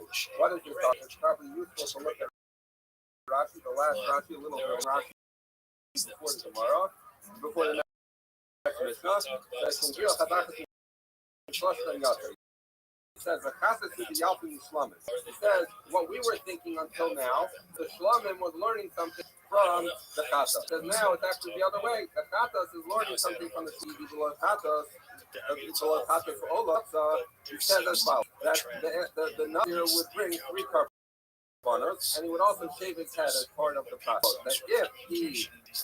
That if he brought only the woman and he did not put this in Ola, at that point he can cut his sieve because it's written there used to another guy. In other words, the other is lion, Mama Rabbi the free after one single action. Behind the Shlomim. It says that the Torah learns that after the Shlomim has been brought, so at that point the Nazir still needs to bring other korbanos, but he can then proceed. It's the only korban that precludes him from moving forward, or that was how we would learn initially. So Ikar Taglachtos another Tluya B'Shlomo, Dari Hutzku Lo, L'Shalach Sa'aro Takas Hadus. He says, what's the connection? Why specifically the Shlomim needs to be done before everything else? Because before cutting the hair, because in fact you see that you're supposed to check the Shlomim, and then you use the hair, the hair of the Nazir goes into the fire under the pot. So you see that the Shlomim needs to be brought, it should be brought before in connection with the hair. So he says as follows: there's a connection between the hair and between the hair and the Shlomim. The Tanya is free. So he says as follows: that it says that the Nazir, the way the pasuk sounds is that the Nazir should cut his hair at the Pesach Ol Moed. That was written by the Shlomim. He says,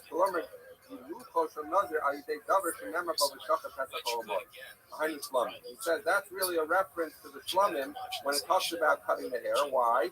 Because by its reference it sounds like you should cut the hair at the Pesach Ol Moed. What we learn in this, no, what it means is that you should cut the hair in connection with the carbon that is brought Pesach Ol Moed. So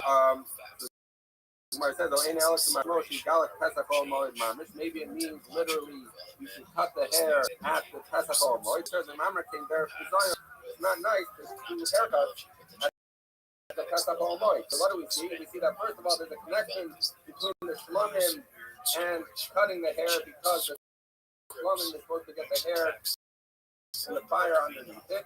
And we see that the cutting of the head is connected to the carbon of the Pesach Ol Moed. So from that, the Gemara learned that once the common is brought, that you can then cut the hair and do the remaining process. And in fact, the Pasuk says you can drink wine. But in any event, you see that the shlomim is the critical first step. So now the Gemara is saying, once I knew that the shlomim was the critical first step, and after the shlomim you could do these others have to follow, not ma'akiv. It's from this fact that there's a hekef between the shlomim and the chatas. So then it teaches that just like by the shlomim, it's enough to do one carbon and then you'll bring the other two later, but you can cut the hair, etc. So too, if you do any one of the three carbonas, that's just like a shlomim. And in fact, you see the pasuk has written in it the shlomim and the chatas and the olah. So you see that just like the shlomim, once you finish the shlomim, you can cut the hair and do the remaining things, the things that were previously surim during his naziros. So too, the same is true. It's not unique to shlomim, even though the lima we learned that was specifically for shlomim, that the hekef between shlomim tells you that if you bring any one of the abundance, you can then cut the hair, the wine, etc. Okay, next Mishnah. Atoda el nazir kadosh in Kalim, that atoda, which was taught for Thanksgiving, the four different things, that he was saved from something. The el nazir that we just talked about, kadosh and Kalim, they are touch and Kalim. Because of the Makom Azara, they can be shafted anywhere in the Azara. And this has that two opposite diagonal corners, and you would do the two applications of dam that are like four. And that's all here. It gets eaten in all anywhere in Yerushalayim. The Kol Adam, any person, meaning even the non-Kohanim, the Kol Machol, and any form of preparation. So we talked about this before as distinct from the Kol Pesach. The thing needs to be roasted. For 1 day and 1 night. The Rashi points out the Tosif, the Yom Karbono Yel, or Yamiach Minenagol. So it says you should eat it on the day of the carbon, but it then proceeds to say you shouldn't leave it over to the next morning, which tells you that you have a day and a night. The Tanya, we learned from Brisa, Toda Shlamov, Shamay Nugget. So it says Toda, so that is obviously how we know it for Toda. And we had earlier, the Gemara talked about, we had this Gemara on Daf Lamed Vav that Toda Lamav is a hekef between the shlomim of the nazir and the kodesh. You see that both of these carbonates that are being discussed in this Mishnah have the 1 day and not following Chatzot. So we've learned that now we're adding a new element to this. Amura mehem yotzebehem, Amura nechalahem l'shem l'bnei moadim. It says as follows: that which is removed from it, which is given to the Kohen, is just like the carbonate itself. The fact that you give the Kohen his carbon doesn't then invest it with more kedusha or anything, and rather it can be eaten by him in the same places as long as it's in the Shamayim, it's prepared anyway. The only difference is that which is separated to the Kohanim is limited to eaten by the Kohen and his wife and his children, Lavdam and his Evet Kanani. Part of his property. Okay, says the Gemara, Tana Rabbanan. So what we're going to talk about here is how these things can be brought in Jerusalem when you find. The Gemara says, Tana Rabbanan.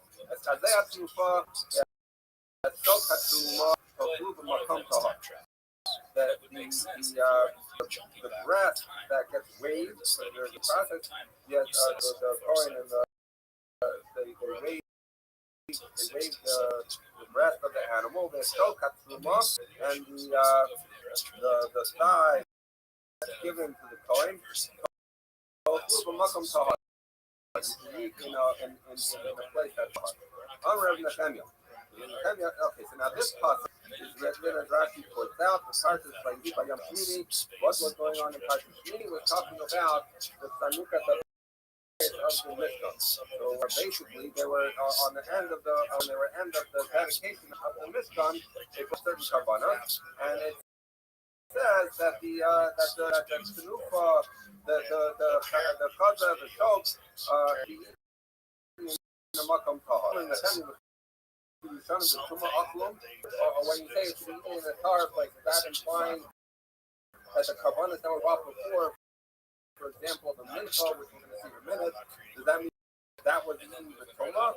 Tahar, Miklal, Shuru, Tameh. It says, so the fact that it says Tahar tells you that it's Tameh, which is a lima that only a Tameh should love, right? It says Tahar means Tameh. What's going on? Pasuk is written those, right, by the mincha, and here it's saying it's tahar. So tahar implies that it is holy, but it is not kodesh, which implies that there's some element of tuma here. It still has, there's still tahar at some level, but it's also tuma at some level. Where it says tahar mituma zah, the tuma mituma zah. That is tahar in as much as the Torah can't be in this area, but it's tame. This area would have to be eaten as hard that I'm sure can't be there, but it's tame in the sense that a zav is allowed to be there. The Azaz says that what area is this that cannot have a matzorah but have a zav? Then machne yisrael. This is the machne yisrael. So we're saying as follows. So the pasuk tells us of people that shouldn't be in the kadosh, which is someone who's coming to make, someone who's a dove, and someone who's a mitzvah, right? And so we learn as follows: that in the time of the body saw within the midbar, we talked about this before. You had basically the Mishkan area was you had the Mishkan area, which was the center. Around it, you had the Machna Levia, which was where the Levium were, who were surrounding. And then you had Klal Yisrael, who were camped all around. And then you had outside of that, right? And so we learned as follows: that Mitzorah says he has to be entirely outside. He was outside camp altogether. And then we learned that a Zav, who's the next level of the most serious separation, he was allowed to be in the Machne Yisrael, but he couldn't be in the Machne Levia. And then someone was coming to me. We see from Atzmos Yosef that Moshe Rabbeinu had the bones of Yosef together with him, and where Moshe Rabbeinu resided, he resided in the Machne Levia. Machne Levia can have something base, but it can't have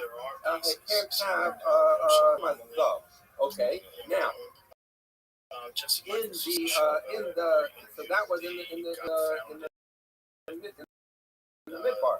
What about what's the parallels in the Beis Hamikdash? So the Heichal was the Kodesh, just like the Oamoy. Then the Beis Hamikdash complex was the equivalent of the Machne Levia, and Yerushalayim was the equivalent of the Machne Yisrael, right? So now, if we're looking for the area that is both Tameh and Tahar, where it is Tameh in as much as a Zav is able to be there, but it's Tameh that a Zav can be there, but it's Tahar in as much as the Mitzorah can't be there, because the Mitzorah has to be outside. So that was the Machne Yisrael. The Mitzorah had to be outside altogether, but the Zav coming to the Machne Yisrael. Okay, so we see that we're talking about an area that's okay for a Zav and not okay for a Mitzorah. What was that? That was Machne Yisrael. Now, what's the parallel to Machne Yisrael in the Beis Hamikdash? Was Yerushalayim. So therefore, that a shlamim can be eaten in Yerushalayim, because you see that when Aaron was told to eat a makom tahar, it meant to eat it in Machne Yisrael. So the Gemara says the aim of tahar is tumas zav, but tamim is tumas meis. The aim says that Machne Levia. He says, well, wait, maybe a shlamim be eaten in the Beis Hamikdash complex. Why? Because you're telling me that it says the tahar in a place that's tahar, which means it is tahar in one sense and tameh in another. So why not say that it's talking about a machna, which is tameh in the sense that a tameh base can be there, but it is tahar in the sense that neither a dove nor a mitzvah could be there. In other words, if you're saying you have a limud that says a place that's close, so how do you know that how do you know to be machna yisrael, be machna leviyah? It says on my the pasuk says yachal also b'makom kadosh.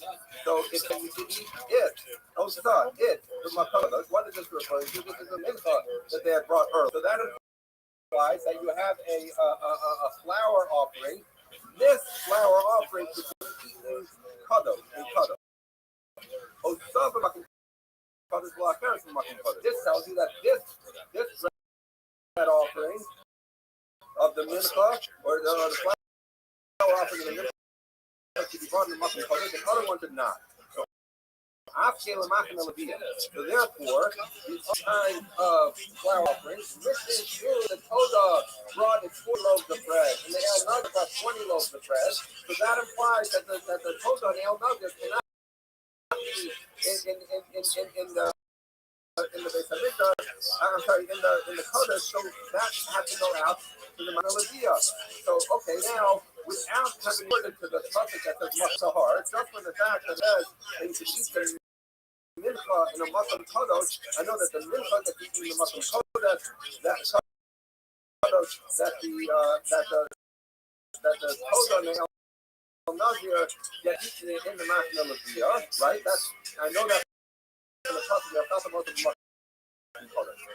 cuts but then it's subsequently written the Makamar, which tells you that the level beneath, so there's before that tar means tar coming in loosening the restriction. The pasuk that put in the Machna Leviyah. Now that you add in the words from Makam Tahar, takes it out one more level. The Machna install takes it out the Machna. That's a bias limud. That's how he learned that it gets eaten, that Todah and El Nugget can be eaten, and for that matter, all slumming and all cuts and columns by his foot. Rabbi said, so it says by the mincha understands that after the gamin. So therefore, when that part of in the Muslim kadosh and everything else, including the Todah and the El Nugget, anywhere you what? Other Rahmana, Makom Tahor, I will imagine himself. So he's not arguing on the sin, he's saying you can learn everything else is outside entirely. But since it says get to there in a different place, I guess that Rabbi felt it's kind of funny the level, since he's kind of taking up a level. These things, the negative impact of Kadosh puts it outside entirely, and Makom Tahor brings it into Machir himself. The Gemara says, he says, okay, but if you have Makom Tahor, let's say you're right. That Kadosh, the negative influence, puts the Todah and El Nugget outside altogether, meaning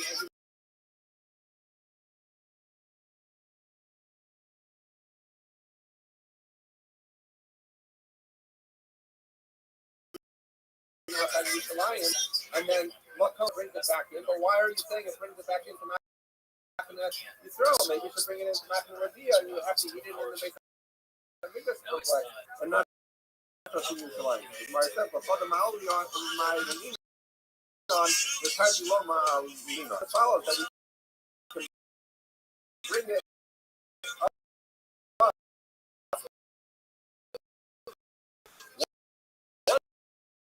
one level, but not two levels. So therefore, it works. He's saying if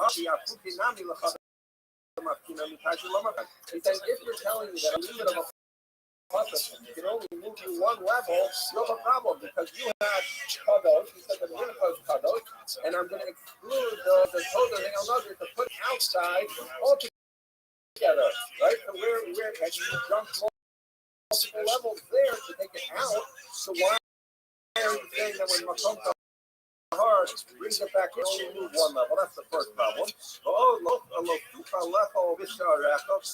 So this is written by the Psukim They will suka lecha b'sharecha ma'asam k'tziroshcha b'sarecha b'chor b'tzoncha b'chol mizarecha shetita v'nidvasecha tumas yad meiser, and by that all of them, it says eat them in your gate because you have to eat them in Yerushalayim. So you see, what was the hammer that you had in order to think Kadosh tells you that it takes it outside altogether. You see from the pasuk that you cannot eat it outside. We know it can't be going outside of Yerushalayim, and we would know it's Yerushalayim. We wouldn't need the pasuk of El Machlarsa to these two questions. A, that if you're telling two levels to go up an idea, why was it able to jump multiple levels? And also, what was the hamina that you needed a pasuk to take it out of the area outside of Yerushalayim? Go with Abaya's version and others. Says the Mishnah, Shlamim Kasik brings so we're not talking anymore about Zara to be checked anywhere in the Azar, not just in the north. It's also Machanish and Arba. It has the four blood applications, Kolam Chala'ir. It's eaten in all of the city of Yerushalayim. Food preparation was Shnei Yamim B'Layim. So the pasuk is very clear by a Shlamim. Unlike everything we base, you have the following day as well. So if someone brought it on a Monday till the end of the day, Tuesday, but not Tuesday night. Amur Mehem, that which is separated from the Shlamim and given to the Kohen, Yosef Behem, has similar rules as the regular Shlamim, Ela Shamurim, Nafel Kohanim, and Shem Renem Rabam. But the distinction of that which is separated to the Kohen is that since it's given to the Kohen, it can only be used by him and his wife, his children, and his Vakim Kunan. Says the Gemara. The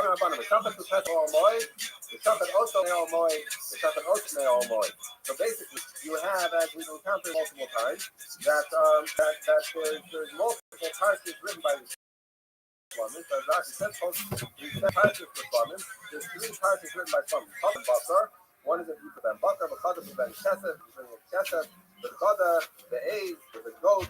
So, so he's saying three times it's written that you should bring the carbon, you should sheft it by the Oil Moed. But the distinction is, by the first one, it says the Shafet to Pesach Oil Moed, and you should do it at the doorway of the Oil Moed. The next two say the Shafet also Lefnei Oil Moed, the Shafet also Lefnei Oil Moed.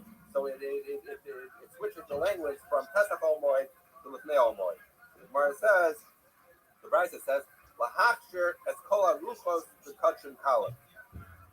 He says, this is coming to tell you that by kachim kalim, that you can go in every direction. Now, what is this going to mean? We're going to see this in more detail, but it means that when let's say you were standing at the Heichal looking out to the Mizbeach, anything you could see, which is basically everything from the front of the Ulam to the other side, till you get to Desert Nashim, I guess, that you would, anywhere that's within sight of the Ulam, you can bring the carbon that's a shlamim. Because remember, you don't wire north by shlamim because it's touching column. All right, we're going to get into this in more detail in the Gemara, but okay, so let's go. And then he says kavachomer. He says kavachomer litzafon. He says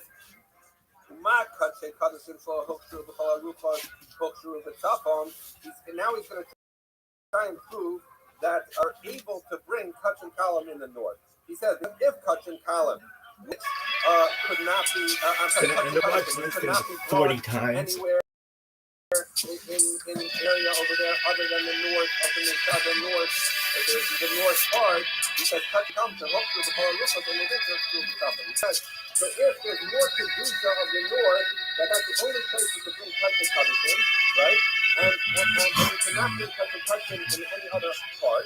So then, if touching talent can be brought in any other part, for sure they should be able to be brought even in that place that has more kedusha. Now, why does he need to bring a kavachoma at all? So, Rashi says because he's trying to foreclose what Rabbi Eliezer is about to say.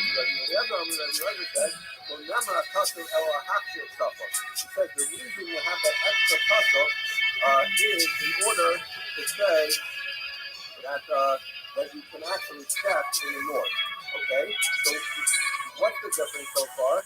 Is that the Tanakama was saying, I know from the Kavachomer that you can step in the north, and I'm using the pasuk Pesach Oil Moed to tell me anything that's in front of the Oil Moed.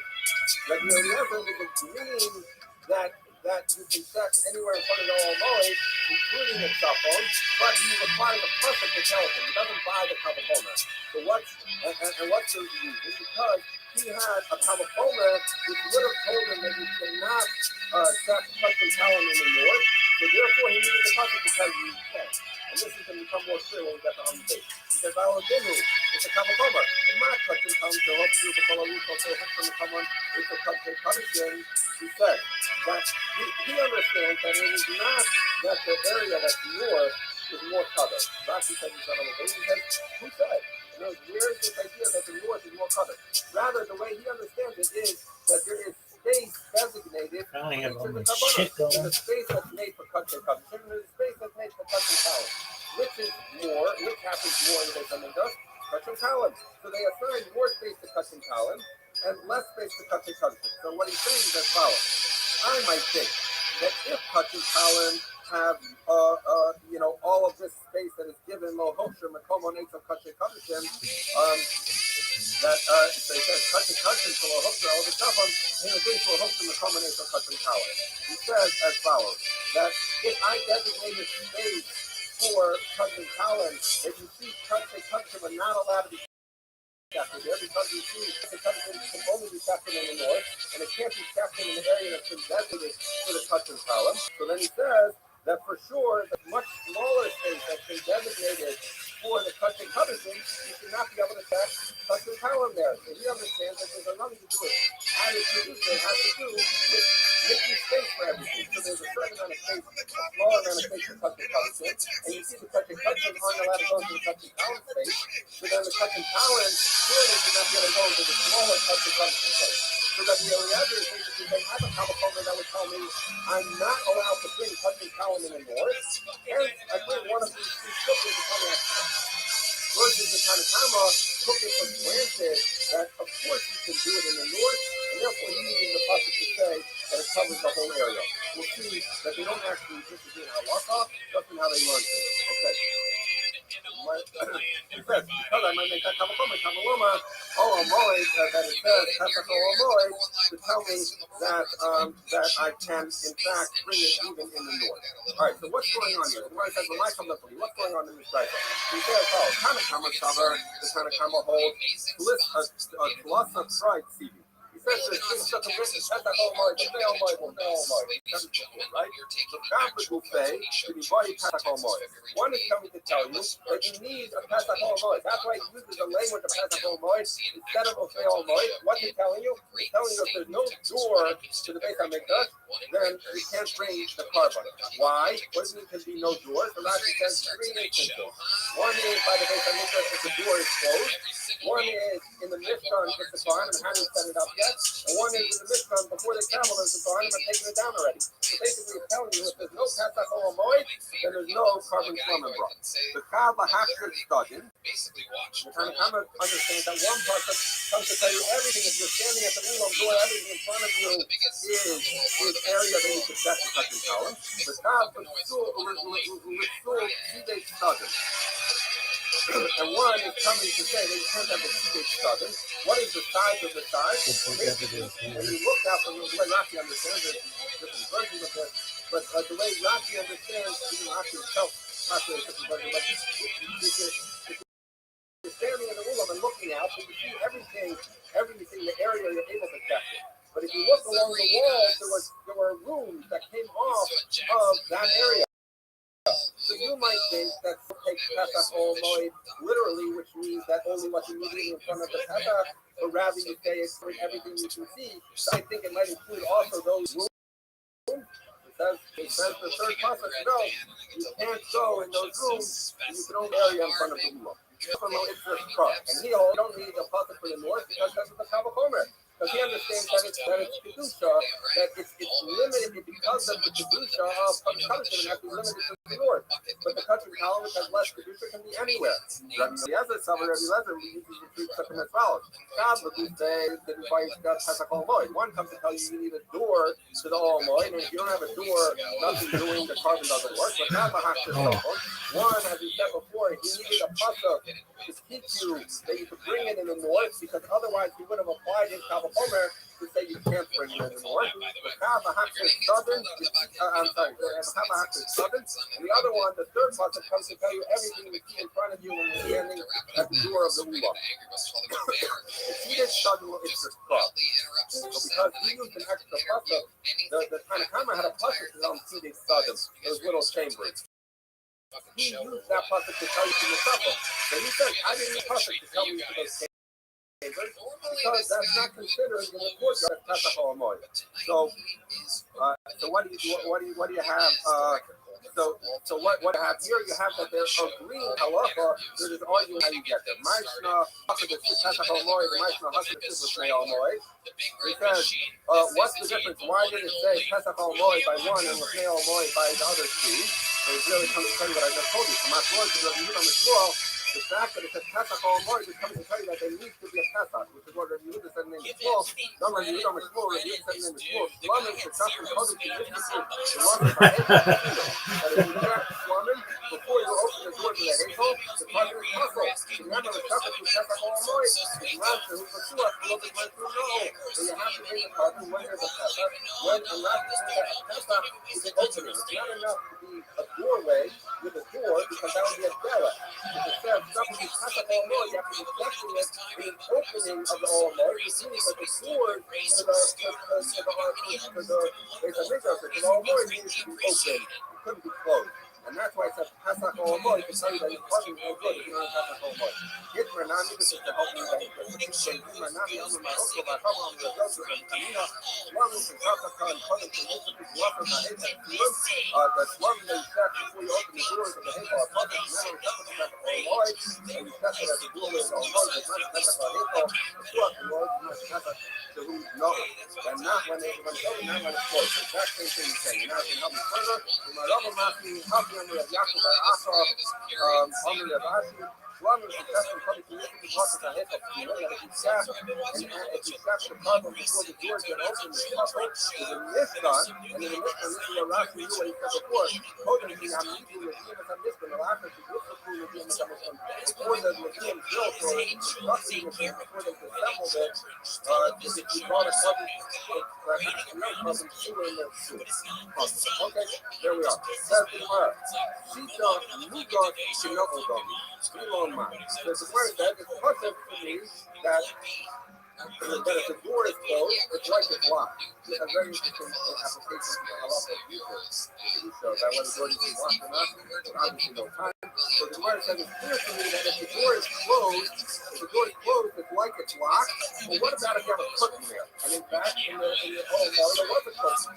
And there are two operating not to so he says that he says no, that's a curtain is really just there. You need to have a door on your lid. That's like the door. The curtain is just like a privacy. That's not really a door. Now the word answer follows. What happens if there's something blocking the entrance way? You have a Pesach HaMoed, but there's something in front of it that's blocking. What's that look? Coming here for the vice and follow. The Sunday is Yosef with the Gomer. Yosef with the set. They pitched the shin under the base of Halima. They were happy about those who are in the country. What's going on here? So if you look at if you look at that little graph in the earth, you'll see that when you go into the Ulam went to the right and up 15 hours direction, that's called the Hamad, direction before you got to the Heichal. So the Heichal was much narrower than the Ulam, right? Now, the way I'm going to talk is shows on top of those extensions out of the Ulam, there's something called the pitch case. The pitch case was basically a little opening that went up things that are on the right of the Heichal, right? So what was the point of that? That was you know that the guy was checked. You say he has the power, right? So the point was as follows. They had two little doors there. What was the purpose of those doors? Because they wanted to make the area on the right and left of the Heichal somewhere where you were allowed to check and call it Pesach HaMoed. How did that work? Because Rashi points out, according to this one, the Ulam is counted as the HaMoed, and therefore, if you open up two little entryways there at the back of where it says pitch case, so then it covered all of those areas behind the HaMoed. Behind what we were talking about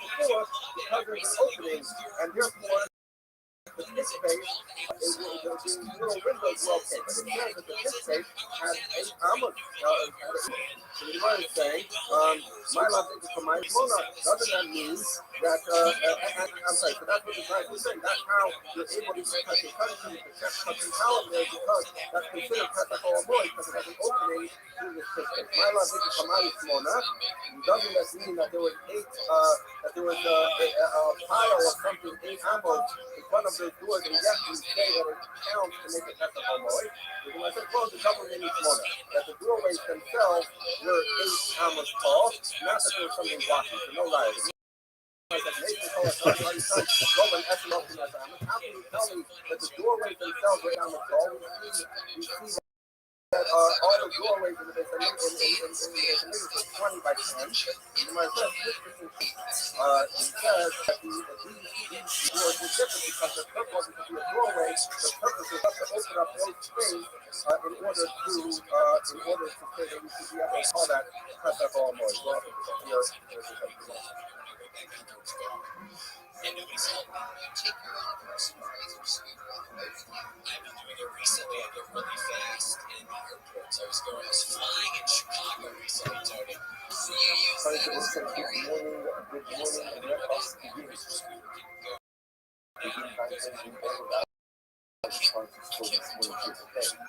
I was coming to 7 months of student housing. We get into evolution of Russia's this month. Many are fathers in any season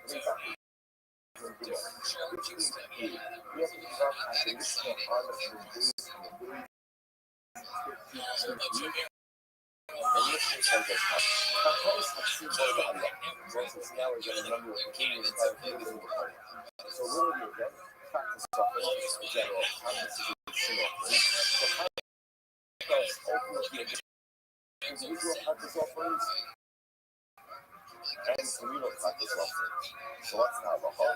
So it says, so it seems like the mission says, what are some examples of communal factors offerings? Session adoption, so these are the results that are put up on the Rosh Hashanah, as well as that are brought on the Yom. You take a look at Rashi, that everyone has seen it, and speaking of Siyam, Shayatin of Range, because it's remember, this podcast speaks extensively about communal factors in Hatiswahne by the reason. So that I haven't done that sequel. I play the Kia.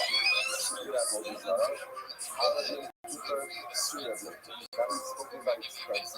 Now, it's transition over to communal factors factors that are offered up to millions. And what are those again? So again, the factors offering that is offered up on Kodesh, as well as the communal factors offerings that are offered up on the Yom Kippur. Good. So what is the halacha? What is the halacha? So the Gemara says, good. So the halacha is, because in Safon, the people don't do transport, so they go back 2 hours, things and you can have so remember, we're talking about all of the Kabbalah here are offered up on this experience. When we speak about Safon, we speak of North, this is here. Right now, again, we have to go back to the general and more general discussion about North extent. This year, or we said this over here. What we started to that right now also. Let's start again for our purposes. Because in Safon, good that this place over here. And the Lord says, and people government, because of the time, have a lot, we started to do as well. Now, don't never again, us, right? Why? Because what doesn't have all of the shows? Like as we said yesterday, again, it's not all of the beautiful good. So said the Daman, totally either Mahalos or either Fathers. And again, interestingly enough, for the college Chakras, so the outer Chakras, there is a blood apple on the 4 horns of the neck. One of the 4 horns of the neck. So again, this is an aerial image, obviously. And I don't know that you can see the coloration. And if you notice on the image over here, there's 1, 2, 3, 4 horns. The horns are rectangular protrusions that were at the corners of the neck. You notice on the one side, you really need to stop your PowerPoint. It's really PowerPoint. The slides are we're gonna get someone looking at that. Maybe someone is like that. We're gonna get someone. Listen, so if you take a look, I actually put this on the WhatsApp chat yesterday. If you take a quick look, I'm actually now sanctioning use of WhatsApp. Pretty funny. Right there, they're doing it anyway for the last 5 minutes. Now after some of you answers this up, if you already started already, before I said it.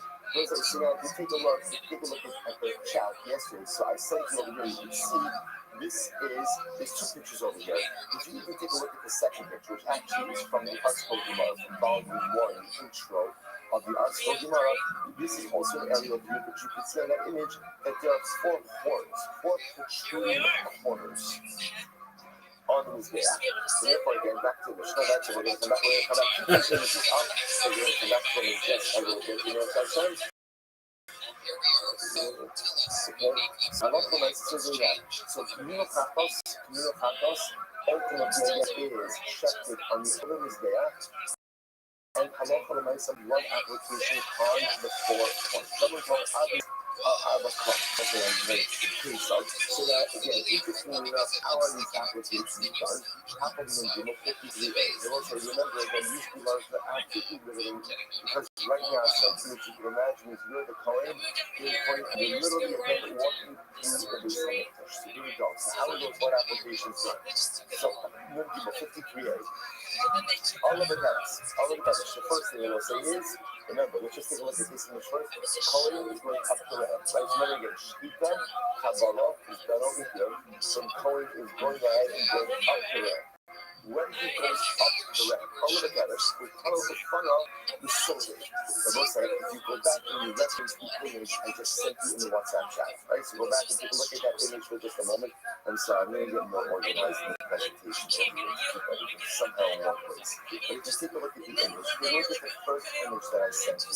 So you notice something very interesting, which is on the right of the Mizbeach, there is a side ramp. You can't actually, that is not, you can't see it. But just to show you where it would be, over here on this image, Kohen would come up the ramp, there's the side ramp coming over here. That side ramp would then lead to a ledge. There was a narrow ledge, a 1-hour ledge, the entire perimeter of the Mizbeach.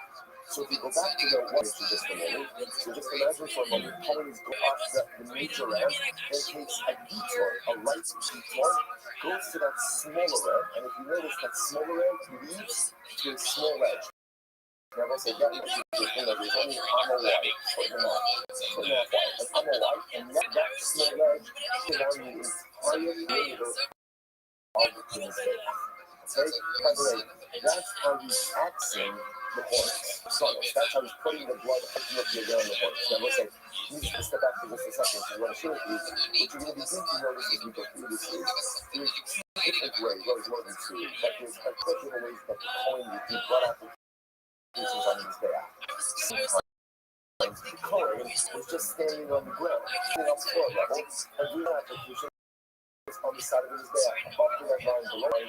This is unique because for communal Santos offerings, he is walking up the left, a few to the right, on the side, which going on to what we call the soldier, which was the side left, I should say, side left to a small narrow ledge along the perimeter of his back, and doing the blood applications on each of the horns like that.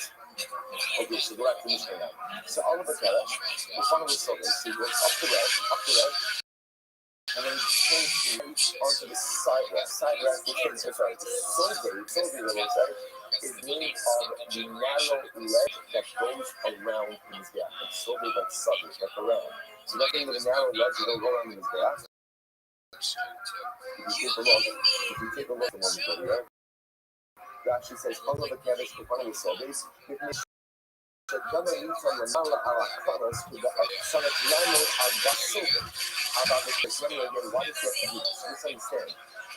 The blood application, or if the Kratos was on the horns, and again, there was some height in the jet. We'll talk about the dimensions. He would not be able to essentially reach the horns if he was walking on ground level. So because the blood application has finger, again, this is not the sprinkling, but rather again, we're going to see his finger, his index finger, right in between the blood, and literally you're going to apply it on the horns to be elevated. So that's why I say he's working on this round his back. Around his back. So you might say, this one is outside. So that's the better. So that's his height. About the coach, Sean had done in shade at home. You're not put to him out. And it's on his back. Only on that heat spot, there's everything that put him in it. When you come up with, should be in his back cushion. So we're going to see, this is as opposed to on the blood application. It's on blood application. We don't need that on the floor. Other blood application, what we're looking for, above the red line, below the red line. So what would he do? He just stand on ground level and sprinkle. And it works with two things different. Number one, on general blood applications, he's taking it from the tree and he's sprinkling it. Sprinkling it. Here we're going to see by the communal Kratos, there's an application. He's actually taking it and actually shearing it, applying it on his back himself. So again, one second. So again, so far, what do we have? Communal Kratos offerings offered up on the yeah, he's coming up the front and then hangs again with just from the corner's perspective. He hangs the right onto a smaller ramp and comes to the shoulder, the ledge, which goes around his back. Okay, that's where our piece. Back to the back to Mishnah. In Barlow, we're carrying Dionis Mizrachis. So let's say this is corner back to this. It's ultimately again the southeast corner. Again, just the followers. Coming up over here, this, and again, and then I can't unsee it, that's the next. As with the orientation, the south, this is north, this is, I don't want to look at it because the truth is, the Hebrew of it is actually doing this, right? These are the studies, it's like recycled. So I'm stuck, I'm sorry, you're stuck, I'm stuck, we're all stuck. But it's okay, we're going to do this together. So let's remember again, we've got south, north, east, west. So right, so the Kohen is on the southern side. He comes up over here. He hangs a right. Remember, we're looking from the Kohen's perspective. He hangs a right onto the smaller end. The first corner he comes to, southeast. Southeast. That's the southeast left. Good. Yeah. Over the gather to follow this. Everybody comes to run this southeast corner. Next, Mizrachis to Tonis. Northeast corner. That's the northeast corner there. So most of the essentially going to see it. He goes counterclockwise around these. This remember this is in the base center running down. Always go right. Always go right. It's the right. Then you look there into this again. Again, always go right? So again, always so therefore it's coming up. He hangs right, southeast. You go from southeast down to the east. You rough this Siphonis. Next, Siphonis Ma'arabis. Northwest. That's over here, right? And then lastly, Ma'arabis Corona, southwest. Southwest, which is going to be over here. So that looks like, so that is the entirety of the blood application for, this is for communal Kratos. Good, beautiful. Looks like that, listen, you have to admit, there's something ridiculously exciting about being able to know basically about it. A lot of times it's like a sort of test. But now literally again,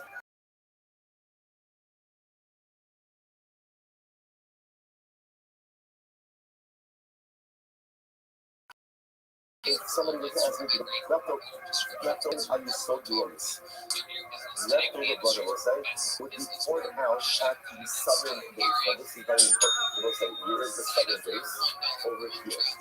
Over here. That's the southern base. Now remember again, I'm trying to point out, up until now, we have, right, when we're speaking about the inner pathos, where does the inner pathos have its blood spilled out? Again, on the western base, which is here. Because remember again, that's the base that you face right when you come out of the base on itself. So you're speaking about the western base.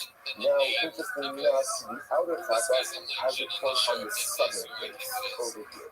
In fact, if you take a look,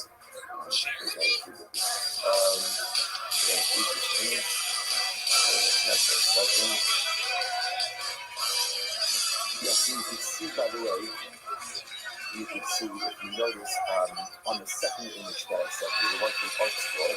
So if you notice on the bottom right, if you look on the Mizbeach, not on the ramp, but on the bottom left, you'll notice again there's like a little L protrusion on the bottom over there. That's called the southern base.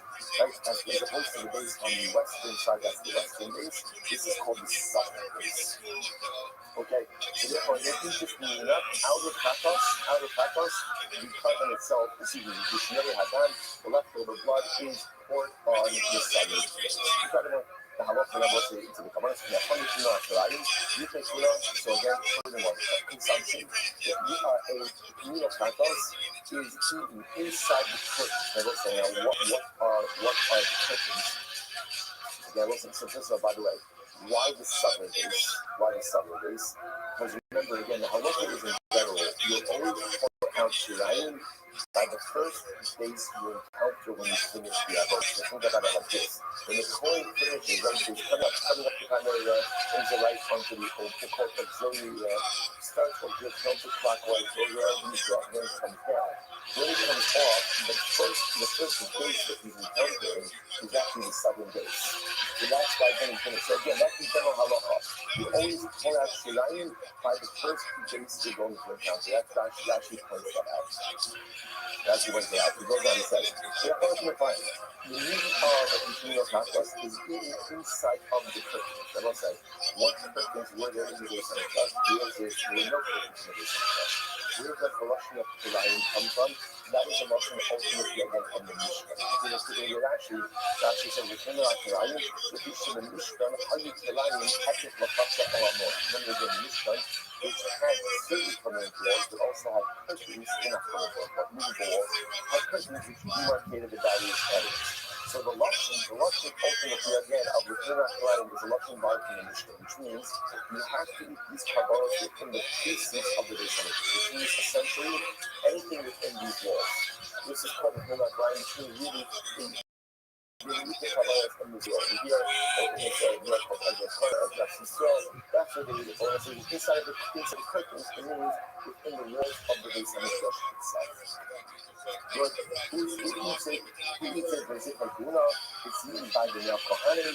The Chomai from the Mishnah puts a pair of meat however you want. Why does the Mishnah say? So actually points out, as opposed to carbon Pesach, which has to be roasted, ultimately again, the meat of a communal sacrifice can be prepared however you like it. The Mishnah says, what's the window of consumption? 1 day, and 1 night until midnight. Now again, actually points out, interestingly enough, you actually have capacity. In fact, for Kata Satzibor, you actually have until of the next day. And this is actually the first meeting of the second breakfast.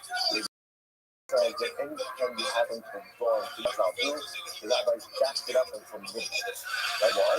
They wanted to take it at the boundaries. So technically, you have until dawn to get to eat the meat of the communal sacrifice. And Chazal said, really only do it until midnight. You can go out to what's like, what in the Mishnah? Says the Gemara, I think the upper, so says the Mishnah, ultimately, and so it's now, what we're going to be focusing on a lot for the next little bit is the actual blood application itself on the horn. And what does it mean? Where exactly on the horn is that blood? So maybe others. And you'll remember the law. My focus, Kat Amar, Nosin, Amar, Elia, the Amar, Elia, the Kat, should be noticed, connected to those. Okay, so let's listen to this. and it is not what is already she only thinks that God is going to get nothing how much from it, so the easy Rashi is. You talk about putting it on the corner, right? So let me get on the corner to that one. So the first thing he says, as long as there is one part of the corner, is it enough? Like, in other words, it doesn't have to be on the corner when you think about corner literally means like a corner, right? Because remember, also the Russian over here is ultimately probably carrying on this horn, the horn, carrying means the horn, carrying also means the horn. So it's interesting. So it's almost like the visualization of this is that I'm putting it like on actually the corner of the horn, right? Like where the two sides meet. So is that what I love? The first thing is saying, no. It has to be within proximity to what I call the corner of the horn. As long as you're saying Amma of the corner, listen, Amma the Ila, the Amma the Ila. The Amma the Ila is no, I think you're connected to no, that kind of supply is not ultimately where on the actual corner. The actual corner itself. Okay, so back to Salih is the director, and Shalom, the Amma, he acts my masses, Amma the Bufa Shotgun. The Korea Amma of the Bufa is the very last of the says, but what application itself has to be done on the corner itself. And when you say corner, I have to say point. It has to be done on the horn itself. There's no matter what this. The left side. The left. Not sober Amma Ela to Amma Ela. So let's say the Machotis ultimately again is according to Rabbi. Now Rabbi, interestingly enough, and also if you look at Rashi, it's in the third line of Rashi. The first one before that is the Preamble of the Youth. The Lord what even people become Siba Amma Amma B'Yom Amma, and also the and if you have to observe this before Mokho, about the first opinion. As long as you're getting it on the corner, it's fine. It's fine. It doesn't have to be exactly on the corner. Where does the Machotis come up? Well, it comes up according to Rabbi. Why? Rashi says, it's very interesting, the Machshul Mechot has secret Ulamala, the Abra Bonitari. You have to understand that essentially, when the Torah says you have to place the blood on the horn, it means on the upper part of his back. Which means, as long as that blood is going to soar above the red line, you get to know, which is fascinating. So when that's for according to Rabbi, that's not what the Machshul Amma Ela, the Amma Ela, the negative Karen. One of the things says that anything of your again, it doesn't have to be exactly on the corner, but also you can number of the corner. Match of it to make it either in stable. The other thing is that the horn is somehow corresponding to the horn. Even if it's below the horn, as long as it's above the red line, ultimately again it's going to be the horn. Most states, knows the Kasha, Kakos, Hakiba, the Hayashi, Kitzad, Makon, how do they do the run applications of the Elon Media Kakos? And over the Kakos, the Kanal Soviets, even the Kakos, it's what happened, close the door, the primary red, and then you take the auxiliary red on the go to the narrow ledge, and follow the carrier on this instructions and come to this corner. And listen to this. This is the right stuff. The Koba and Zipo'o, Hayumanes should be Yamin, Min Hadam should be this. What would he do? He would take his right index finger, and he would put it in the blood that was in the bowl. That was just the blood, and he would cover it. He would put his blood in the blood. The Chomer, the good one, the Mala, the export, the kind of Mala. What's very interesting. So what he would do is he would take the blood with his index finger, and then he wanted to make sure that the blood was on the tip of his finger. So if his pinky and with his thumb, he would push the blood to the top. Now, you don't have to do that. No, that's not unnecessary part of the blood. What he do is, blood obviously is liquid, so it can run down his finger. He wanted to make sure the maximum amount of blood was by the corner of his finger.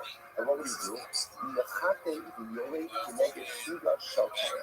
would go ahead and apply it, and then he would start at the top of the corner of the horn and extend his fingers down.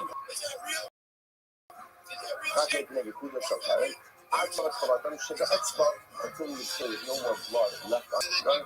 The thing called and this is what you do every single corner. So listen, so ultimately, again, it sounds like we should hear that how is the blood being applied? How's it being applied? On the horn itself, and on the corner of the horn. So it creates this. The good message is right, how can come out? Mitzvah b'chudah. So I said, the most conclusion is right.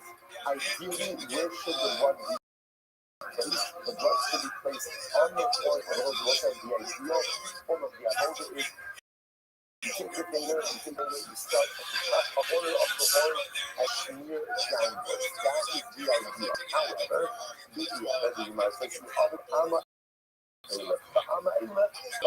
but as long as you are within an amma of the corner, which is a pretty flexibility, you do that extra the course, you're good to go. Good to go. And I was like, that is indeed, by the way, how the Rambam himself tested. I just quote to you. The Rambam says, he says over here. So good. You guys ever take a hit? The Rambam says, the summit that was going to carry going to carry, and fact that the other thing is Buddha Shakar, actually, you look at in also in Yasa is some of the carrying Ama Amas and carrying the Pizza.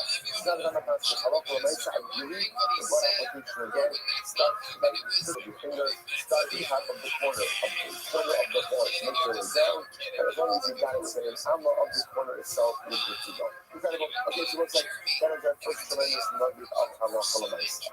Let's go like that. Say Gemara, my resolution. What's it now? In recording. Nothing the resolution. What are exactly the respective opinions? Here we go. Coming out of yours, so let's say anytime you put that sickle in your mind. So you know, let's say now we're transitioning back. So remember again, what was unique about Kakos, unit Kakos, and the individual Kakos, is that these blood applications have been done on the corners of the Mizrah. Up until the time we didn't see any blood applications on the corners, all blood applications were being done where? On the side of the Mizrah, and ultimately again, you're going to put a sickle. So let's say, by the way, in the image that I sent you, the first set of images, you can literally see again that red line on the side of the Mizrah. You can see that it's there. So let's say, so again, so up until today, we've always been talking about the idea of blood application on the side of the Mizrah, above the red line, below the red line. So you might say, Nisanya, so let's get the rest of the other references before. Here we go, Nisanya. Common volume, one has to be a part of the top of the Mizrah, meaning if you put that sickle in our law, you put above the red line, you must say, and when it's lower blood, meaning you put that sickle in the matter of the very heavy. Ultimately, again, you're right below the red line. So the laws are machine on red number, when is this? But only when it comes to the offering, about the first Behemah, and Atzma'in Nazis, Ella, the Zipa Shokara. What's looking into the Chatos? So, people in the laws are saying the only time that we're going to help you by the below is by her offering. Some of them by any other offering, they Chatos, about Chatos Behemah. Ultimately, again, the blood applications are done on the corners. I'm going to be about, my time to Rabbi, what's Rabbi's life? The Ha'el, Arba Amos, and the Ha'el Limos. So it's a playing process from the custom. But interesting enough, the Ha'el is a reference to these there. So the Gemara says, the Arba Amos is not the answer. Mizbeach is much more than 4 hours. Right? The corners are much more than 4 hours. And then Arba, Makom Kronos Arba. The area of the Kronos ultimately is 4 hours. You must say Kronos Dalit Arba, and the Imam Rishis Kronos Dalit. You must say, no.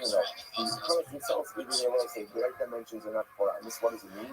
The area of the Kronos ultimately is 4 hours. So we'll say, the thing about it means that, remember, we just said before, I'm not going to say, where are you supposed to apply the blood on the corners? Where? At the on the horns, on the corners. But what can you do? You get an amma on each side. There's 4 sides. That's why it calls ultimately, again, calls it 4 ammas, because you could go up to an amma away from each of the corners. And so you will say, with the blood. Tanasim, Kucha Sikla, Holy and so I have to do Dama Yon to also remember against back to that red line. Even again, it's not the Sugya. Where is the red line applicable? Where is, at least for now, everyone agrees it's applicable where? By Takas House. By God offering.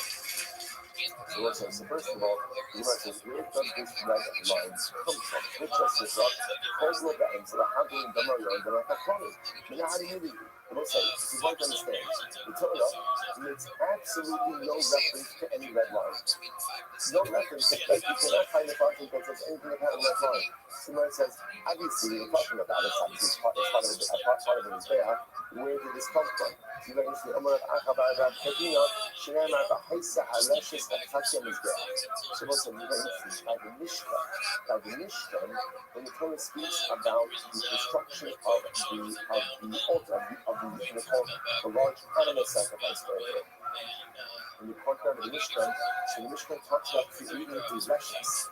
Reshus literally means like a netting. It was like a proper netting. You would think when reading the Pasuk that it's almost like a decorative border that went around the middle of the Mizbeach. So it's interesting enough that, by the way, I want to point out, if you notice, in the base of Mikdash, there was no Reshus.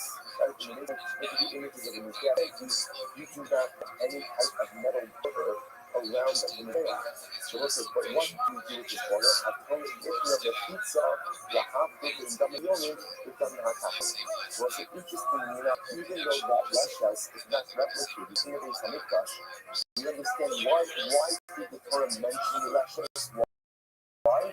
To create a line of demarcation on the Mizbeach.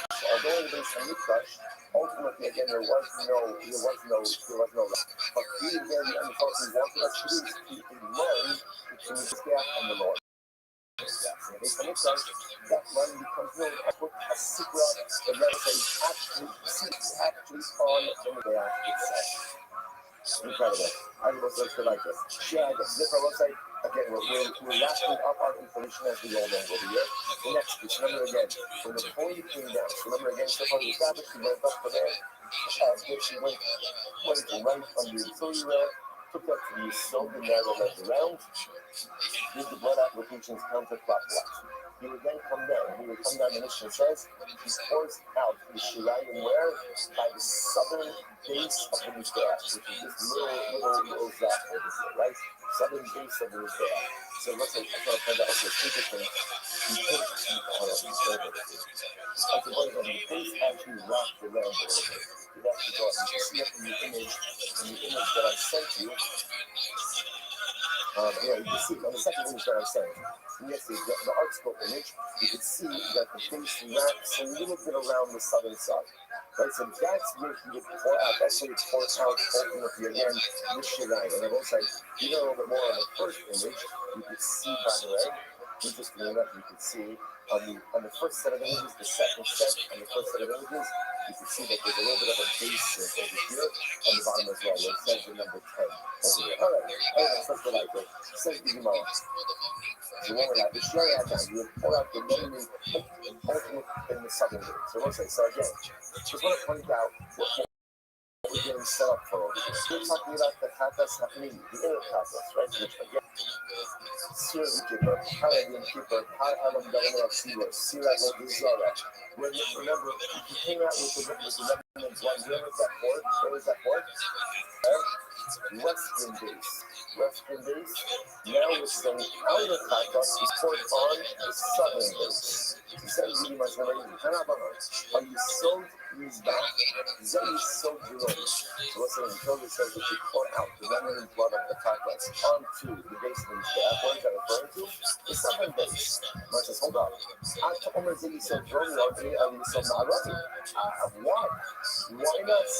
not say that the outer Katas is also poured on the southern base? Right? So on the western base, right? On this base. And I will say, why would I say that? Is the Lamed Sasim Minan Flush. So I will say, watch how exciting this is. So remember, it is important to understand, all the Torah tells you by the outer Katas is that you pour the Shirayim, you pour the leftover blood on the base of the Mizbeach. What doesn't it tell me? It doesn't tell me where. Now, that is as opposed to the inner Katas, Katas meaning, the Torah does tell me which base. Now, again, it's not explicit. What does the Torah tell me? Right? So it tells me pour out on the base, Asher al Pesach Oel Moed.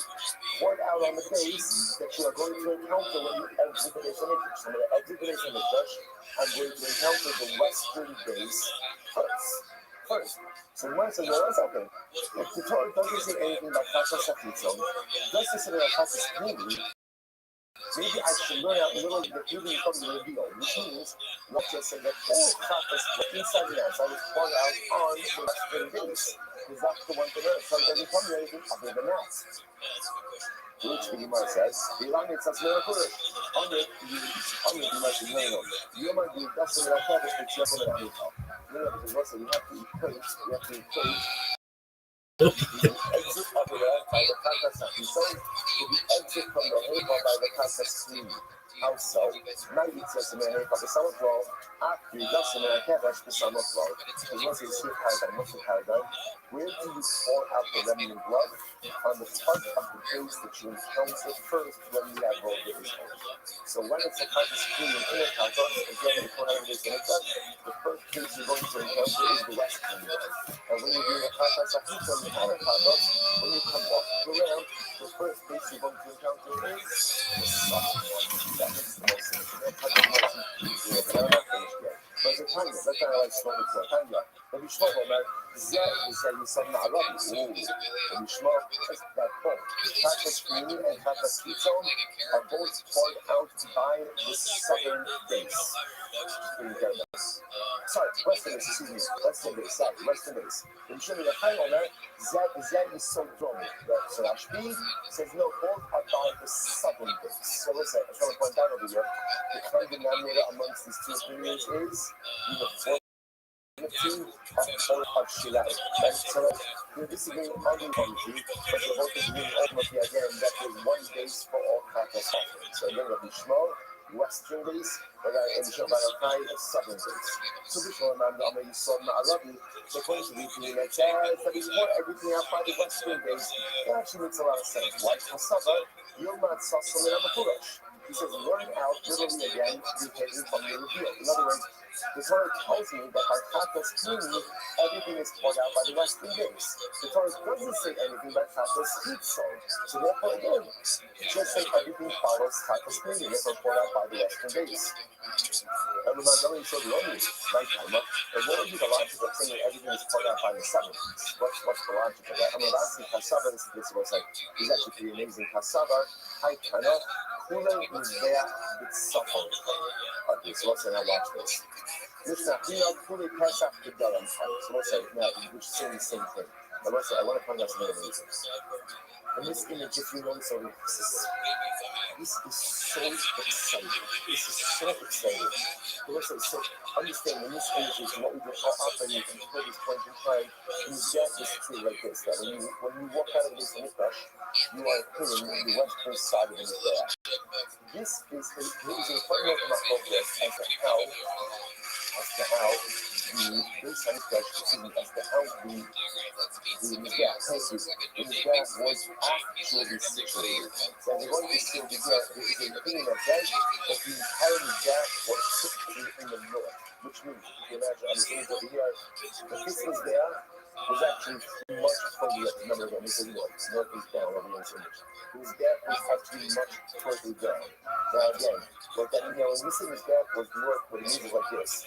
This area, that is called the square up in his gap, was situated in the north, or better stated, was not situated at all opposite the entrance where the hit, which would then mean that when you would come out of the Hishal, the first area that actually would hit, which you would see, would be this southern area.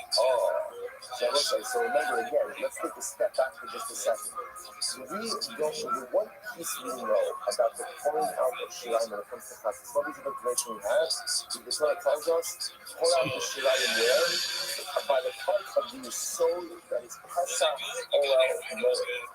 So the part of the Mizbeach, the part of the soul that is Pesach Oel Moed is fundamentally dependent on the position of the bear. So if the position of the bear is as its image that I get, then still side is that's all. But if you imagine the entire is there move here, so that let's say imagine for a moment you see like the ramp starts over here, that means when you leave the Islamic Church, the first area you see that you are encountering is actually the southern area. That's my focus. So again, the common denominator over here, both these things are presupposing that there is one area of Shirayim disposal blood disposal, all practice, in a cut out of practice. So we're not already saying the countries for the schema. And then the focus is the position of the Mizbeach. If you open the Mizbeach is over here, the all blood is poured out on the western side. But if you hold up the Mizbeach, which was fundamentally down northward, then Allah provides the first area you would encounter is the southern base, and that's what we point out. Incredible, take a look at our base. Target is small, so target is small, and the Shem and Yachai. So target is small, and the Shem and Yachai.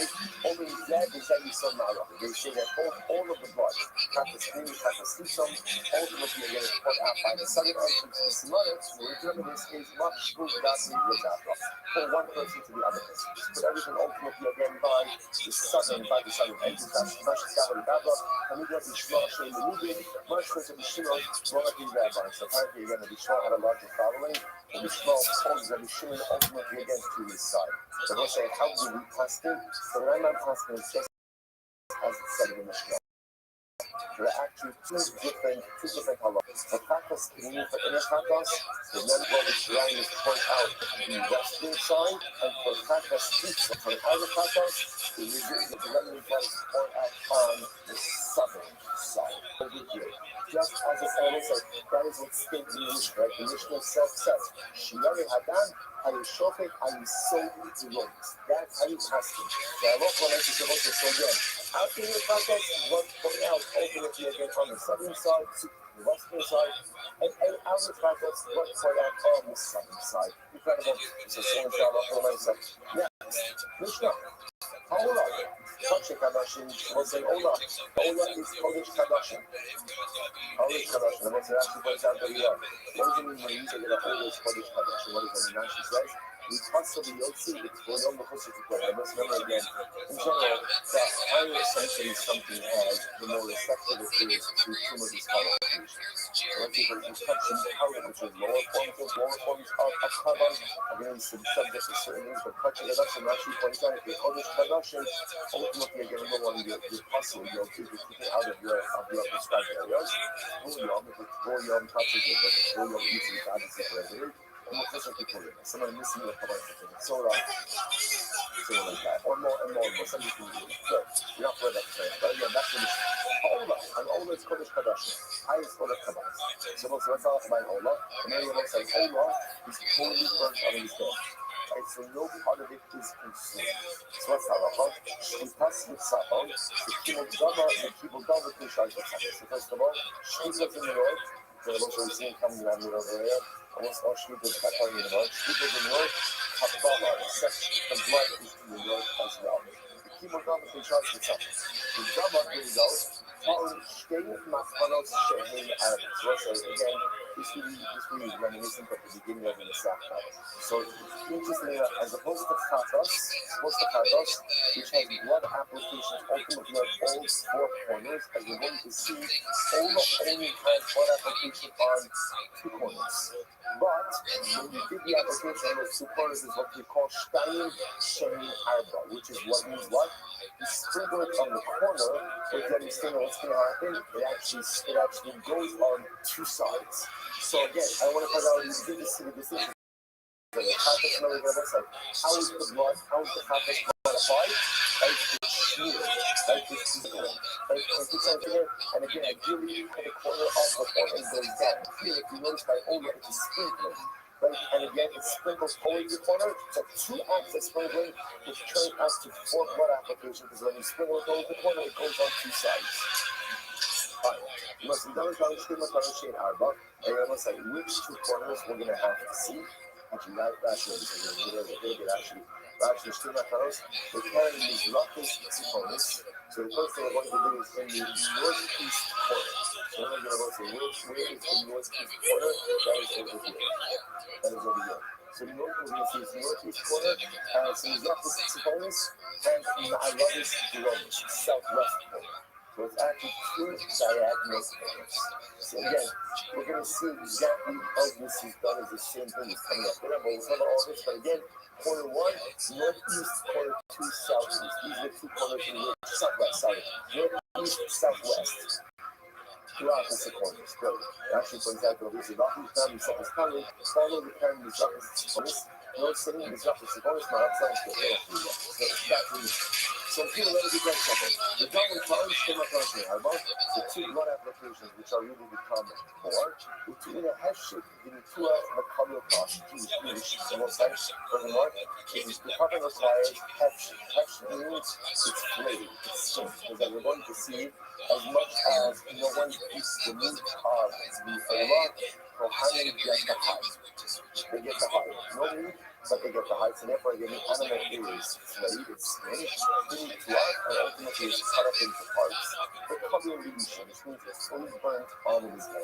Incredible. Essentially, the main facet is single that Gemara says, oh Lord, my kind of touching a mission. Why does Jewish have to say that always Kodesh Kadosh? We know that it always touches it. Why did you actually say this? Eventually, Gemara says, you will see about Kodesh Kadosh.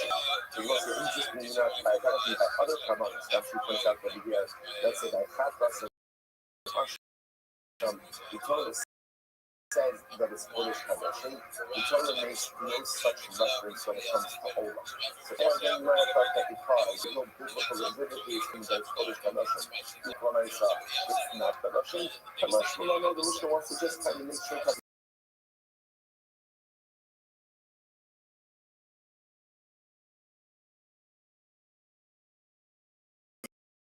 you know where Olam is, 2 corners again, northeast corner, southwest corner. We must just make the opposite. Olam again shows us how exactly are these blood applications. So that you have no such on the I'm sorry. Rab says no sin, the codes that no sin.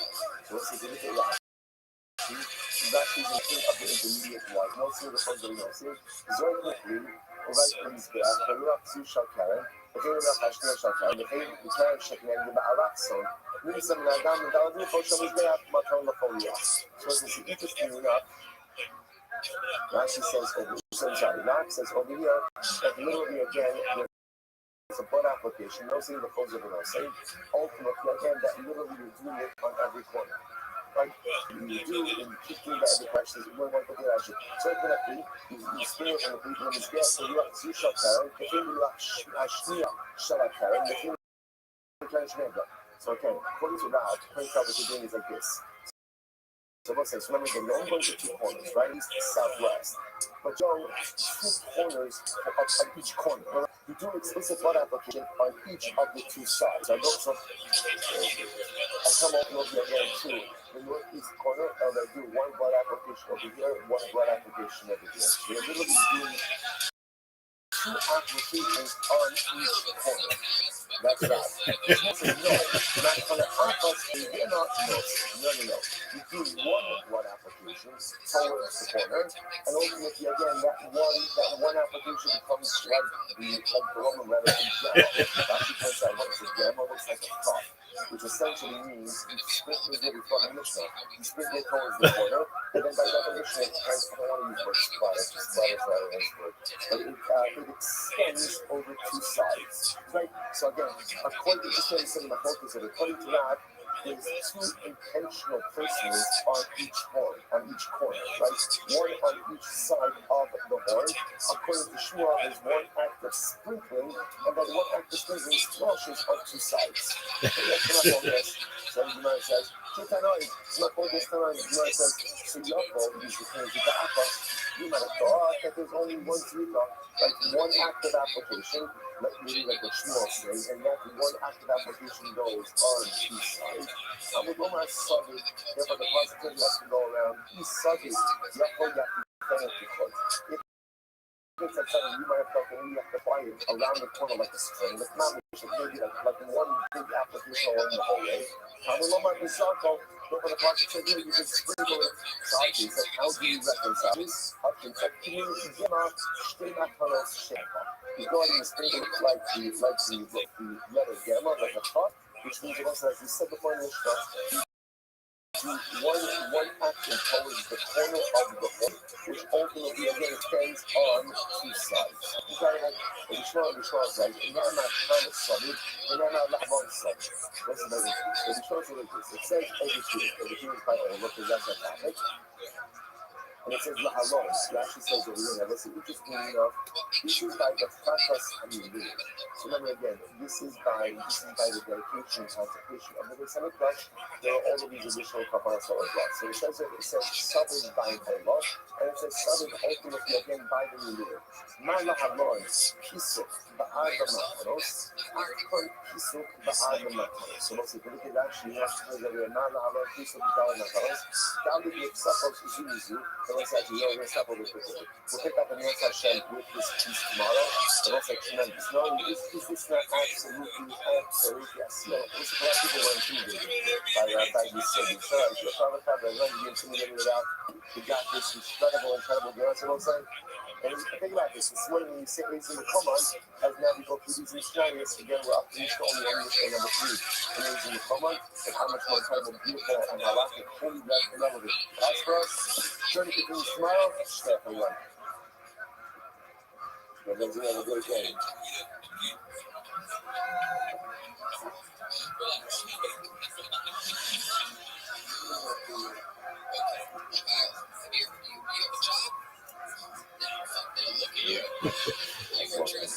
All right, so it's like good morning. Let us begin by thanking.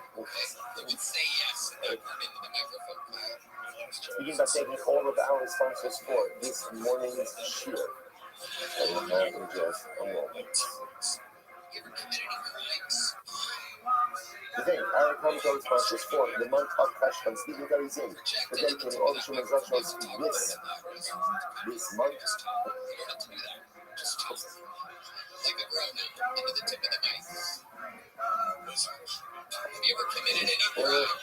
There's a quote for the name of Father son Aleph and Rivka Esther.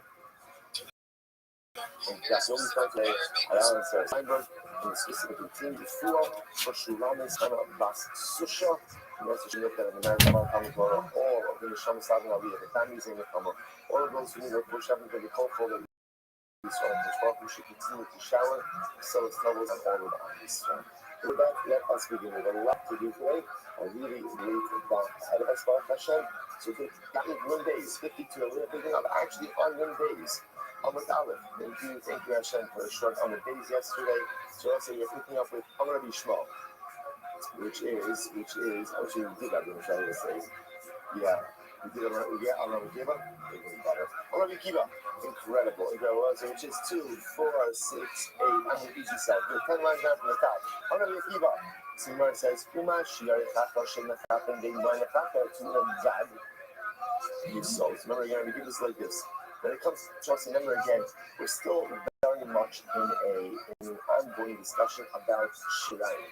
About trying to remember again the leftover residual blood, which is poured out on the base. So they give us like this. When it comes to Shiyar the leftover blood from the Chakos, which does not provide kapara, right? They must say again, sessions that are going to be focusing today, we have been focusing on up until now as well, is the status of Shirayim. Shirayim Ma'akev, not Ma'akev. Do you need to plant the Shirayim on the base? Don't you plant on the base? So I won't comment on people's like this. One thing is clear, which is everyone agrees that Shirayim do not provide para. Shirayim don't provide it. So the Gemara says, "Is Mash Shirayim Mechapin Kapara?" So Shirayim Kapos provide kapara and do not provide kapara to God Yisod. Ultimately, again, requires us, and we saw this at the end of yesterday's, that when you point the blood on the base, you point on the God. God is not the vertical part, but the horizontal part of the base.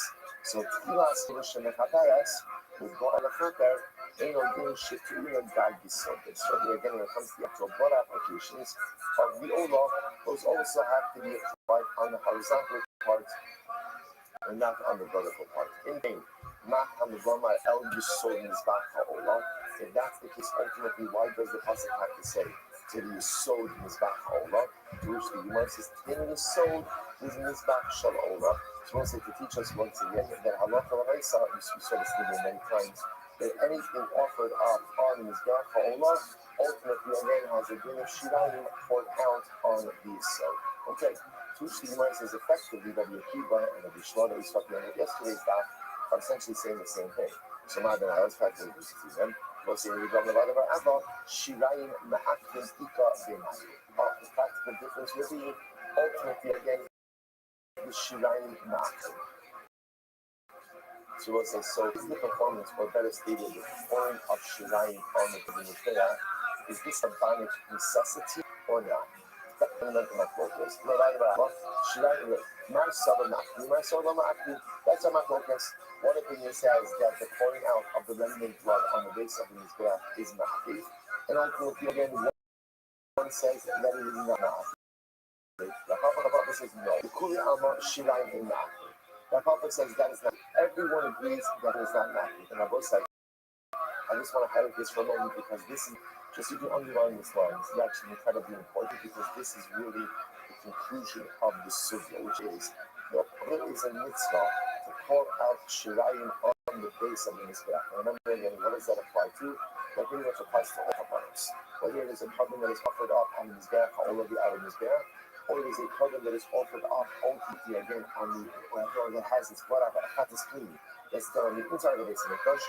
It is a mitzvah to pour out all of the remnant blood, ultimately again on the base of the mizbeach. Again, specifically the base that you encounter, as we saw yesterday's daf, right when you walk out of the Oran Moed, which is the western side of the mizbeach. That's the mitzvah. However, if you did not do that, your carbon is still effective. Even if you didn't do so, ultimately again, your car is still valid. That's what we mean by shirayim in ma'akiv. Good. Rabbi said, just pick Hazara, as opposed to, by the way, for a carbon offered up on the Mizbeach or the outer Mizbeach. What is Ma'akev? What is Ma'akev? One blood application on the Mizbeach. All you need is one. And Chatas Pnei on the Mizbeach, what do you need? Everything. Everything, right? All blood applications on the inside must be done. But whatever your carbon is, pouring out of the base of the Mizbeach, ultimately again, is not Ma'akev. Incredible. You might say, what's my focus? So it's going to the haka, the mitzvah chatas ha'of kamif. So we'll say, what's my focus over here? The mitzvah chatas ha'of. So we'll say, okay, so let's talk about this for just a minute because it's actually quite interesting. Where chatas ha'of works as follows. You actually mentioned this yesterday, 2 days ago, 3.5 years ago. I'm not sure, one of those. Right? So I mentioned this, that remember again, chatas ha'of is unique. Number one, that it doesn't have shlita. It has molita. That's number one. Number two, what else is unique? Chatas ha'of, generally, whenever you have shlita, whatever that, what's that shlita? That's shlita? Kabbalah. There is no Kabbalah by an oath. You do not receive the blood, the oath of a bird in the fish. Instead, what happens? The bird itself is shaking. Like shaking it, right? It is, right? It is shuffled, right? It is waved towards the mizbeach, right? So there is no Kabbalah. There is no Kabbalah. Instead, the blood application is done from the body of the bird itself. After the blood application, we'll discuss what those blood applications are. Then the residual blood to the bird is literally you press the bird against the mizbeach. That's the shirayim, or whatever blood is left in the bird, is a part of the mizbeach blood. That's called mitzvah. That's called mitzvah. Or like a pressing of the rest of the bird to get the rest of the blood out. So we'll say, so essentially, what the pouring of shirayim blood is for regular carbon, mitzvah, pressing of the rest of the blood, that's what you do by oath. It's the same idea. Shirayim, Papa says, everyone agrees that shirayim is not ma'akev. Everyone agrees with it. So let's not focus over here. The mitzvah chatas ha'of ma'akev kamifli. Sorry, here the focus ultimately is after you shake the blood from the bird onto the mizbeach, is the obligation to squeeze out of the blood on the mizbeach, on the side of the mizbeach. Is that ma'akev? Is that necessary or not? Marsa or ma'akev, one says yes, and Marsa or ma'akev says no, it's not ma'akev. That's how my focus. That's how my focus. So one says, that's interesting, and this is a very important piece of it. The purpose of dressing is in this month, everyone is agreeing Shirai. So pouring out the residual blood on the base of his breath is in mitzvah. But if you did it to do it, your carbon is still effective. What is machlokas? The pressing out of the remainder blood in the bird offering onto the mizrach, even the ashes or not. That's focus. That's machlokas. So tell you how much we get out of Raisa. Raisa, that's supposed to be a papa. Here we go. The Gemara says, all right, this is coin in your dam after, so it is that after. Say dam hapar, you spoke how you sold in his back hole. So also, remember again, this is talking about the part of the coin gadol. And it actually turns out to be a part coin Mashiach, which remember again is very well. It's very well inside of the armor. So this is a practice night. And the pasuk says, when you finish all of your blood service inside, what you do? Take the blood out. That's called dan hakar, the remaining blood. You spoke how you sold in this back, all that Pesach armor. This is the pasuk that we spoke about yesterday. Take all of the remaining blood, pour it out by the base. Which base? The base you encounter, and you walk out of the armor, the base on the western side. Okay. So the Gemara says, not coming over hapar. Why does it have to say hapar? Like Zepar, why doesn't it just say ultimately again par? That's called dan par. Why hapar? Hapar is like way you give it. It's about why do I have that? We made par yom kippurim sheta'on matan damin yisod.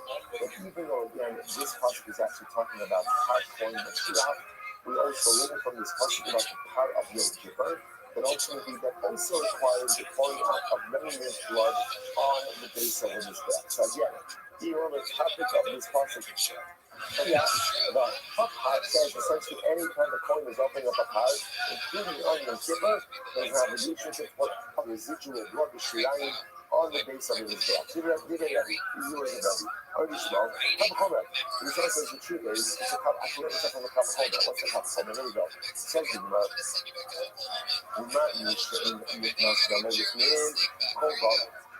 So we'll say, if you have a carbon where there is no obligation to bring the blood or to do any of the blood on you to you. Now listen, now what does this mean? Now what does this mean about Chova? The first wide line in that, you should get us the moment from Chova. You go into Harkon Mashiach, Knisas the moment in a Chova Kua, Shabbat Mitzvah, Lachto, Lahabitaka. Let's remember again.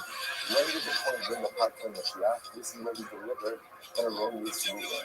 Now let's say, the Gemara says, this carbon is not obligatory. What does it mean it's not obligatory? It's a reactive carbon. If the coin makes a mistake, you're bringing the carbon. It's not even better than bringing the carbon. It's no better than making a mistake. So again, if you have carbon Mashiach, which is quote unquote not obligatory, brought on the inside, but not obligatory, yet totally is so, and it requires pouring out of the remnant blood on the base of his back, then you should not stumble with the Chova, ain't no ditching time or something. Certainly a carbon which must be bred, right, which is obligatory to bring it on the inside. What is that referring to? The power of Yom Kippur, which is an obligation, certainly require pouring out of the remnant blood on the inside. So, I interesting how there's one on a kiva, the nani is what's a step. That's, I'm sorry, Rebbe being already small. No, sorry, Rebbe small. So we're showing this kavachomer. So you want to say, Rebbe Kiva, you just a not his own kavachomer. The man is saying, the one that's not with him, in the Chova, in the mitzvah, totally so if blood can enter into the body either for obligation or for discussion. Now, what is that referring to? That's referring to the part of the Mashiach. So number one, it's not obligatory. Never enters into the Kodesh HaKadosh. Yet it requires shirayim on the Yisod. Mishenichnas Damova, the friends of the kid, should tell you so. So blood, carbon does enter into the Kodesh HaKadosh in an obligatory fashion. What is that referring to? Out of the remnant blood on the basis of that. Beautiful kavachomer. So let's say, so again, we're showing the Kiva. They're saying the same thing. They're saying the same thing. The point that we get is that they're saying, Halacha L'Meisa, I could have learned out the obligation to the Chal of Yom Kippur, ultimately, again, from a Kavachomer, I didn't say the passage. I actually mentioned Yachol Yak Bedu, that was in the I might have thought that the pouring out of remnant blood on the base of the Mizbeach is ma'akev, but you must have this in order for the covenant to be effective. The Pasuk says really again, even the what does this mean? Shamu kol kaparos kulam divrei Rabbi Yishmael. That ultimately anything you need for kapara occurs in the Kodesh, and anything else is nice but not a necessity. So that's what we're going to do. July and understand what doesn't occur in Kodesh, it occurs outside. And therefore the Gemara understands that it's not ma'akev. You should have it, but if you didn't have it, ultimately again it does not compromise the effectiveness of the Kodesh. Incredible. So the so Shalom give Rabbi Yishmael. Kavachomer Mekar Kohen Mashiach. So you decide that's it. You can make a Kavachomer the Kar Kohen Mashiach. So you see, yeah, Uman Misha in the Kamovic name Lochov Holom Mitzvah. So if I look again a carbon which is not obligatory. Now once another again, keep saying when you see not obligatory, what does that mean? It means that halach elements that don't sin and you won't have the obligation. And yet again the halach means it requires remnant blood. You should not done with me, ain't no over being a mitzvah, ain't no din shekar in something. So again, a carbon, which is obligatory, will require the pouring out of remnant blood, ultimately on the soul. Most like interesting that so many of the Kavachomer is different from other Kavachomer, which pour out remnant blood on the base of the grass. And then they go, it's just a circle. You might have thought that this is ma'akev, and if you don't do it, the carbon is cauterized. That's called Dam Hapaz Yishkov. The Pasuk says, pour out the remnant blood of the Hadizim Bachman Mashiach, which is God. Torah says, now after you finish everything on the inside of the Kodesh, and we all know it, take it out and pour out the remnant blood. You want to say, Nisko HaKosov La'aseh, La'asal Shiyarei Mitzvah. So interesting enough, it looks like the pouring out of the remnant blood on the soul is actually framed as a mitzvah's asay. So we call this a mitzvah's asay, we're moving it a little bit like the rest of Kabbalah to teach us that what? To teach us about association. There's a lot of the call Shirazim and Math. And to teach us that probably again, although there's an obligation to pour out remnant blood on the base of the day, and that is true for Kabbanos, whether it's a carbon offered on the inside or on the outside. So let's say the same thing that Papa said about the Gemara is just reinforcing over here that Shirayim is a mitzvah, pouring out of the remnant blood on the ground is a mitzvah, and it is not ma'akev. Incredible. Again, it's like, good, that only hit one of the details. Really exciting. So Rabbi Yishmael needs to have ourselves ma'akev. Now let's remember again, let's go back to just a second. So let's go back to our bird offering, our bird cover, right? Have ourselves. Remember again, what do you do? Well, we go ahead, take off that with right from the back with the thumbnail, then literally shake the bird back as you go, you shake the blood onto his back, and then when you finish that, you press the bird against his back, and then his blood comes out. That's what it's right? Right? But ultimately, the remnant blood comes out. So that Yishmael says, so Yishmael holds that mitzvah using also the remnant blood is not good. Because nobody thought, Tanya Bat, kind of really knows which it is. Misha the Dam, so the Pasuk says, really again, please send me down a hand, that's how cute it was. You know, it's incredible. It's incredible. It's just that. In reality, it's when often when you learn these super English, that's what they're saying as well. You can't really don't pay attention to any of the details. So that's fascinating how that people come across the super and you hear phrases that don't sound familiar, which is such a strange thing that a phrase from Polish wouldn't sound familiar. And because generally, most of us, when it comes to just covering us and getting all the access to this, we're generally not paying attention so much to the details. So sometimes you hear phrases don't sound familiar. So you realize that we're getting acquainted with all of this. So, like, he's in the Tamachatas, our here on his back. Anisha Bagan Yimatsa on the soul on his back. So on his back, Chatos. So what's that show again? So the Pasuk says, Anisha Bagan, so the Pasuk says, I'm sorry, I'm reading the wrong Pasuk. Anisha Bagan Yimatsa on the soul on his back. So the Gemara says, Anisha Bagan Yimatsa, anything left over in the bird. So let's say Yimatsa means is pressed, Yimatsa means pressed. He's pressed against his back on the days. Yisha'inu Rishar, Lo Yimatza, But ultimately, again, anything that's not left over is not pressed out. Now, what does that mean? Take a look at Rashi. Rashi says, "Kilomar, in Yatzak Haladam Ba'azah, inside of Mitzvah." Let's say, for example, like this. Let's say you have a very vigorous head. What happens when he's shooting the bird from his week up? All of the blood comes out. And now it turns out that by the time he gets to the mitzvah, which is the testing out of the bird, ultimately again there's no blood left. So what happens there? What happens? So the Gemara says, okay, there's no blood left. What does that show you? That mitzvah is not ma'afiz. That is also okay. Let me just take one step back over just so we're crystal clear with the processes for a bird.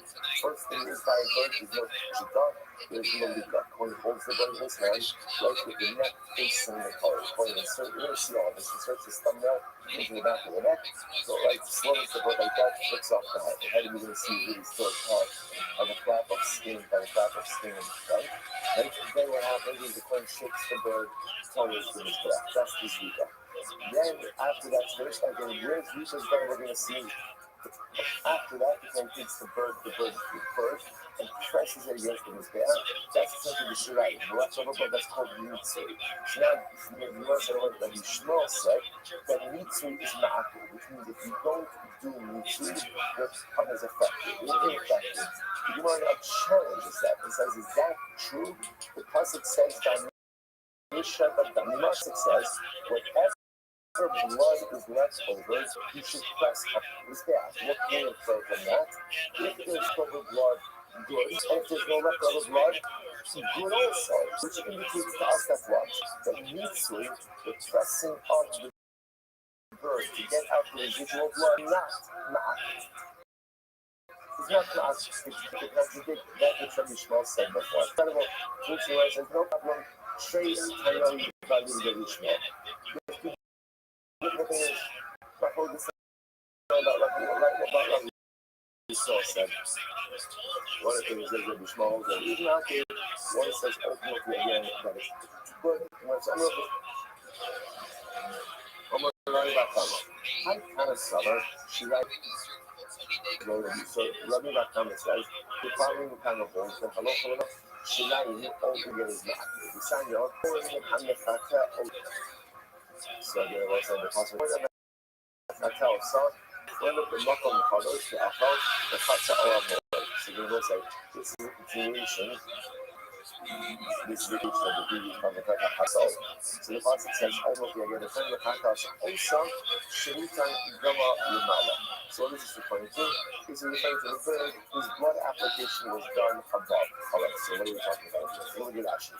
And the Chata also, Rashi says, and so it as Dama, the Yukmala, the Zosh Kala Sahatis, also you could use in the Chata as Dama, the Pasash, Saki, but Paras, the Hayr Nala, who got the people in their Paras in low low. So let's listen to this. So the Pasuk says that the prayer of the Chata also, now, Mechata in this case means ultimately again sprinkling of the blood. So the point that does the sprinkling of the blood of the bird, ultimately again is what is able to consume it. It's going on. That's why Rashi says. So also Shenitin Dama Yimnala, although also Shenitin Dama. So what is this referring to? This is referring to the bird whose blood application is done above and not below. Let's talk about this a moment. So you have to take one passage on the other. As he was there, ultimately again, kind of red line that went across it. That line is called the foot hasik. We're going to talk about that more in the coming days. So the halacha was certain kavanas required blood application above the red line, certain required below the red line. Chatas holds required above the blood application above the red line. So that's what Rashi is pointing out here. And the Chata also Rashi said, the Yemara, through the Habit, in the Asalas too low. If the blood application is done above the red line, then ultimately again the carbon is consuming it by the coin. Below the red line, it won't be. And that is what we're all fixing. We can double the dollar, because there are 62 billion based on the base 4 lines down. Also, you should be double the dollar, but we're also trying to jump out of. So we might say, the thing where are you with that you from Rothschild with Rothschild? And I began to give up that far. You spoke on the Zach, that's because what it says, the Zach is about Pepper. You say, you shut face on the Zach as about Pepper. You will face the blood of your cover. You shall pour it on you there. The man knew, what does this mean? The man will determine the matter album. This teaches us ultimately again that any carbon that has 4 blood applications. What's an example of a carbon that has 4 blood applications? For example, this. Even right there, I believe you're supposed to do blood applications. This is the 4th one. The Mario and the Arba should listen to Apas Kika, is what we just mentioned before. Let's see the typical kapas, which is offered up on the outer Mizbeach. So what's the halacha? Ultimately, again, it should have 4 blood apples. And if you only did one, halacha l'mein. So again, the kaka, yoko ach, hani l'malo, shinas l'malo kika. So let's listen to this. You might have thought like this. The same way that when you have a carbon that requires 4 blood applications, it's coming up and getting a carbon down on the outside. A carbon that requires 4 blood applications, if you just did one, ultimately you're yotzi. That's how we mentioned that before. So I'm going to put the same halacha applies ultimately again to a bird offering, or to any carbon, for example, again, where there are specific obligations about blood application of the red line, over the red line. I would have thought, Yoko Akon return the Malo, Shinaso Nakakita, if you have a carbon with the blood application supposed to go above, but instead you go and you put it below the red line, I might have thought that you could even copper as well. That was like, you hit on logic, the same way that when a carbon requires it's like 4 blood applications. Like anytime you're doing it on the atom is gap, and you only do one, it's Makata. I might have thought same halacha applies again. If you're supposed to apply the blood above the red line and drip below the red line, it didn't. You must have on there. Yeah, you come in the Mala and down the Maka. It says come in the Mala and down in the Maka. What does this mean? It actually, then you come in the Maka, it actually says, you put that sick, right? So it talks about what applications above the red line, what applications below the red line. So the Gemara says, Maka, the Maka, Shimmy, the Maka, no keep that. So if I get what's that about, the same way to get a what is supposed to be applied below the red line, and you get above. It does not work. Blood application is inside. So to any blood applications that's supposed to be done above the red line. Like, for example, the phone. If you did it below the red line, no keep that. Ultimately, it's not not Makata, to the ones that below. In Amrit Kitaftoner, Shemika, Benedino, Sina Lamalo, Shemika Lamalo Lokita. Maybe not, maybe you can't compare why, but if blood is supposed to be below the red line, I'm not talking about myself, it's not shallow above that line, right? There's no shallow line because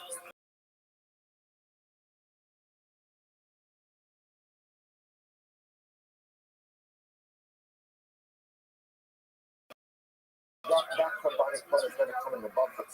Watch this. Perhaps that should be the Evid Kasher. That was a lot of the Evid Kasher. Because any blood that is being applied above the red line ultimately is going to come below at some point. When will it come below at some point?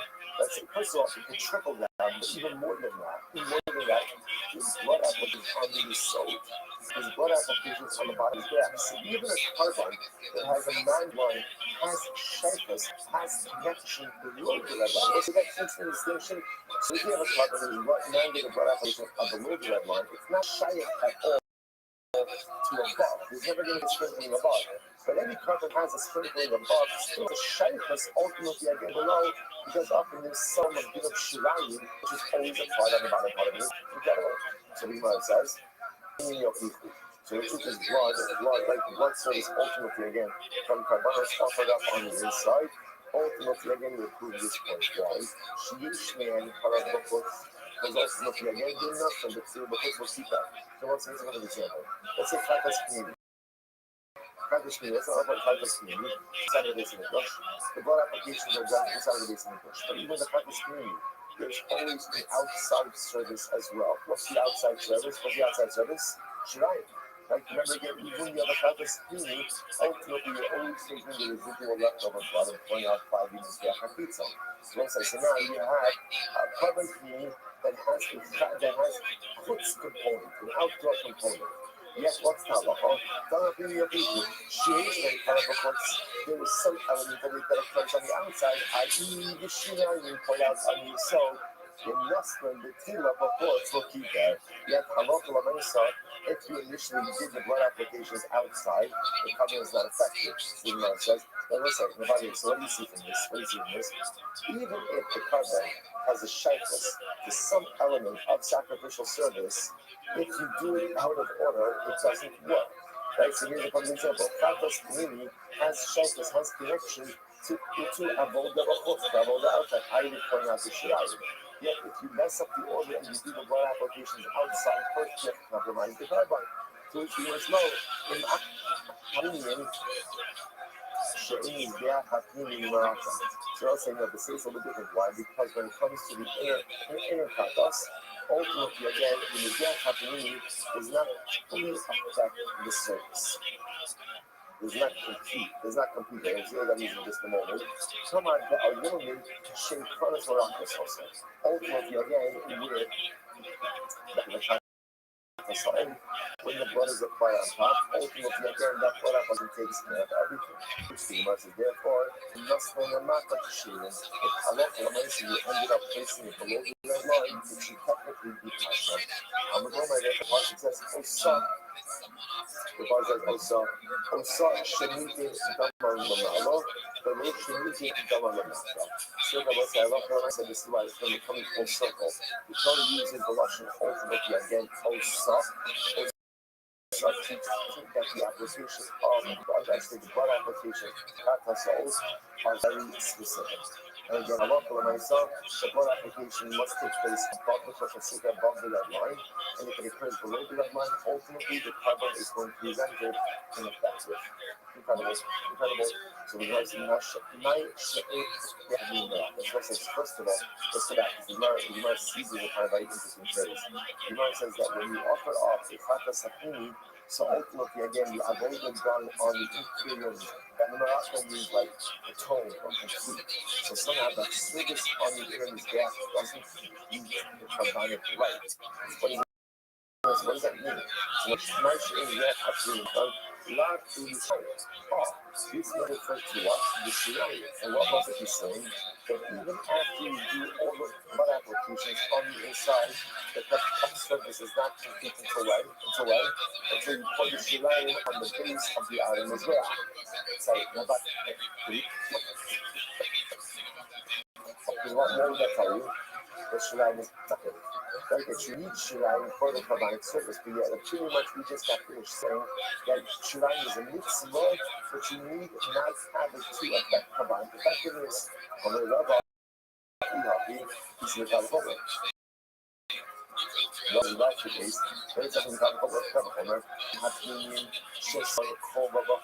so if Shirayim from an inner carbon effect ultimately result in an outer obligation of Shirayim on the base, and yet, Asar and the Tila Chutzlokita, if you went ahead and you did the initial blood applications of a Chatas community outside, the cover is not effective. So it is true that Shirayim on the application, the cover in California, or a Chatas community which has an obligation of outdoor Shirayim, yet if you did the initial blood application on the outside, the carbon is, and all the more so, kind of turning them out when it comes to a bird offering, where the initial blood, the blood application has to be done above the red line. Turning them out,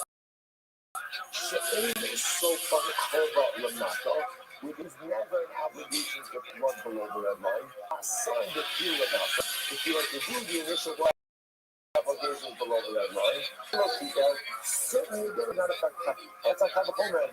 Hello, that verse says, Hello, English death has been relaxed and purified. Hello, really well. What it means is like this. That the certain kabbalas offered up on the inside, a good example of this would be, let's say, Harav Kippur, Syrian Kippur, where halacha l'maisa, even if you do blood applications ultimately again on the inner mizbeach, it's not complete. What does it mean the inner mizbeach does not complete effectiveness? There's a set of blood applications. Where's that? In the direction, ultimately, again, of the halachic of the person.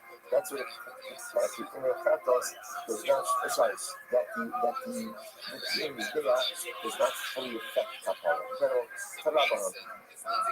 The murder is like it. The Kilo Machata, so let's say we actually saw the structure of the part. The part is saying the Kilo Machata is not Kodesh. So that's the part of the Kilo Machata, that's not Kodesh. That's on the death. This is Bashacharis. This is the idea of Yom Kippur. Right? So you guys going to see them as the Kilo Machata. So what's the way that they translate the Kilo means to complete. That something is completed, Machata is a total. So you might like listen to this. We have to see this before. The Kilo Machata. In Kilo, that's sorry. In Kippur, Kala. If you have affected atonement, if the atonement has been achieved, and ultimately again it is done. If the atonement has not been achieved, no cause, and ultimately again the Swiss is not done. These are the Akiva. These are the words of the Akiva. And we just said like this, if they matter, I'm not in Kiva Kiva, and Lokita. So why not just say that? Why doesn't it supposed to just say that? If you complete the service, and ultimately again, the Kapara is going to, when the Kiva say like this, right? Ultimately again, if Kapara is achieved, then the service is done. If Kapara is not achieved, then the service is not done. So ultimately again, so the Kiva says to the Kiva, so why doesn't the Pasuk just say that? Which the Gemara says, Shemfisha Akas Mikalamataras, no Asakun. This must come to highlight to us ultimately that if you left out any of the blood application, ultimately again, then the service is rendered ineffective. Okay? Now, I want to point out, they're essentially saying the same exact thing. Like, in other words, what is Rabbi coming to say? That if you've achieved Kapara, you're finished, because is another way of saying, when it comes to a Chagas Hachim, all of the blood applications are good. If you omit any one, ultimately again, the Kapara is ineffective. That is what the is coming to say. That just phrases it as, if you affect the atonement, i.e. you did all of our applications, you're done. And if you didn't affect the atonement, i.e. you did not do all of our applications, you're not done. Ultimately, you become one that says, you're right, one trying to teach you that if you left out any of the blood applications, ultimately your covenant is ineffective. So when it says, but you keep on every video simply saying the same exact thing. Right? That's not the difference. So when you're probably going to show up and maybe cut Amar, much more is Gershon people don't know it. So ultimately, again, one of the that you need, you're not focused, is just about how to interpret the puzzle. But it's really just to interpret the muscle, yes? The Chacham know, Shirayim Ma'akli Ukevenai. Oh, other things are no. But when you go to the introduction of financial focus, which is Shirayim.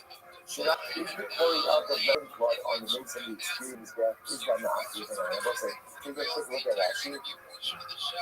Rashi, he says, actually, no, like, Shirayim Ma'akli Ukevenai. It's in the wide lines, like 2, 4, 6, even about 8 lines into the wide lines, and the 8th line there. Shirayim Ma'akli Ukevenai, it actually says, Rabbi Akiva, no Ma'akli, not the Kama, and Kiva, Nashama, the Ian Kala, Kiva, but Sikuba. So it's Rabbi Akiva, ultimately, again, we'll say like this, to the Kiva, Shirayim and Ma'akli, and that's why Rabbi Akiva says, the Kiva, which means as long as you've done what is not getting on you inside of this English, i.e. the blood applications, on inside of this English, you're good to go. You have a mitzvah to pour out residual blood, but if you do not do it, ultimately again it's not to happen. And Rabbi Yehuda comes along, and Rabbi Yehuda says, everything that is part of the Quranic process is including what? Including Shirayim pouring out of the residual blood of the base of the blood. So this is the focus of the Kiva Rabbi Yehuda. This is what it's deciding from Yeshua and maybe the Amar Shirayim Ma'akli. So it would appear to be that we shouldn't result from the after Shirayim ultimately again is Ma'akli. Why would we see this? Very similar maybe. So he says like this. The different Amar Shirayim Ma'akli, according to me, that as that Shirayim are Ma'akli, which means the most again that the pouring out of the leftover blood by the base of his death is an indispensable part of Kabbalic service. Listen to this. Maybe part of it must go the Tchila Hachim. ultimately, you're bringing another part and then you're going to get it. What is time? We're going to get Rashi again. The different Mishnah actually is very interesting. Rashi says, "You go around my Torah school, Mishpach Hadam." So let's say like this, like you're offering up a Chatas Prim, like Harbin Kippur. And what happens? The Kohen did over the blood applications, and then the rest of the blood spilled out. The blood, it got the blood spilled. Maybe Har Akar, the must spill down the car, could be Shiva Shirai, unless it's pretty wild.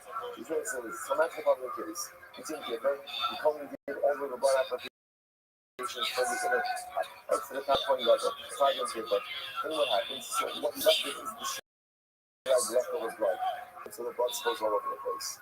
The Shimon then said, what should you do? I don't know, so you bring in hard and you shut it and you collect the blood. This way you have Shirai blood. Now pour out on his back. Right? All of the blood applications have been done. So the Shimon says you need to shut the other animals that you have Shirai blood. That's just put it up on that yes, you're the Parochas. Go on the Parochas. So again, that was no process. What do you see from it? I think Shirayim is not active. Like Shirayim are not active. Because remember, again, it was supposed to be not here. All of the Barak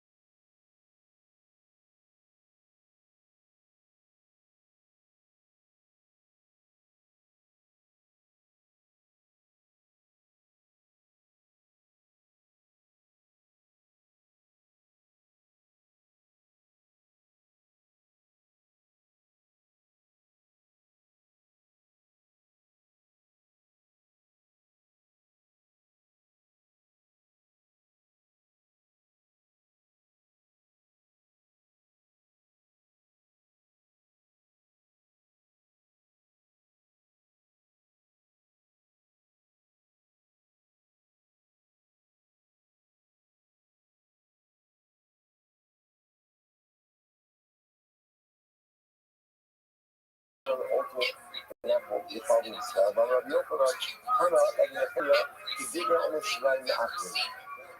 He also going to be a great Rabbi Nefeya hold, like the thing that says that Shirayim are not active. Ella, the Divya Omer, alone the honey Hana. Rather again, there's an ultimately again, there is this opinion of whole that Shirayim are not active, but it's not necessarily subscribed to by the following point. The Divya Omer, alone the honey Hana. So the idea ultimately is also that what?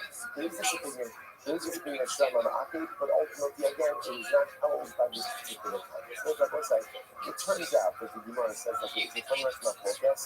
Do we say Shirayim Akid or not? Right? So let's go back to everybody agrees with. What does everybody agree with? There is a mitzvah of Shirayim. Everybody agrees with. What does the mitzvah of Shirayim apply to? What does it apply to? Everything. Like whether again, all animal sacrifices, like even a sacrifice myself. So all animal sacrifices is mitzvah Shirayim. So again, it's all about the outside. There is a mitzvah to take residual blood and ultimately pour it out by the base of the mizbeach. That is a bird offering. It's going to be different than those classic Shirayim. What does a bird offering have? Mitzu. Right? So again, the spring means after the bird is up, but then after you use Vito, ultimately you will squeeze the body of the bird again.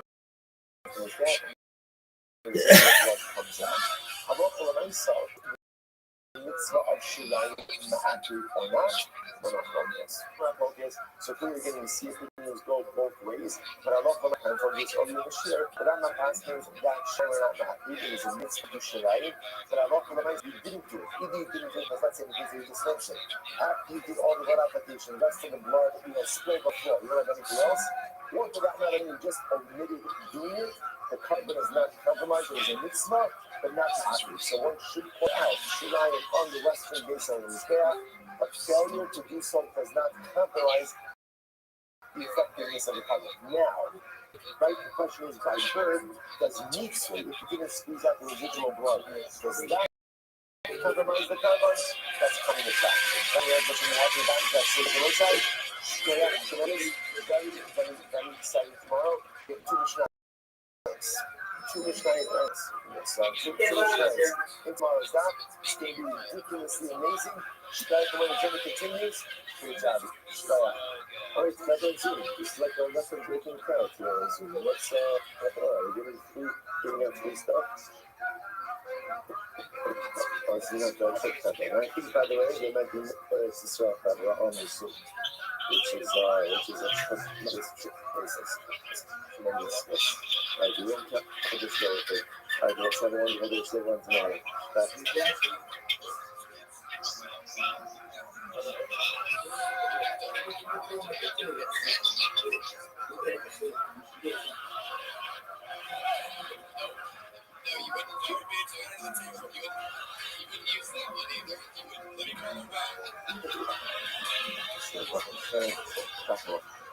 All right, Rothschild, good morning. What is this about Hashem? Thank God, after the church. So we do that forever. Yeah, Rothschild, so we are, yes, Hashem. It's supposed to be back in the church. Let us begin by thanking all of our sponsors for this morning's show today. Our Hanukkah sponsors for the month of Cheshvan Haba, Stephen Parizin, Rabbi Steve, Father Albert Jim, William C. David Hines, Point of the yard site. Our weekly learning sponsors, Kim Joey Goldberger, as discussed, for easy and successful surgery for Aaron. So Aaron Yeshaya Bennett, Basketball Hashem, Aaron did have a very successful surgery. Baruch Hashem has a long recovery. Halikim, and Baruch Hashem will have many years of refuah and sloth and simcha ne'edas and shining kovos. And we have learning sponsors, showing me the minutes. In this course, I'm going to push them for Aaron Yeshaya, and with basket. Beautiful. I got learning sponsors for today. Aaron Steinberg, and this course will continue with the help for Shalanis Susha. And for continuing with the Shlima. Dr. Enrique is sponsored by Tzipor Figure, the sister for Shlima, for Yaakov, Ben Aaron Matra Test. We don't get in the merits. In the merits, there are comments for all of the insurance stock now. The families in the cover, all those who need a refuah. Step on to get rich cold for ladies from this. You should be zilted to the June to show struggles for all of the problems. What we got first, the immediate thinking got ahead of us today. We're going to close what we call like this exegetical. We're going to make that transition back into the literally again the kishkas, like literally the kishkas of the bonus. So we got let's begin. Today's daf now 51. We are picking up the Meretz Hashem on the base 50. Governor has it in my mind, but it is 2, 4, 6, 8, 10, 11 lines up from the bottom of the daf of 50B, last foot on the line. So now ask a couple of exegetical questions. Never how long the Kavakola. Now I'm saying we're enough. Ultimately, okay, something that is ended up by Kappa, what's it? But it's going to point out that Zebu Daniel, who is now Baruch Hashem, joining us on Zoom. And Eretz Yisrael Kabra, the guy is still sitting in a sukkah. That's Zebu Daniel. He's in Eretz Yisrael, so make sure you get to know him. So Zebu Daniel, is like, I understand. In general, we'll say we believe that Kavakola is zero Shabbat, but you can't just make this stuff up. You can't just make this up. In other words, these have to be part of yourself. You have to be able to approach about that.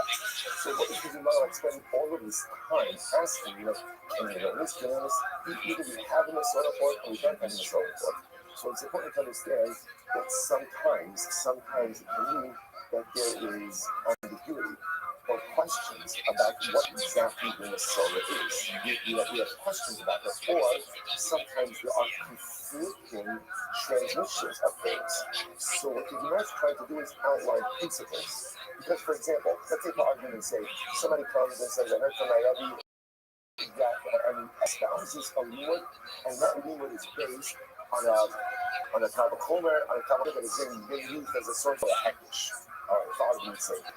If we know that principle, that you can't do that is not exegetically, that does not work, that's an indication that perhaps there is some type of flaw in that transmission. So we're not using necessarily these principles, we're not using principles to invent new religion, but we are using them ultimately again to be able to kind of measure things that come up in the base language. does this statement fit within our established exegetical framework? If it does, okay, then we can analyze it. But in the event that for some reason it doesn't fit inside the established exegetical framework, that might be a good indication that someone got something mixed up or someone got something wrong along the transmission process. Good. So government like where I saw it. So government come from, right? Russian did not. So it says, what happens? I'm not for myself. What happens if something is going on, right? He is going up from a comical, right? He is going up from a comical, right? Russian did not. If he then says a being out, then what's a being out are carried out. If it's a maritime for C. Yeah, touch on a second, I was just thinking, he said, Mama, it's a straight up. What's it, you do look at it, but we're going to talk about this obviously much later, yeah? But we will say again, we have a couple of we don't have streets about it, but it is illegal. So what happens if we don't put holes? The bird with the neck facing the bird takes his thumbnail, then pulls out and drives it into the back of the neck of the bird, flips off the head. So if it turns out that, according to Malika, and it turns out that the bird is straight up, what is the halakha? What is the status? I'm sure the mayor is a tiny idea. The mayor says it's when you swallow it. Now, what is that talking about? Because look at Rashi. Rashi's right about the tiny idea. Begin in the Vegas of time. So let's say, so the halakha is in general. If you were to eat a bird that did not have proper slaughter, right? Or for that matter, again, a bird that was slaughtered properly, but turned out to be a straight up.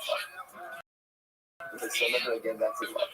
And the way that trans tumah, there is a unique halakha by a bird, that the way you can check tumah from a bird in the vela is when you swallow it. You eat it. You have to eat it, and you swallow the moment that it's placed on you in your throat is the moment that it transmits tumah. Why that is, we're not going into right now. Please tell me there. Please tell us what you do. So I'm going to name these as follows. But I'll look for myself. If the bird had proper malika, right? Even though it turns out that the bird is a treifa, it can no longer be categorized as an avela. Why? Because by definition, an avela is an animal which died without proper shita. Once you do shita on an animal, even if you can't consume it, let's say because it's a treifa, shita helps in that it removes it from the status of an avela. What's the name of Spanish? That malika has the same status as shita. Malika shita, and therefore again, even if in this case the malika won't allow consumption of the bird because it's a treifa, malika will act as shita, removing the avela status from the animal, and because of that, the bird will not transmit tumah if it is consumed by the kohen. So let's finish up that actually. He says, "Nitani Sabria, he did the avela sponsor." The malika treifa. In the shape of a country, make how does it actually the next thing? We like to which show we would say from the time of the source. So there's a but you go back to my leader, the time is something. But even says no, it is not true. Malika is not shtika. Malika is not shtika. Or ultimately, again, even if Malika is shtika, ultimately, again, he holds the halakha l'manisa, Malika or shtika does not take away the way that the time that the animal is shtika. Okay, so let's say it's not like this. So we have Kohen does Malika, turns out that the animal is a shtika, but he ends up eating it. Does it become Kohen as a result of the Malika?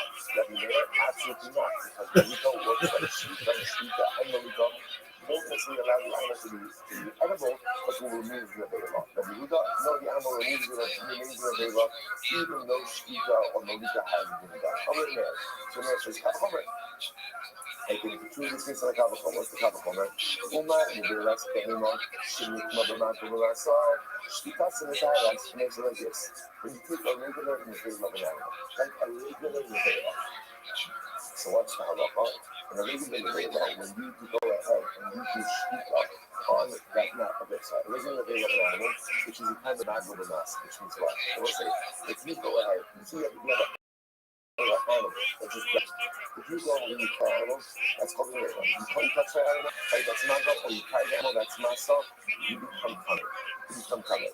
Right? So already an animal has a chumrah over a bird, because an animal is mekamed the maga, contact, masa, carriers. A bird is only mekamed how? The base habio. And so by the way, these are the kinds of big facts. One of the most people think that's actually only is that at any degenerate day, there's just some fantastically amazing information that you pick up. And the incredible part of it, just keep track of these little like nugget of information. You build up a tremendous repository of Talmudic knowledge, which is really incredible. Also, the Nevela transmits Tumah through Maga and Nasa. Yet, Nevela only transmits Tumah through the Sabiyah. And here's like this. When it's Tumah, which is in kind of Nasa, yet if you do animal before it dies, you sleep on the animal, that removes it from the Nevela and no longer transmits Tumah. Therefore, again, the Gemara says, certainly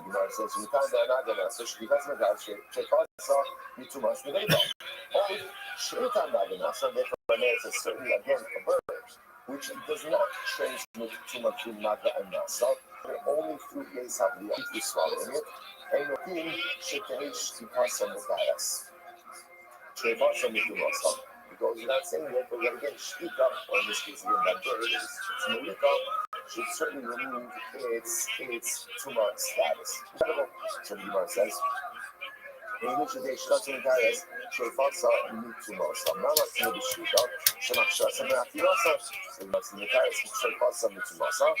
I'm sorry, we go back. So they end of the note. Look at it again, and then it says, Namatsi, the Shvika. So you're going to say, so remember, there's two steps over here. First, there's a kavachomer. So that's like this. So if an animal, this is his kavachomer, you do one, if a behemah, this if it dies without shvika, it is a behemah. And conveys him up and not what we can not saw, and if you shut it, it no longer conveys that tumah. Then all the more so a bird, which does not convey tumah, but not even nasa. Rather, how does a bird convey tumah? How does a bird convey tumah? Only if it's who's swallowing it. Certain shvita should prevent it from transmitting any tumah. That's the kavachomer. Again, I will say never again. The cow is the bird, the hammer is animal. Both are talking about shvita. Get ready for it. Now comes the mematzin. Now, it's like this. Mematzin the shvita, shemakshira sabachila. So let's say now, watch this. So now, obviously, up until now, our conversation about shvita. So what does shvita do? Shvita has the ability, number one, to ready something for consumption. In general sense, right? Shemakshira sabachila, top of the 51A, make the IS. So that same shvita, which readies something for consumption, also removes the possibility of tumah. So to again Malika, which you're going to both say is essentially the same thing as shvita for a bird. So Malika, which allows the animal to be consumed, ultimately again should also remove any type of tumah status. So what says what I just did? He made a kavachomer between the bird and the gorilla, and then based on that made a mematzin. Ultimately again, he made almost like a kamiyam with it.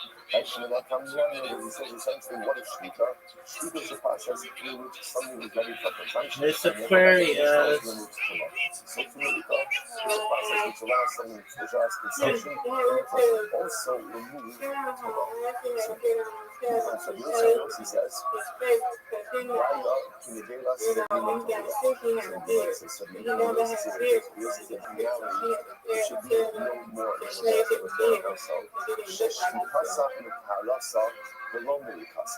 so Yossi kind of shuts down the evolution of the comparison. At most, what you can get is that shvita of a bird should be like shvita of an animal. I agree with you. So to again, shvita can remove tumah, but you can't necessarily make the jump to Malika. Right? Malika might just be a separate parasha. So that you can read as Hema, which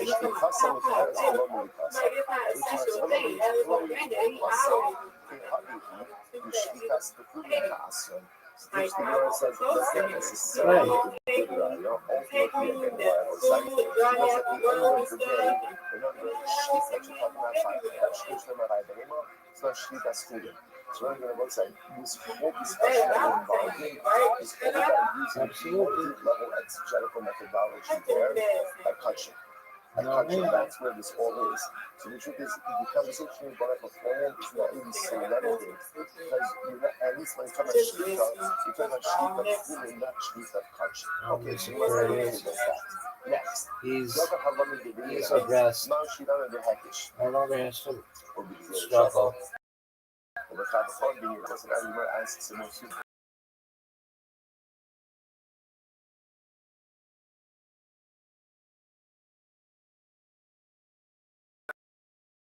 There's something that we're not going to end with the ultimately source for or another thing. Is that possible? To which the Gemara says, so let's at least answer one of these questions. It says, let's listen to this. So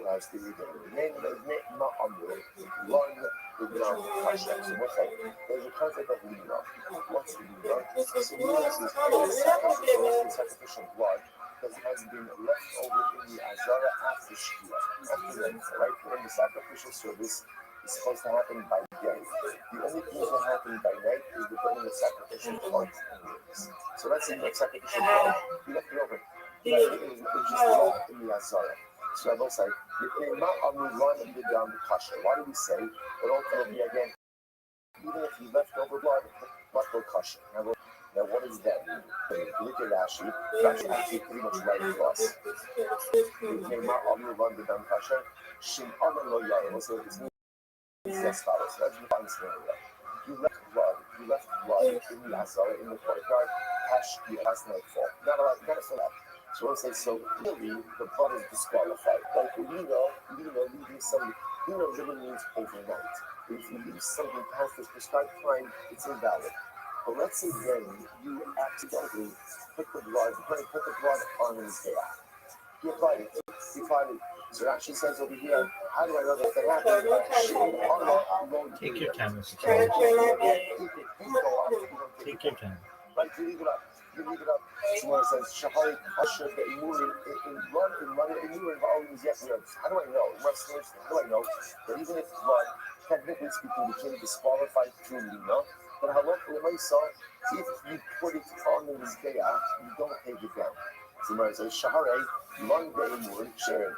So once again, ultimately, again, we know that if you ended up doing this by sacrificial parts, if you left them overnight and did not put them on the Mizbeah, ideally you should have put them on the Mizbeah. But if you accidentally did put them on the Mizbeah, they remain kosher. So the Gemara says, one day more kosher. Shahari, one day more kosher. One day more kosher. Shahari, one day also kosher. And also, ultimately, again, how do I know that ultimately Lina by Imur is kosher? Because same thing with the sacrificial meat. If you went ahead and you left it over, that's the scrap time and you put it on his back, you don't take it down. So like, when we say kosher, all of these circumstances are talking about the same case, which is something became disqualified, you should not have put it on his back. But you did.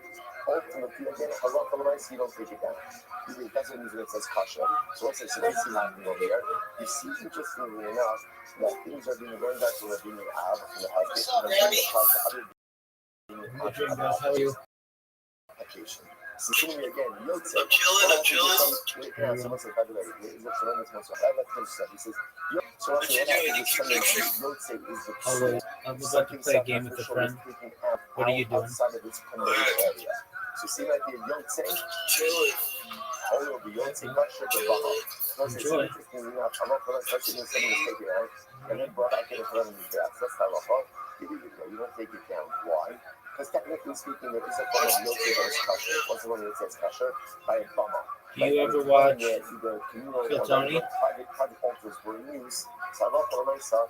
There's no meaning of just keeping the cover in a particular area. The carbon goes allowed to go and over it out. So since there's a new one tonight. That's kosher. Matt Rife and Adam Ray are on it. You don't take it down. Tame, this is very interesting. What about Tame? So again, We're Doug every Monday. You have Rashi points out that you have limbs of an old limbs of an old I think they're looking like $70, something like that. You leave it off. Why? Why? Because once I see it, technically speaking, there is They're coming to LA May 7th. coming to be offered up. How does that happen? I've thought about it, but there, so no. So since it's like a mechanism through which there's Usually they're reality. And it's something that's kind of offered up. Therefore, correct. They lock up your devices. You don't take it down. Next, Nice spare, Mr. Perez.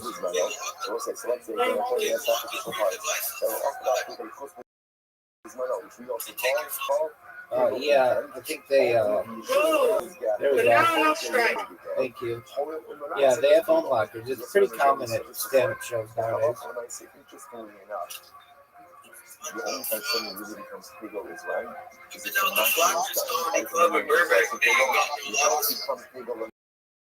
Yeah, flappers does. So flappers. I know some comedians there. It's completely different. Do you know Brendan Cooney? Yeah. Jay Leno's there all the time. Poor dog. All these cases are you accidentally put up these invalid sacrificial parts on his There we go, Mr. Aquarius. Don't take it 2 down. for 2. You offered up a karma. And you did it with the intention to eat it out of this permitted area. So I really should have offered up a Nice drive. If you did so, Excellent. All right, that's cool. Give it to me. Let's say, get a karma and come on with Most certainly. Usually in Beverly Hills. And it gives Vika. And then they put the sacrificial parts on. How do I know that I still leave them up there? The kind of people who technically speaking, they might be possible for this avoda, but they would be fit for Nice track, Mr. Aquarius. Hey, my man, I'm playing a game with my friend. So apologies, I can't talk right now, but I need to focus on this. We play every night.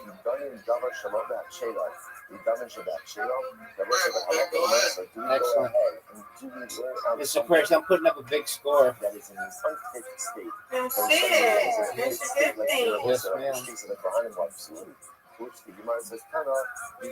Get it. Alright, get these. I can't do two. I cannot do two. Yes, you could. Yes, you could. You get the hit. Oh, almost. Great. You knocked that one over. That was big time. Oh, big. This is a big score, Mr. Aquarius.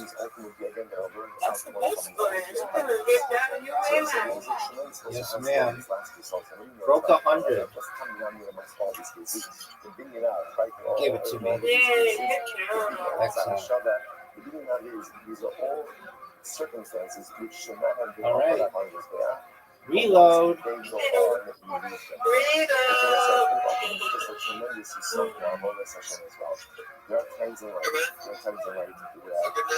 You too, buddy. Take care. Sorry, y'all. Let me look up real quick. You're good. At the end of the day, just decisions I've made, things I've done right, really compromised myself. And the truth is, I'm not fit to go on this path. So sometimes, even if you're not fit to go on this path, what do? Get on it anyway.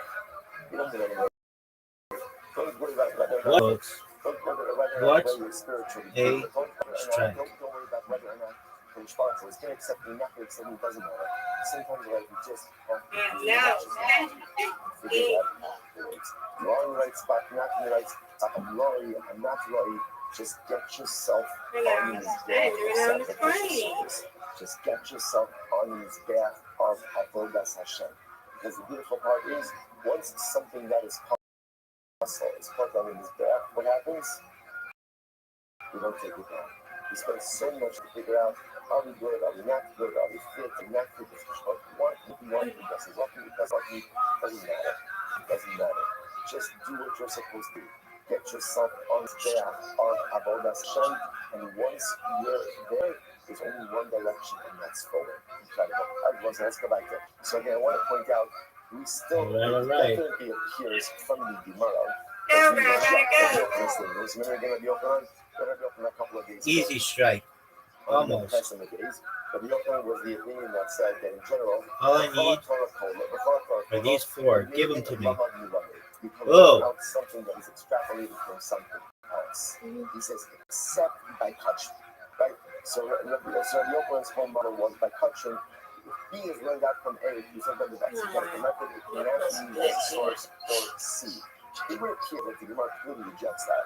Right, because we just spent the last 2 days focusing on how to use the exegetical methods, or what is the extent of use of exegetical methods to learn out after by conscience. So it appears that the Gemara rejects that, although again, we're pausing over here in the Sugya. All right, here we go. Okay, let's go back. Easy strike. Nope, not even close. Not in a million years. All right, but this for sure. These are inner katos. So let's say, remember again, even with the inner katos, remember again, there's not something actually inner katos. What happens? It depends on what kind of company. Let's say by Yom Kippur, you have blood applications inside the Kodesh HaKodeshim. You have blood applications outside of the Kodesh HaKodeshim in the Kodesh towards the curtain. You have blood applications on the inner Mizbeach. And then when you finish everything, what do you do with the remaining blood? The Shira done. You take it outside, and ultimately again pour it on the base of the Mizbeach. So my time, what's the reason for this one? As you sow these back ha'olah, Hashem has an armor. So it's actually quite incredible. Because the Pasuk says, what do you do with the residual blood? You pour it out at the big Mizbeach. Give it to me. That is at the entranceway of the armor. So here's what I want to point out to you. Right? So remember again. I'm just, you only need one picture more time again. Coming out, you give the inner kapas. You're coming out. Right? Now when you come out, the first thing you see is the Mizbeach. Now interestingly enough, the first thing that you see over here really is what we'll call like the southwestern side. Give it to me. What a strike. You see the side and One of the best strikes. But interestingly enough, I mentioned this before, the Mizbeach does not have the yesod. It does not have a base around all of it. It actually only has a base if you want. All right, good job. You want to win. Ooh. I win, you win, Mr. Burris. You win, I win. Undefeated in bowling, undefeated in friendship. Undefeated in friendship. Yay. Yeah, right. Thank you so much. Everything else, give me there because I go lay down. Yes, I will ma'am. talk to you guys for tomorrow, okay? God willing, take care, Mr. Burris. Thank you. So when you come out, don't forget, forgot this meeting. I don't know if you hope you can see this. I don't know. Oh, sorry. Good, better? Sweet dreams. Thank you, man. You as well. Positive encouragement, good hell, you know? Right, man. All right. Thank you, Anthony. So You're welcome, Mr. Burris. when you do the practice at meeting in here, so you come out. So the Gemara, it's very interesting. If you look at the drasha, so the Gemara says, the drasha of the Gemara is, I'm sorry, you said Mizbeach ha'olah. What do you do with the shira? Are you going to do with the leftover blood? The nurse I find me like that. I feel so exactly like there's contact my power. You spoke and you sold Mizbeach ha'olah. I said Pesach ha'olah. So it's interesting. So the Torah spill out the blood, remnant blood, by the base of the Mizbeach, Pesach or Moed. Spill out the blood by the base of the Mizbeach, that is the entrance of the Moed. Now, also, there's only one Mizbeach ha'olah. Right? There's only one Mizbeach, which almost like this Mizbeach over here, then again this, that little Mizbeach over here, that's what the Torah says for incense. There's no animal offering on that. So it's interesting. So Mizbeach ha'olah, that's this. Why does the Torah have to say that this Mizbeach ha'olah is Pesach or Moed? That's obvious. That's obvious. When you walk out of the Moed and you're in the Gush, you're bumping on your knees. What you're going to do is that. So to teach you that where It's a guy with the thing. pouring of the remnant blood has to be, the entrance of the Moed. It has to be on the Mizbeach ha'olah that you encounter at the entrance of the Moed, which is right here. Right here, on this side of the roof. So this will look like this western side. This western side of the Mizbeach, ultimately again, that's where you're going to put the remnant blood. So it's technically speaking, even if you pour it on this wood over here, it would also work. It would also work. But this one might say, I pass out support on Zaha Allah, I shall pass out Allah. Incredible. Incredible. So the Gemara goes like this. So the Gemara says, I read the Pagava Reisha. So ultimately, again, you do it on the side of the Mizbeach, which then comes first upon exit or Moed. Turn up on it. Turn up on it. You saw the Mizbeach Allah. The road you saw the Mizbeach happening. So first of all, the Gemara makes another drasha.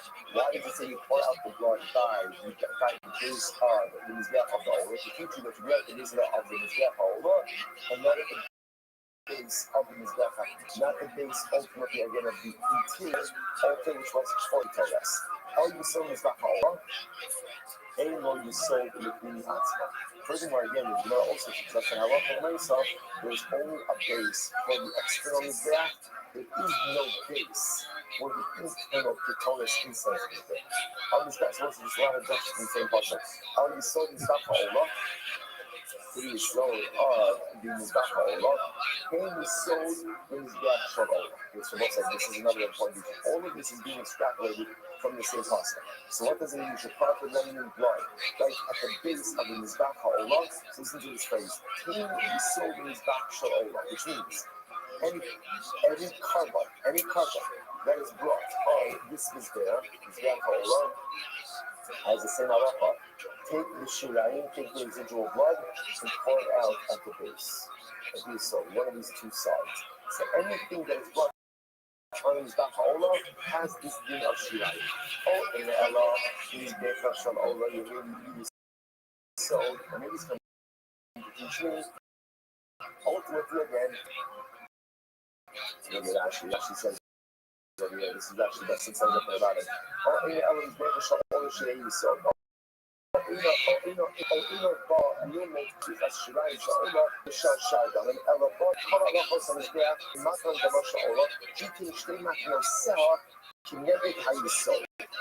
he's going to teach you something different. He's going to teach you, remember again, there were blood applications, we're going to talk about this.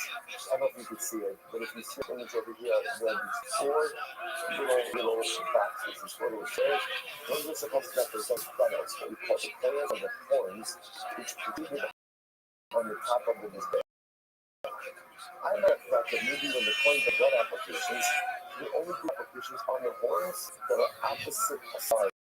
Ultimately, you're getting the base. Maybe again, blood applications only happen on corners that is on one of the sides where there is the soul space.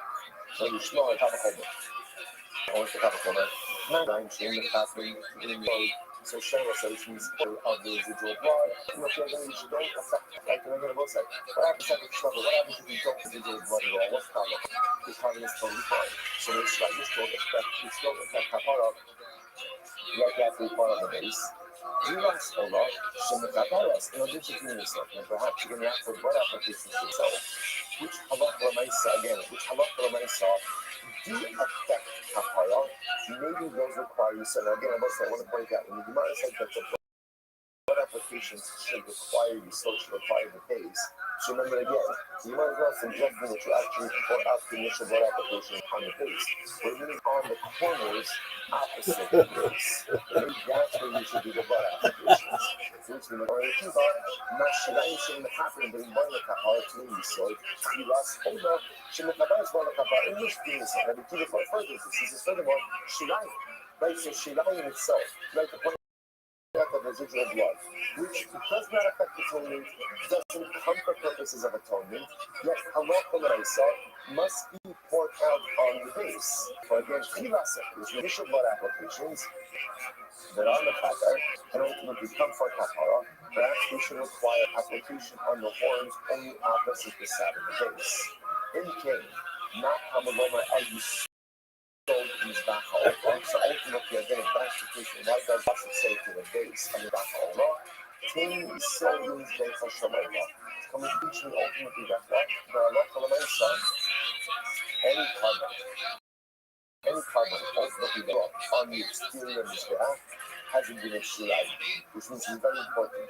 And the Mizbeach Ha'olah means anything brought on the Mizbeach Ha'olah has a similar halacha, which is residual blood poured out along the base. The base of the Mizbeach, incredible. On the mouth, you saw the Mizbeach, below you saw the Mizbeach Ha'olah. So So again, what's another drasha? And again, we spoke to the best as well, so it's just point out what happened over here. There's a lot of things that really happen. Remember, what did the Mishnah say? The Mishnah said that halacha, the Mishnah was speaking about specifically chakras inner chakras. And the Mishnah said that halacha l'meisa, that halacha l'meisa, if you go ahead and you offer up chakras community, you take the residual blood, like the leftover blood, and you go ahead and you pour it out by the base of the mizbeach. How do I know that? Because the pasuk says, "You sowed mizbeach ha'olah shepesach oil moed." You go ahead and you pour out opposite the mizbeach that you hit when you come out of the oil moed. So that teaches me again that I pour out shirayim on the side that I encounter when I come out of the oil moed. Incredible, that's here. But you might not took that pasuk and just used it to learn out a number of additional halachas as well. Now the Brisa is going to the Brisa is going to go through those halachas one by one. So let's go. So you know, Amarai, how you sold mizbeach, how old of the you sold mizbeach happening. So one of the halachas that taught me is it is only the outer mizbeach. Remember again, this mizbeach over here that has a base, right? But not this mizbeach, not the inner mizbeach. So the Gemara says, what do I see from here? The Gemara says, how many bindings do you say? What does that mean? How can you use that pasuk for a drasha? I need that pasuk ultimately again to teach you the halacha. Me'asher pesach or moed. That teaches me that again the blood application is done on the side ultimately again that you encounter when you come out of the or moed. Incredible. How you saw mizbeach ha'olah. So next to what's the pasuk said, what else from the mizbeach? How you saw mizbeach ha'olah. On the days you must say, so very thirsty girl. Right. This is one of those days. This is one of those days where I couldn't finish the dot. I need to quit my job. Like this is like you know, I say, oh, gosh, I'm good. You got this. So you want to say, so what next structure? How do you serve this back? Ultimately, again, cutting this back, whatever it is. Then you sold in his back shalom. So what does this teach me? It teaches you that halacha l'maisa again, quite literally. You but base to the mizbeach of the olah, which is not saying any cut effort on the exterior altar has a din of pouring out the shirayim on the base. That's what it means. So the Gemara says, this side I thought you would see is ultimately again, if you cross ultimately again the halacha l'maisa, that it's just as the pasuk is written, which means that the shirayim are the purpose of the nasi, because that's the context. Should be poured out on the soul. Any ultimately, again, then why would the concept be necessary? The shirayim are below copies. So the shrine ultimately again on the outside. If you take it's just passion shot, then why is the concept necessary? If you have shirayim, everyone knows that shirayim is poured out on the outer mizbeach. So this is very interesting. If you came out, I'm not a fraud, listen to this. The atik yefach. So this is very interesting. Let me take this outside or looking at the inside. So remember again, both like even in our limited exposure to kabbanos. So remember again, there's two different types of kabbanos, right? There's what we call the community's kabbanos. Kabbanos done primarily on the inside. And if you go on the inside, remember again, your primary blood applications are done where? They're done on the inner mizbeach. Versus kabbanos done on the outside. In which case, again, your primary blood applications are done on this mizbeach. So the most is very interesting. I might have thought that maybe there's like a little bit of a reversal going on. Meanwhile, maybe the halacha is like this: that if your primary service occurs inside, then pouring out the shirayim occurs outside. Primary service occurs outside, then pouring out the shirayim occurs inside. That's the Havamim. And when it says, Dr. Meifach, Kaplan in base 52a, I would have thought, with running the Gavai, so ultimately, again, stuff that is done on the outside should go inside. And items done on the inside should go outside. In other words, if your primary avodah is done inside, that's when you part the shirayim outside. And if your primary avodah is done outside, that's when you part the shirayim inside. That's what I have thought. So the Gemara says, well, 1 second, how could that be? In road we sold between atzma. So here's one problem. The enemy's there has no sold. We're going to get more interest, but remember, we're going to say, not just the chocolate that has a red, the base, but there's a drainage system over here also. That does not exist by this Yachapim. So how would you have a Havamina that you're pouring out shirayim by the enemy's death? It doesn't make any sense. To which the Gemara says, "Oh, in the Allah is back to already when you sold." Or maybe you know, as you just said before, the Allah for I say, what's Kalima? Kalima is anything offered up on that exterior Mizbeach, ultimately again has again ultimately again some maybe halacha l'maisa. What it's saying is whenever you do blood applications have to be done on a corner ultimately again that is opposite to the base. Maybe that's what's happening over here. To which the Gemara says, "Mixing how you say ha'olah." Does the pasuk say do it by the base of the olah, which seems to indicate that the blood applications themselves have to be done on corners that are opposite to the base. Whereas I saw mizbach ha'olah, it says mizbach yisod ha'olah. So that's right, I saw mizbach ha'olah. Hava k'sid yisod ha'olah, because the pasuk that just said yisod ha'olah, hava amina b'zikipa shal yisod. It's very useful. Usually the Gemara says like this. If you would have said you sold the olah, I would have thought that actually blood applications would go like on the face, like on the vertical, on the face of the ledge. Ultimately, again, the Hashim would say, "Are you certain is bacha olah?" Now that it's actually interesting, but you shall place it at the base of mizbacha olah to prepare the base. Ultimately, again, to the mizbeach. How so? So we must agago do so. Ultimately, again, just like halacha l'maisa. Just like halacha l'maisa, when we do blood applications on the get, it's done like on the top, on the back of the mizbeach. So again, when you go and you do blood applications on the soul, ultimately again, it's done on the top of the soul, the top of the base, the horizontal part, not the vertical part. That means smile. That is so down the cross. So why do I need a possible teaching that you put the blood applications on the top part, right? So on the roof, so to speak, on the horizontal part of the soul. So ultimately, again, the kind of kakos, which ultimately do not provide kapara. Yet, halach you place them on the top of the soul. So ultimately, again, tchilas olish in the chateres, elodin sheki'ina gad yisod. Or the more so, ultimately, again, so the tchilas olah, the zik of the olah, which is in the chater, certainly again, it should require the gad of yisod. I will say, we're going to stop with this for today. We're going to pick up so many of them. I'll say, all the ones over here, and we'll pick up more of this tomorrow, is the Gemara quoted the pasuk. The pasuk was necessary to teach us the halacha l'maisa. Blood application done on the side of the mizbeach that you encounter right when you leave the Or Moed. And now what we're doing is we're taking that same pasuk, making multiple drushes from it, and that's something we continue tomorrow. Shkoyach. Right? That's what we never did to everyone.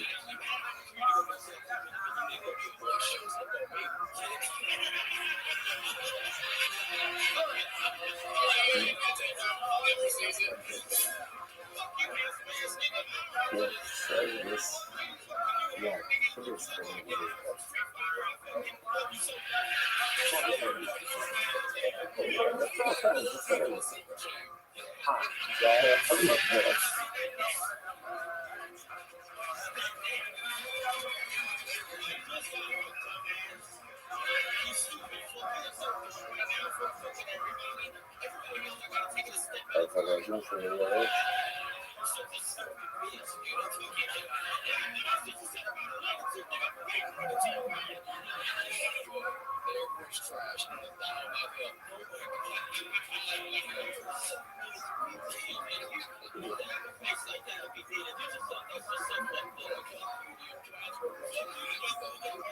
All right, so I said good morning, let us begin. So good to be left out of the so we have sometimes how much you miss something until you have it fast. Okay, so anyway, so let's go back to the beginning by saying all of our sponsors for this morning's show today. Our Comic-Con sponsors for the month of festival, Stephen Harizim, Rabbi Steve's father, how big Zim, Tzvi, Ben Chaim, Jeffery Rekha, and the teaching of his website. Learning sponsors, Kiwi and Julian Goldberger, as we discuss one easy and successful surgery from Ireland. Ireland is shy, done with the Esther. Ireland is having surgery right now at the little boy. The surgery should be successful, and the start should examine in one light. With the Atzlacha, with Fuel, Yeshua, and Nama. I've got few matches for today, and now this official in the Swiss of the Sarah Fellows and the healthy mother and baby for Sarah Miriam Bass Shulamis Chano, and Bishop Ayala Sarah Steinberg, who is supposed to continue health, Manas Harabas Sush, for an ultimate annual refuah. And of course, dedicated our women, especially one of God's well, to our should continue to shower us with drop off and slop off the shoe in the phone, the Solar Solos, the Amistar, and the Arab Sistra. Those who got for us when we were watching today, seem to be not for us, so we got a little bit of trouble. So today's daf is new. We have picking up in Yes Hashem on Memphis on the days, and we literally wrapped off last line on Memphis on days 49b last night. So remember again, you know, yesterday we went on it went on an interesting, not a tangent, but a side discussion. That side discussion is going to be the primary discussion for today's back, which is normally most of what we established in yesterday's back was we established that Allah for myself and Ola has Shvita and Kabbalah in the north, the Chatos has Shvita and Kabbalah in the north, and then Asham has Shvita and Kabbalah in the north. Now, interestingly enough, what else we saw was that the din of Safran, the din of north, was actually brought down in the context of Ola, and everything else is extrapolated from there. That then led the Gemara on an interesting discussion about when you learn something out from a drasha, can that then serve as the source for another drasha? So this is very funny because remember when we were doing this, we don't have, for example, chatas from Ola, right? So Ola has to be shown in the north, so we learn how chatas from that. And chatas then serve as a source for something else. So this led actually to put involved conversations where was going to get multiple iterations of this process. That's what we're up with today. So last one.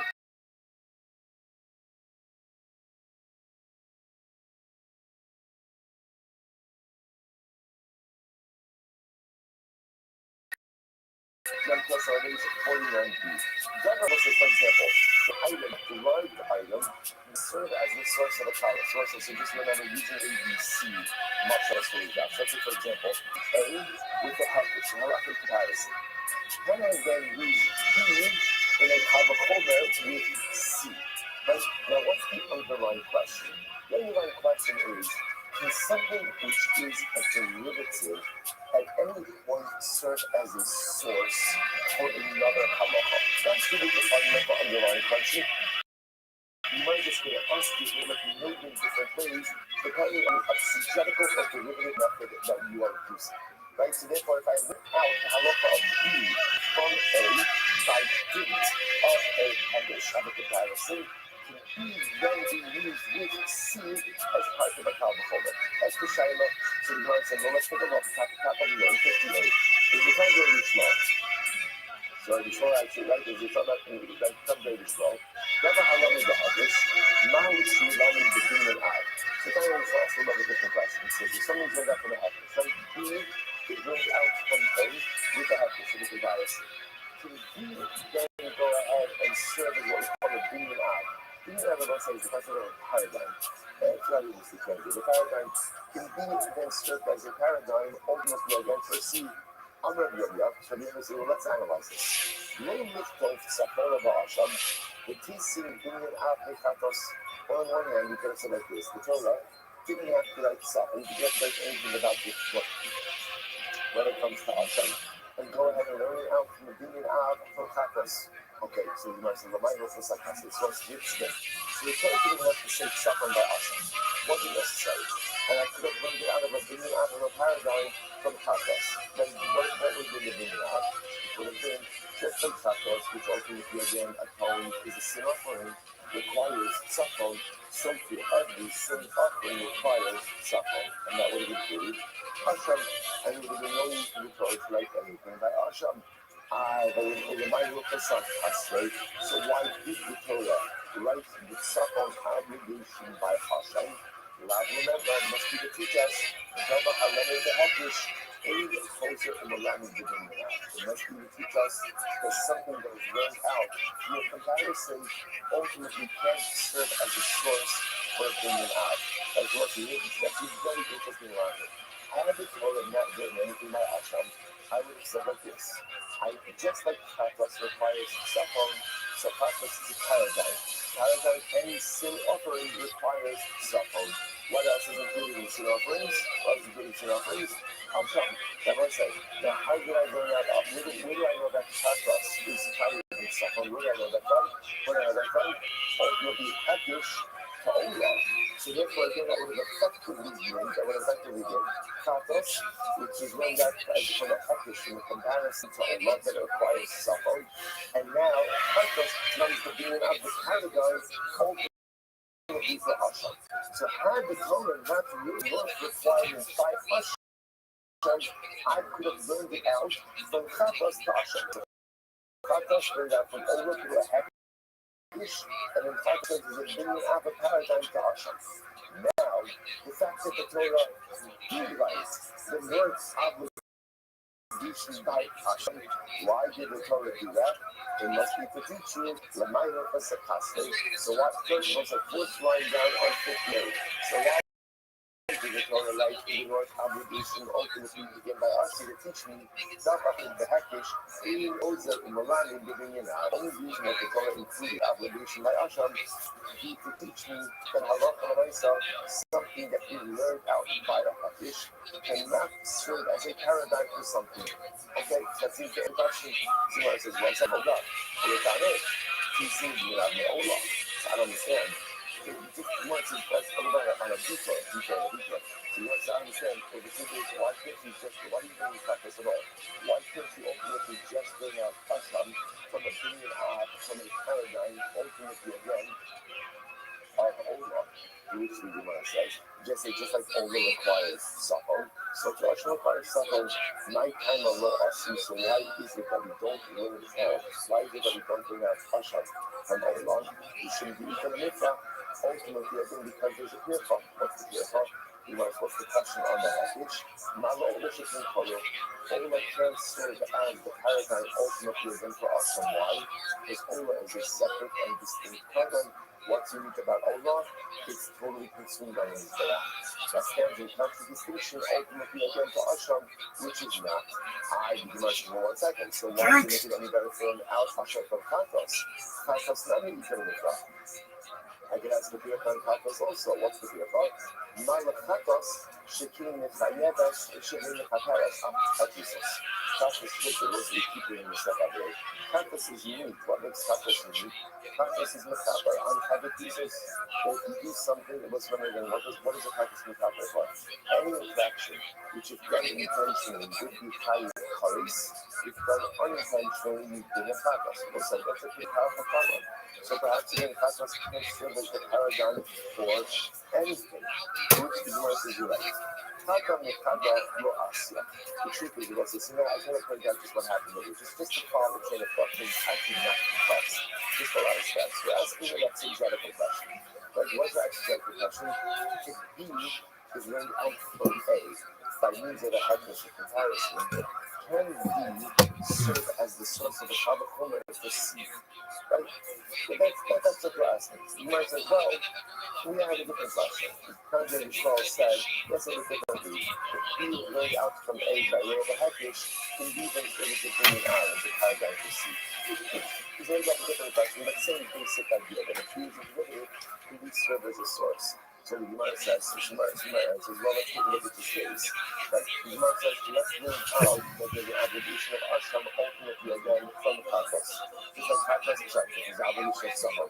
Obligation of work. Just like Katos ultimately again has an obligation of work. So you also have an obligation of work as well. You ultimately are going to bring it out. Now where's Katos itself going out from? Katos is going out from Olam. So the Katos going out from Olam by means of the Hadish. And then Katos also ultimately serves as a bringing out for Asham. Now the fact that the Torah goes out of its way to write a work obligation by Asham indicates to us that we don't want to use that method. Like because otherwise the Torah could have omitted another statement by Asham and the outside means of this limit. The fact that the Torah goes out of its way to state work obligation by Asham indicates to us that we do not want to use Katos as a bringing out, because Katos is going out from a Hekesh to hold on. Which the Gemara just essentially answers, well, maybe not. Maybe at the end of the day, Chatos is just unique because the Chatos ultimately again has a thesis. Ola is unique ultimately because it's totally contained in the Mizbeach. That's why the Torah has to go out of the tree to write support on your obligation by us. Which means that, okay, so now we'll say essentially what we have over here in front of us, a free cover us, ultimately again within your obligation of yours. And that Ola plus Hashem, all of them have the same mortgage. So the Gemara says, Covenant Hadala Asla. No one of these could have been directly derived from one other. Like, was it like you can't derive Chatas from Ola, Hashem from Ola, Hashem from Chatas, or Hashem from Ola. Right? So I can't, I don't need to derive anything. Remember again, Ola. Before we write it explicitly again. So I can't derive one from one. But the Gemara says maybe maybe instead of going ahead and having to learn out all three, we just going to learn out two third ultimate from the two that are vanishing. So we want to hate this. So we need to actually do this. When we feel Rahman Allah, so let the Torah not make any mention of Allah, of itself, of a northern obligation by Allah. The TC may Chatas for Hashem. And I would have said instead, once we know that Chatas and Hashem have a north obligation, then I would say that Allah has itself a north obligation as well. You want to say that's not going to work, why not? Because Chatas and Hashem are unique, or I should say, what makes them unique above Allah? The Chatas, the atonement, similar things. Therefore, they set the atonement. So therefore, if you would have just learned out that self obligation by Chatas and Hashem, I would have said atonement Kabbalos have itself an obligation, but not that I know it can die by Ola. So don't say anything about Chatas and learn out the northern obligation ultimately you're going to Chatas from Ola and Hashem. Malach is fine, it's not going to work. Ultimately, again, because Ola and Hashem are male animals, whereas the Chatas can be male or female. The Hashem. So don't say anything about Hashem and learn it out from the Chatas and Allah. There's a bunch of the both Chatas and Allah. Ultimately, again, it is a communal version of this carbon, which Hashem does not have. So that's what I want to say. So if the Gemara says it doesn't work, this whole thing ultimately again doesn't work. So there was interestingly enough, it does sound like halacha l'maisa. You can go ahead and take something that was right from the Hekesh and go ahead and use it. It does not as extra over, but at least ultimately again for a big out. Okay, so that's category one. I'm going to say, I'm going to tell you the backdrop to this is the same as Rabbi Yochanan, which we ended up yesterday back. What Rabbi Yochanan said. Rabbi Yochanan said in general, the Kol HaTorah Kula, throughout the entire Torah, you're making a lamad milamad. In general, Rabbi Yochanan says in Kol HaTorah Kula, you could use a derivative halacha as a source for something else. The only place you can't do this is touching. Now, our Gemara now is disagreeing with that a little bit, right? Our Gemara seems to be analyzing the possibility that halacha l'maisa you can use derivatives to use a source and we're going to reconcile that in a little while. Next, let's say that sorry, point down. Well, let's go over that. So next, Shabbat is the Shabbat, Marshi, Lami, Bahadush. Next question. What else are we learning that when it's the Shabbat? Here, let's say B is learned out from A, is derived from A. We use it in the Shabbat. Okay? What's the halacha Marshi, Lami, Bahadush? And then B is used as a source for C with the Hakish. Look at the comparison. What Papa says, Zos, Toras, Zerach, Hashtamim, in our Torah. So the Pasuk says, remember the Zos, Toras, Zerach, Hashtamim, this is the halacha Hashtamim, Asher Yaakov Hashem, in our Torah, so it says, after Torah speaks about Shlamim, the Torah next pasuk really speaks about carbon Torah. Now, Maglu, listen to this, the Maglu, Torah, Shebanim HaMaisa. So it's interestingly enough, the halacha is actually passing halacha that a carbon Torah can be brought from Maisa Sheni. If you have a Maisa Sheni animal, ultimately again, you can go ahead and bring a carbon Torah from that. The Maglu Torah, the up to the car. If you go across to the right, you're not seeing that 10 lines up. So that's the Lamadu Toda. You can't act as Mishraman, Shabbat and Amaiser, in English, Pishas Nidro. That's the Habal's message. So it's interesting, the Kabbalah Toda can be brought from Ma'aser. Fascinating halacha. Rashi here, this only works if you do it at the time, if you stipulate this at the time that you make the neder to really come and go there. Okay, so you have to find shlamim the asini meiser. So we want to say, since we find that shlamim can be brought from a meiser sheni, and shlamim, says, and remember, what's the idea? Since shlamim can be brought from meiser sheni, and carbon toda is juxtaposed to shlamim. Therefore, just like shlamim can be brought from meiser sheni, so to carbon toda can be brought from meiser as well. Shlamim be finding, how do you know that a carbon sheni can be brought from meiser sheni? It's actually very interesting. Remember what meiser sheni looks like. Meiser sheni is under produce, right? So what do I produce? Well, I live in Tel Aviv. I don't want to take all of my produce because that's what I do. What do? I give it on to money. I take the money to Yerushalayim. Now what it's telling me is, watch this. I can take my money, go to Yerushalayim, and use the money to buy a carbon shlamim. Not only that, I can also use the money to buy a carbon toga. So I like what now it works like this. Since I could use money to buy a carbon shlamim, and carbon toga is juxtaposed ultimately again to shlamim, that just like you could use meiser sheni for a shlamim, you can use meiser sheni money for a toga. Beautiful. This works in 4 seconds. How do you know that you're allowed to use meiser sheni money for shlamim? Where did you get that from? To which the Gemara says, the Gemara says, Sham. Xer Shava. It's Xer Shava. Ultimately, again, it says Sham in the context of shlamim, and it says Sham in the context, ultimately, again, of meiser sheni. So let's say, you see it happen over here? So the Gemara just went ahead and learned out that shlamim can be brought from meiser sheni to the Xer Shava. And then use shlamim ultimately again as a hekesh, as a comparison to carbon toga. And since it's juxtaposed to carbon toga, just like shlamim ultimately again can be brought from meiser sheni, so to carbon toga. It's incredible. So what is this an example of? This is an example ultimately again of a derivative halachas being used as an hekesh for something else. So remember, shlamim is learned out from a Xer Shava, ultimately again to meiser sheni, and then the juxtaposition of shlamim to toga tells me that just like shlamim can be bought with meiser sheni money, so to toga can be bought with meiser sheni money. Incredible. So just an example of using this exegetical method. How many of you read Rabbi? So it's not a totally different passage. I'll tell you why. Meiser doesn't include the humble. Again, I'll say remember again, we're asking this question in the context of touching. Right? All these exegetical questions are exegetical questions back to us in the context of touching. Which the Gemara says, meiser sheni is fluid. Right? In other words, it's a designation ultimately again on unconsecrated produce. So that's really helpful to our particular question, right? Our question at hand ultimately again is the use of derivative halachas in touching law. But meiser sheni is not really touching law. Meiser sheni is much more considered to be fluid. To which the Gemara says,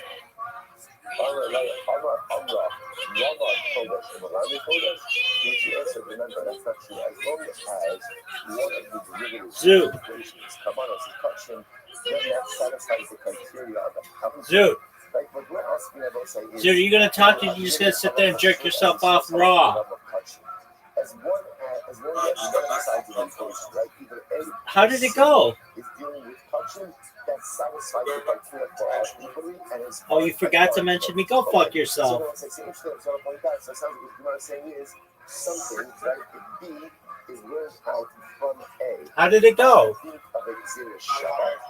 B can serve as the source of a hekesh with C, right? How do we know that? Because shlamim, we learn that shlamim. Did you watch? From meiser sheni through a Xer Shava with meiser sheni. So shlamim is the B, meiser sheni is the A. and then All right, services well, mentioning it, you douche. the juxtaposition to You could be like, hey, shout out to the funniest motherfucker on the internet and the best, sexiest, and most handsome mini golf player in the world. Zoot, are you ready for your invitation?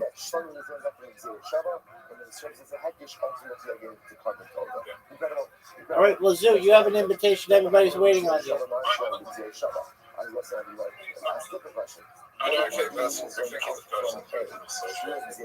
All right, that's cool. Zoot, I sent you an invitation, and now I'm waiting on you.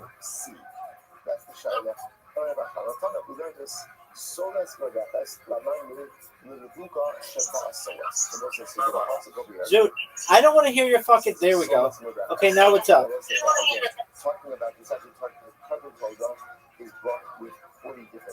Zoot, are we gonna do a countdown for?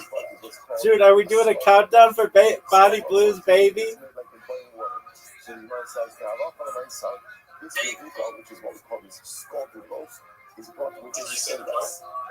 Zoot, when did she do?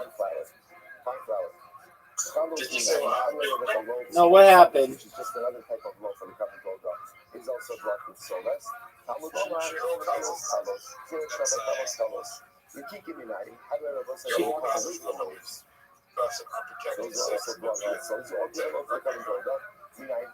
And did it happen?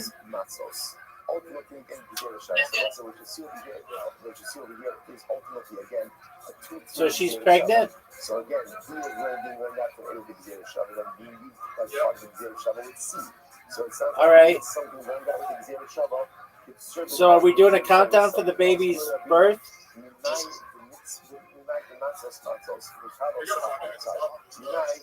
I know who the father is. Their name is Zoot.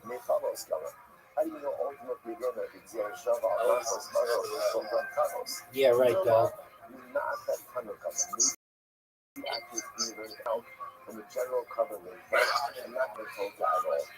Zoot, you are the father. Dude, look how good a shot this is. Look how.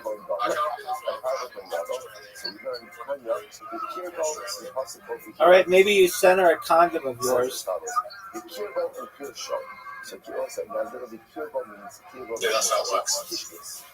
Well, it could. You never know, big man.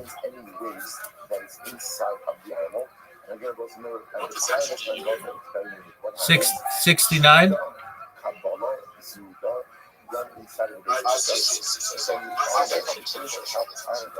You think you have a better shot than mine? I think that you're wrong. Oh, I just helped you. Zoot, I just helped you in the biggest of ways.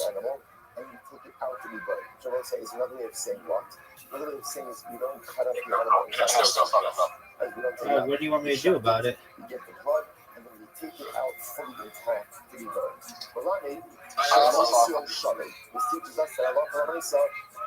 No, you're not. What up, baby? I talked about it with Riser Day. We think that you have the potential to maybe be a good dad, but not right now.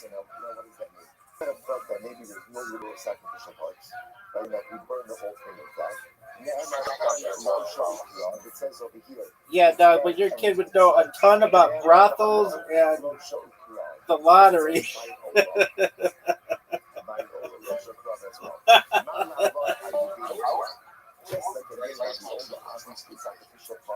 All right, dude, that was a funny fucking joke.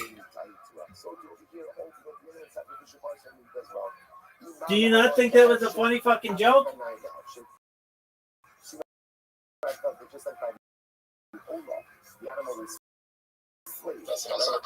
Go fuck yourself. You know that was hilarious.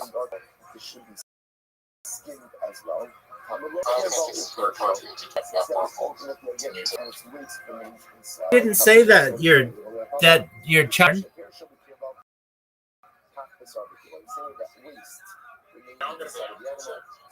Yeah, dog. Are you ready? Big dog. Are you ready to be an uncle?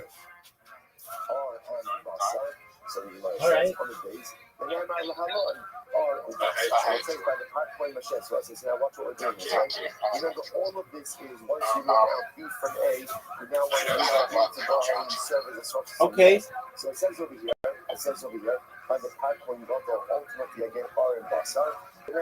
Dude, are you proud of that shot? Parkway Mashiach. R and Basar. So remember, R, Basar, perish. It says by the Parkway Goto. Oh, one of the best shots we've ever seen. Zoot, did you see that shot? Zoot, did you see that shot? Just like ultimately again over there, we remove the sacrificial parts that cutting up the animal. Afkan ayidin to action of the half. So too over here, ultimately again, we'll go ahead and remove the sacrificial parts. Zoot. Cutting up the animal. So what we just done. Zoot, did you see my shot? Oh, what did I do? Oh man, I accidentally. It was an accident. How does Zoot have a lead on me? It was. I didn't mean to do that. You're just keeping it back from your mind. All of these scans and What a shot. What a fucking shot, dog. Did you see that?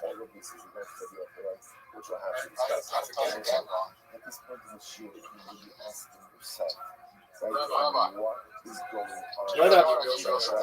Just like Moses, I just want to point out why a survey like this is incredibly important. Dude, are you seeing this shit? The process is just as important as Zoot, you had a perfect game going. As the job is complete, at the end of the day, who cares how you got there? And that is Zoot, you've never beaten me on this hole, I don't think.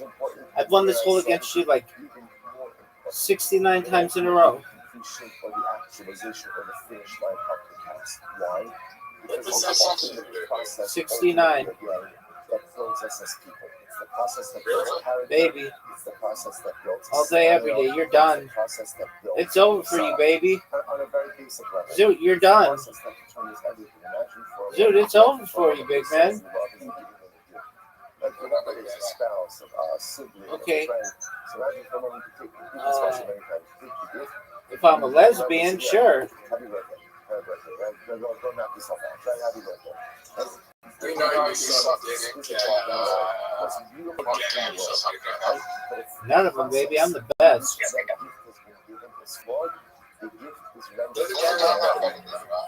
Nope. What makes Torah beautiful? Yeah. It's a willingness to toil in it. And a willingness to toil. I'm way better than you are at that. I don't necessarily know what's happening every moment. Even when I'm wondering to myself, why do I have to do this? You ever have a conversation with someone who you love very much? And perhaps, it's a spouse. And you're wondering to yourself, why are we having this conversation? Right? Maybe we've spoken about this 50 times already. We've had the same exact conversation over and over and Yeah, over. baby. And you're ready to say what? Okay. Then let's see it. We still got this. And yes, actually, I agree with you. Like, we're not even on opposite sides. I said I agree. I said you're right. I said I'm sorry. Just give me a moment.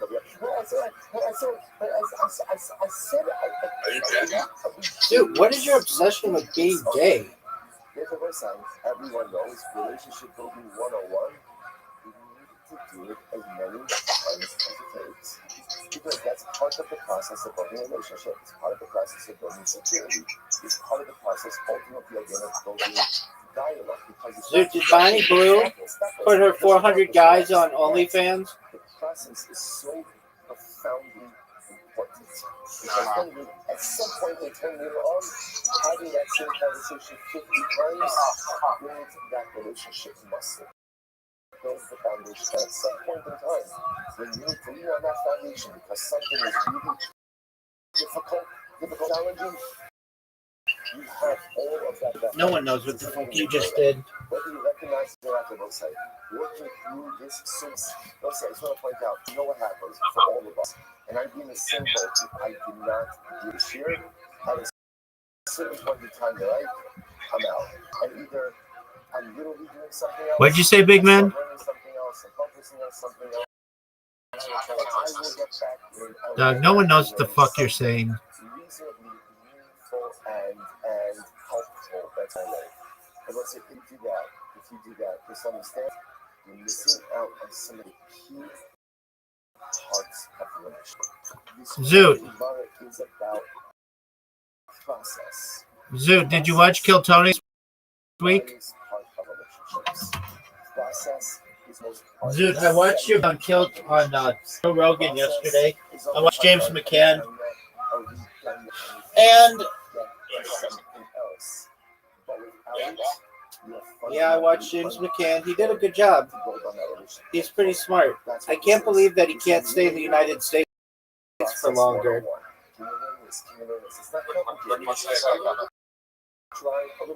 He said that he has to go back to Australia because he can't stay in the States. Along those lines, what was inferred. And I don't think that he has a work visa. If somebody is learned out from the zero Shabbat, right? So again, B is learned out from the zero Shabbat. He's already married. He talked about he has 4 children. Did you know that? In multiple different generations. So the Gemara says, Gemara says, of course you can. It's a Kalvachomer you can. Which is the Kalvachomer. One of them's unborn. So I'll say one of the things we've established is if he is learned out from a Hekish with A, B can serve as a Hekish with C. Now that was learned out from So why did you resign? Is that either from Rabbi or from Rabbi? And I will say B is learned out from a Hekish with A, B can serve as a Kalvachomer with C. Now that we learned in yesterday. Oh, we just learned. We kind of going to be smart. As we just learned, sometimes very short. That's what we just saw before that we're done. So the Gemara says, Gzera Shava. And the Ramedas Bahagish, Migla Papa, so the Gzera Shava can be learned from the Hakish. In other words, if B is learned from A with a Hakish, with Gzera Shava, can then serve as a source of the Hakish. That's the Papa. In addition to the Kappa, of course, freeze is a Kappa. Interesting. So you know what? It's this up with the Kappa. Not from the Kalvachomer, that is beat out from the head, from A. Ultimately, again, with the Gzera Shava, ultimately, again, B can serve as the Kalvachomer with C. Incredible. So, honey, is the so that makes sense if you subtract the above. And the nonetheless, it's Papa Michael, but ultimately, again, if you don't subtract that Papa, what is there to say? And the Kalvachomer.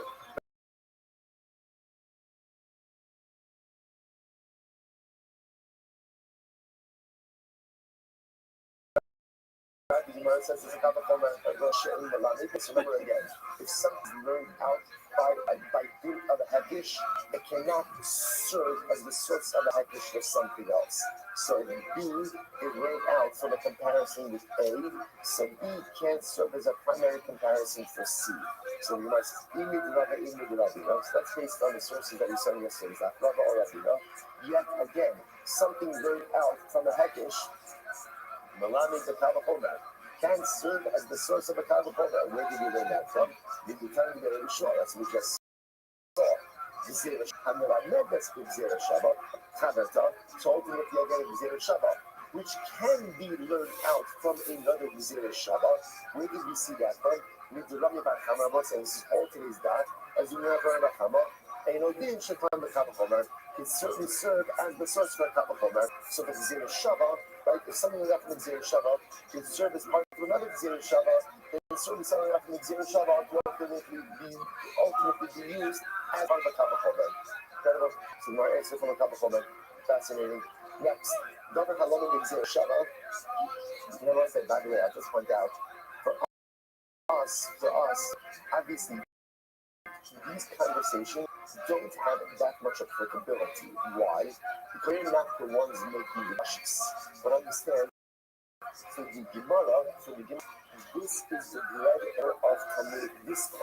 Because we're going to both say, this is talking about the mechanics through which you can learn things out. So these are these principles, again, for us, like I said, we're not making the judges. So for me, I'm just like, tell me what we do. Just bottom line, like, tell me what we can learn. Because I'm in base measures, trying to understand what it is or not from A to a proper format, can I use it for hedge, can I use it for This is it. This literally, again, I will say this is where the magic happens. You know what that feeling? That's the magic happening, right? That is the magic happening, right? So, because again, this is exactly, that's how we answer this. Determines how pretty much like the rest of Shas is going to be structured. Incredible. Next, now she being out. So that's interesting enough. If someone is flipping zero Shabbat, then it's a paradigm. So B, the word out from A with the zero Shabbat, can B then serve as a binyan out of paradigm, which the word says, take it. Interesting. Yeah, okay. Next, down on the Kavachomer, now she learned the Hekish. If somebody's going back from the Kavachomer, so B is going back from A with the Kavachomer, so ultimately again, can B be used with C as a Hekish? So you might see Rabbi Yochanan, Malamed the Hekish, some side, Rabbi Yochanan, Rabbi Hekish, we got Papa, who's going to see a face of Yochanan, Papa. The Kavachomer, Halamed the Hekish, the Yitana, the Rabbi Shmuel, so what's this thing? The Kavachomer, that's going back from the Hekish. Ultimately, again, from Rabbi Shmuel, you might listen to this. So the Gemara says, I'm sorry, Kavachomer Halon the Hekish, we tell Rabbi Shmuel, Eino Din Shilana the Hekish, so Hadikal Rabbi said, Papa, that works fine. Ultimately, again, he says, that's the deal. Papa, Eleman, the less they do that, Papa, might be coming in time. But if you don't subscribe to that, Papa, I will say again, this is all just mentioning all of the sheetahs that we have seen in the last 2 days. So what is there to say? Take it. What is there to take it? Okay, next. Someone is going to the Kavachomer, someone says, so B is going out from A with the Kavachomer, can B then serve as the source or as part of the Gzir Shava with C? To which the Gemara says, Kavachomer. Which the Gemara says, yes. The answer is yes, based on the Kavachomer. Or I should say, the answer could be found based on the Kavachomer. What's the Kavachomer? The Mark Gzir Shava, She'ena, maybe the Hakisha. So this is this. So something out from the Gzir Shava. If something is going out from a Gzir Shabbat, it cannot be used as part of the Hakish. Need Rabbi Yochanan. So let's get Rabbi Yochanan. Yet, the language of Gzir Shabbat is Rabbi Chaba. Yeah, the book says something out from the Gzir Shabbat can be used as a source of another Gzir. That's Rabbi Chaba. Therefore, Kavachomer, along with the Hakish, therefore, Kavachomer ultimately, Kavachomer Rabbi Hakish means Rabbi Shmuel, in addition to having Gzir Shabbat. So we can serve as ultimately again Gzir Shabbat. So therefore, I can say, based on that, the Gemara says that something going out from a Kavachomer ultimately again can be used as this for Gzir Shabbat. Fascinating. One more piece from our side. Madavar Halamed, done the Kavachomer. Now showing the Kavachomer. So it's an interesting question. If B is going out from A with the Kavachomer, can B then serve as the Kavachomer, part of the Kavachomer with C? So the Gemara says, Gemara answers, Uma Gzir Shava Shelo made with a Hesh, made Rabbi Yochanan. So the Gzir, right, something that happened in Gzir, ultimately again cannot be used as a Hesh, that's Rabbi Yochanan. But not the Kavachomer, yet can be used as a source of Kavachomer. Kid the Amr, as we said, Kavachomer Halome Hesh.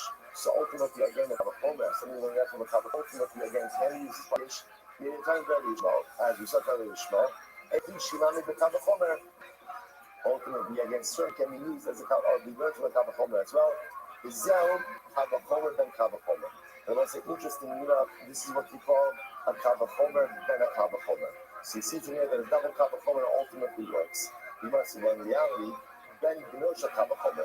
In reality, the boss is actually, what you just mentioned, actually a 3-tier Kavachomer. Hello, Kavachomer. Right, the Gemara says it's the Kavachomer. What's the Kavachomer? That was remember again. The Gemara is asking over here something learned out. That's the last question. If something that's learned out from a Kavachomer can again serve as a part of the Kavachomer. B is learned out to A with the Kavachomer. Can B then go ahead and ultimately serve as a Kavachomer with C? The Gemara says that's a Kavachomer, not Hekish. Sheno Lamed the Hekish. If B is learned out from A with a Hekish, right?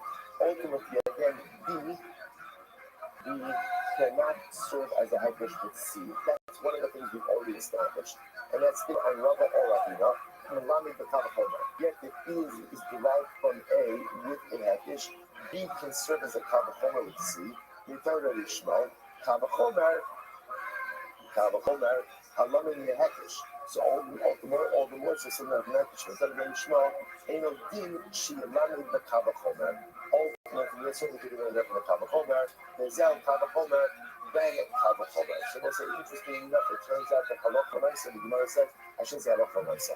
Based on what the Gemara is saying over here, is that if B is learned out from a Kavachomer with A, then ultimately again, B can serve as a Kavachomer ultimately again with C. Next, Davar Kavachomer, Rasha Binyan out. What's the next question? If B is learned out from a Kavachomer ultimately again with A, so again, can B, cannot Kavachomer ultimately again serve as a Binyan out. What's a Binyan out? A Binyan out is a paradigm. We used to translate as a paradigm. And it creates a paradigm, and if anything else that kind of fits in that paradigmatic framework, we'll share this about. Let's remember again, we started with this. This was the beginning of today's daf. Right? They wanted to suggest that maybe like Chatos, like Chatos becomes like a paradigm for sin offerings, and therefore Asham will automatically be included in that paradigm as well. So now the Gemara switches gears a little bit while we start this. The Gemara says,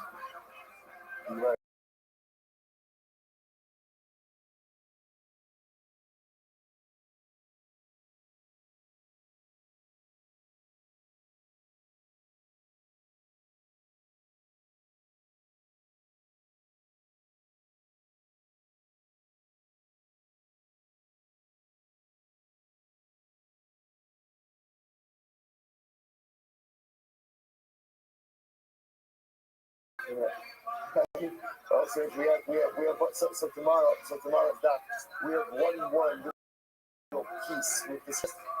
I know it's like we've been through every single exegetical combination possibly known to man. There's actually two more left. We'll get to those tomorrow in Yom Hashem. We will then see the halacha of nice on this, and then in Yom Hashem get back to the sugya. Yom Shkaya.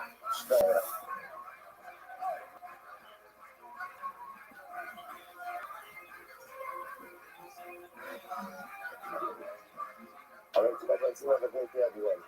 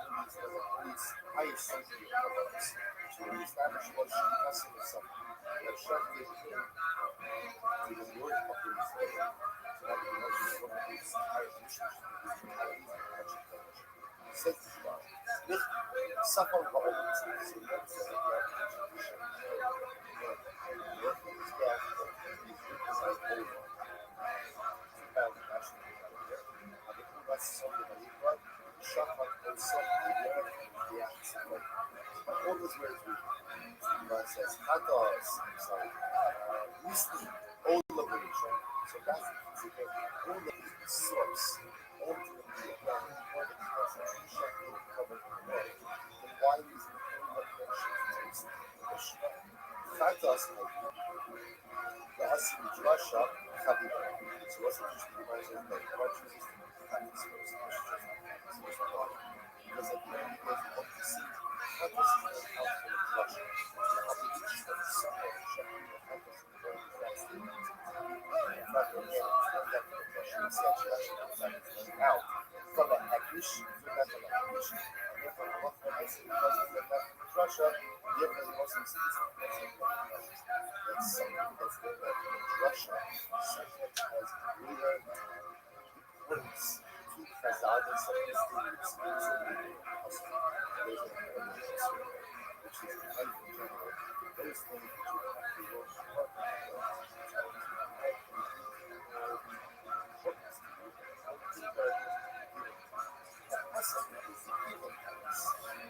Russia, you have to work. Therefore, sometimes the missionaries in Eastern Kingdoms, for example, Russia first, why? Because everything more special to Khazar and what the government principles.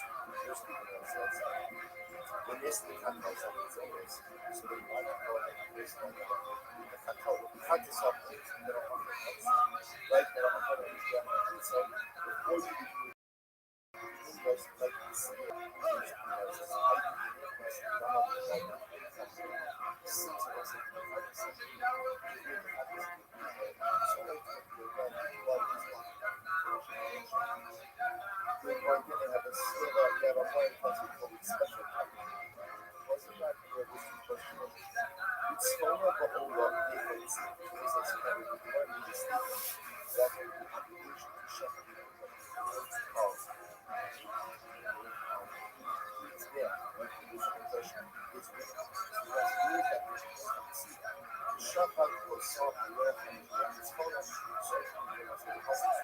you shall go and shall eat to the world of his back.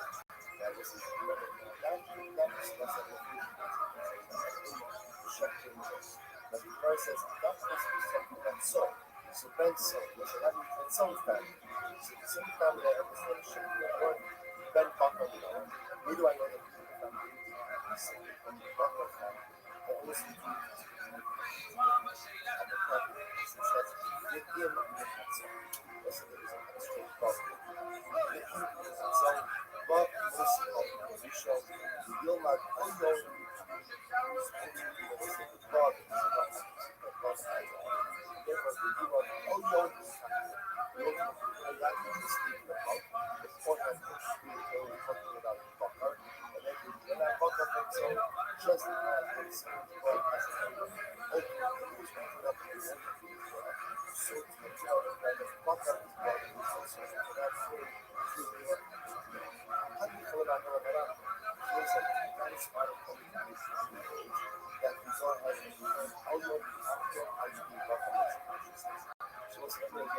this is a legal that we learn out Elyon.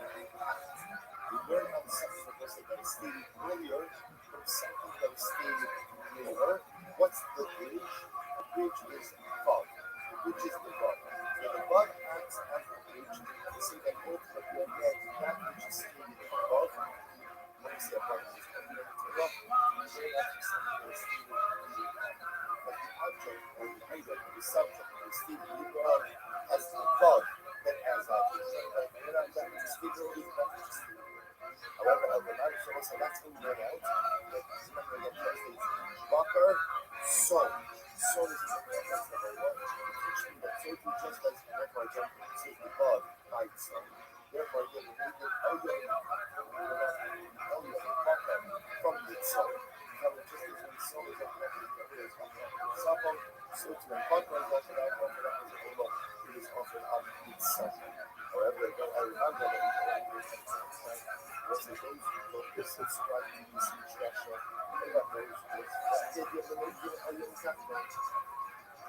Grew about. So what is that? So Simon get me the message as a message of this is talking about Rabbi Hashem Kolis. And so this person knows that Hashem Kolis is Rashi's father and Rashi.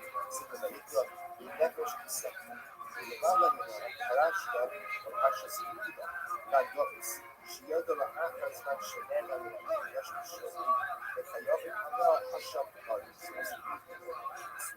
The Torah states, Galactic Hashem level, so that the Hashem Kolis is a situation where a person may have committed but they are not sure. Now immediately to see that concept is the section of the kingdom where a person is used to exercise his property illegally. What's now left to go ahead and use these property rights? Hashem God. Now watch this. He says this way. So this side of the kingdom, the time was something he wants Hashem family to go and move on. So what's the latest constitution? The one to see the one that he wants to the justification and ultimately the Hashem family to teach you that if I commit an act of something evil, I commit an act of something wrong, what do? I have to bring Hashem family.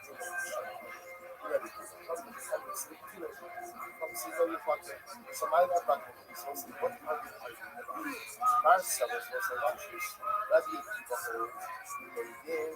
Rabbi Akiva holds that what we made in Elyon After. We go ahead and earn out that which is stated above, that which is stated below. Therefore, there was which is not and then has the question of Gila and the question of Hashem. Tell me that God. If I make this act of something Gila, therefore what? Brings Hashem and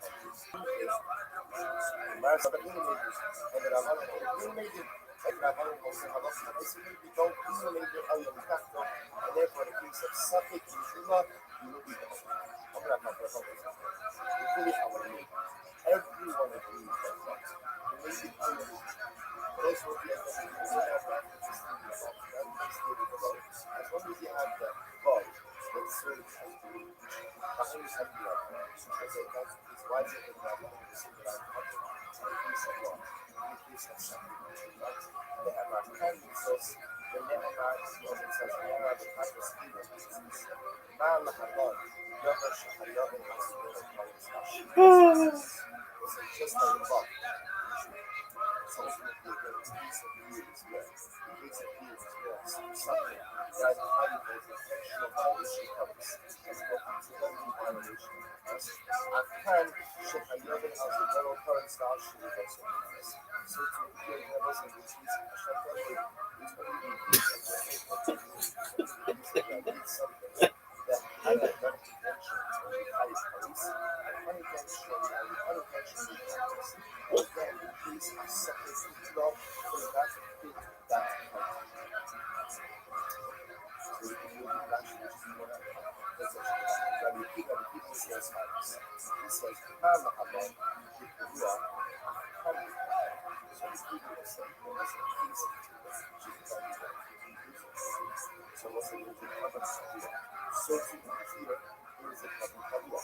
That case not just which must be question of Hashem, this conflict is also similar. Not just which must be question of Hashem, which is similar. So let's leave it there. See, consequently, the enemies will say, oh, that was the ability. The fact of an open to a thing is a public that is, Rabbi Allah, Athos, Adam Kavua, the unpunished. Just like you had the bottom canvas of this was coming Kavua, or an life conscious of this was coming with some value, independent of the person's personal financial situation.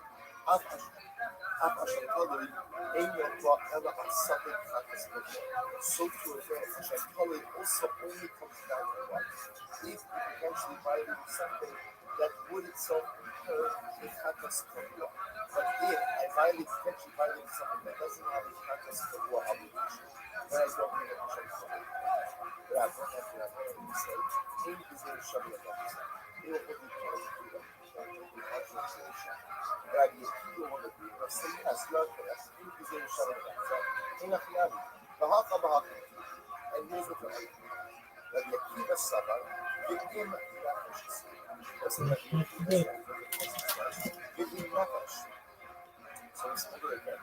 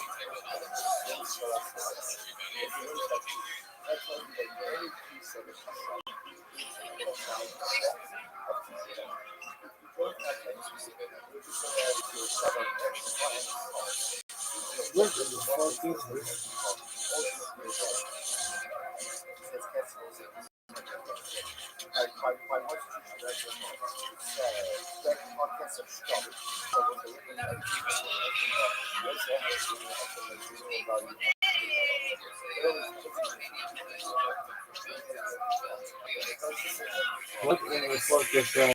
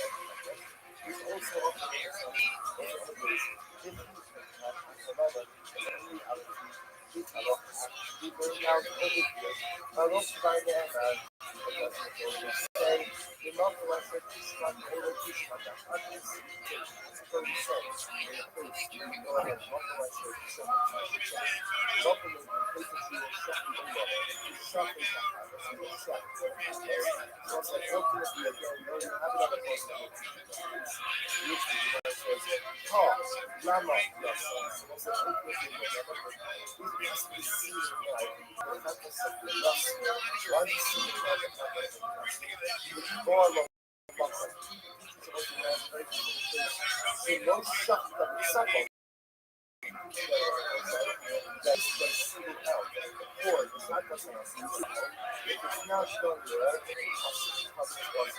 עד שאומר כך יוצא, או הנה אלה שזה כבר ספר, ואין If you have a together, how do you discuss about the context of the message? The context of the message has to be done with science. We already have a question. Why is this context single? So maybe it's the reaction that brought emotions that kind of suffering, that it has that kind of suffering. And it's really sort of like, maybe it's not the context of this. Why is it suffering? Why is it more? And that's what it is. And no matter, God has the context in one country. In other words, the person says no, you shall check the context in the police. Yeah. Runner out with both of those to YouTube emails itself. I said that wasn't general speaking. This is a paradigm or principle. What's the principle? Every single practice has to be set. So watch this. So let's say, here's what I want to do. I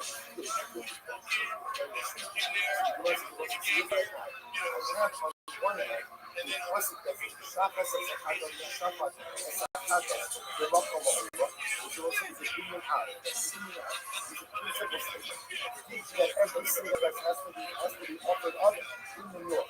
I will say, I have another possibility, which is what? The Chagos of the Nasir has to be offered up in New York. I will say, that the Chagos of the Nasir clearly says that it's not done to clear out the water. It's not done by it. It's not. It's too much. Now watch this. Ashkenaz, Seer, Nasi, being the Mitzvah, being the Hasbir, being the Achim. Now watch this. By the Chagos of the Nasi, so I know that cover has to be offered. Was the time that has to be offered up in the north? Not just the Mitzvah, listen, but the Chatfilah, that's the Chatfilah, but the Ra'aki, listen, Ra'aki means what? Even the Yad, in other words, that if you don't do this, the covenant will be possible. Shara Chatfilah, I will say, the Chatfilah, actually, from the Mitzvah, Ra'aki means that. I will say, now, but I don't have to talk to you. I know that, you know, it should be offered up in the north. I know that. But I don't know that. I don't know that it's not. Let's see what we want this. Let's see what this is about. Let's see this.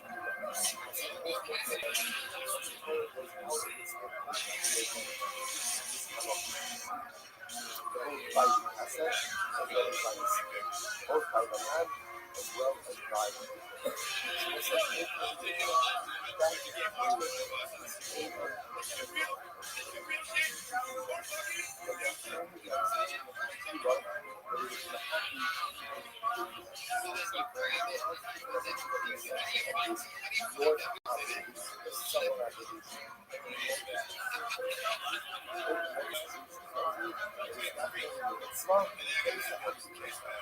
Allah is so long.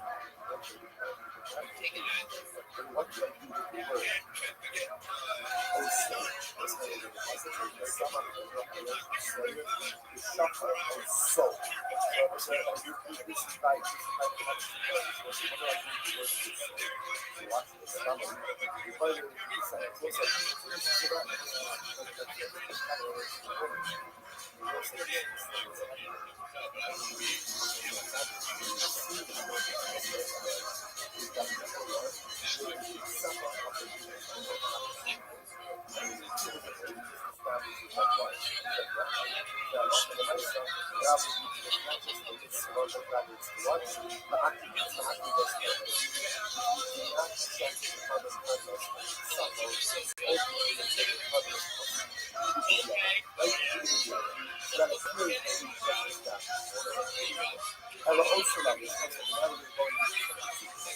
Tell me, what do we do with people? So, like a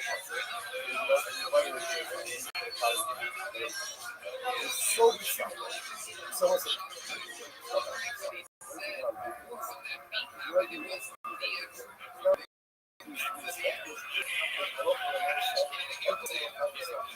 That's how you put it up. and it's not. Listen, so that's the case. That's the case. So the pasuk says, "Sama kasiyado alom hakatas." So you go ahead and put his hand on the head of the This is the hakatas. Then what happens? The shachar is so mekatos. The makom hachayish hakatas. You will check it also in the book, essentially. And I said, also is what? Also is what? So it's a literally statement. It says, this is checking this one. It's nothing, it's something else is not. And what's the something else? So the useless establishment that what? Every other context is separate. So we'll say, he's been a chatos, and it's not checking anymore. So this Gemara says, it's funny to us. Because also with Salmon, there is severe natural. Yes. What's that? That's ultimately again the severe natural. So that's the title. That's the Messiah Maction. Siri Kalikas Messiah Shimo Paras. This is kind of when you look at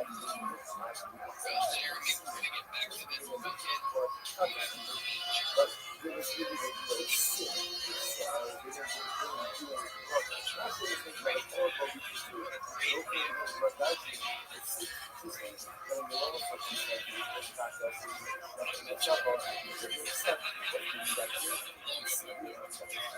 It's not just open, it's not so, it was not real chapels, it was not the time that some of the ago, our locals, was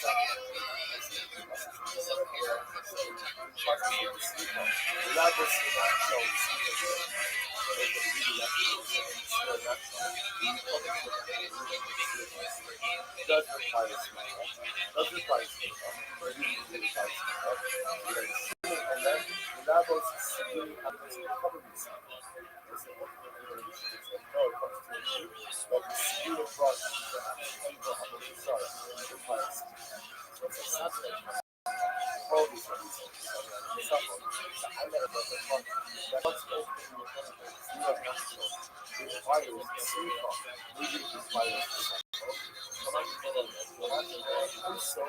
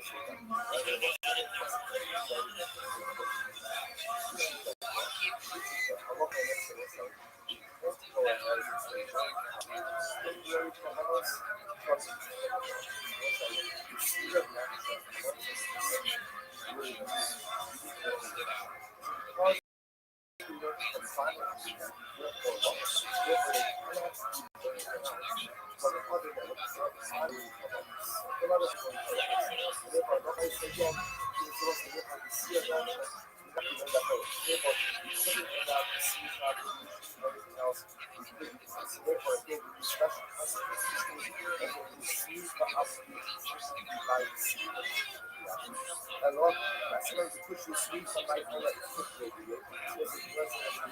do I need a special keyboard? CMS requires C. After all, just enough to clean it up in that other panels, which we're going to essentially say, out, C so that you can out. Why not? Because that would require you to learn out CMS, which was a run from Frankfurt, and that's the LOC itself being short of itself. What about the LOC itself being short of itself? What about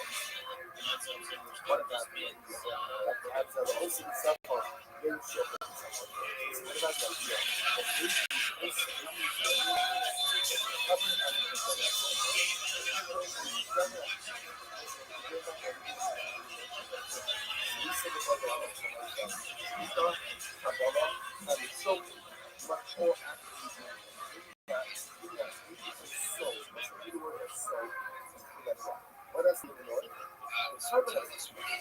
Listen, I understand that you guys can be in the room. And tell us to be in the room. You can show people yourself. Maybe they play about themselves. Or you can show people yourself. It doesn't have to be good. Or listen, let the show people yourself. Let them stand somewhere outside of the room. He's talking about someone. She runs the only Pidaro pizza someone. Yoshi could have someone Mishko, but it looks like it was a record as far as maybe that word was soul, died the context. That's when the animal is something else that you much more. And I looked at myself, so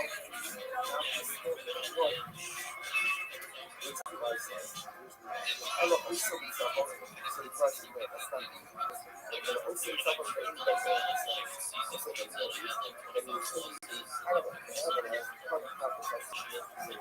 animal lifestyle that has to be opened up to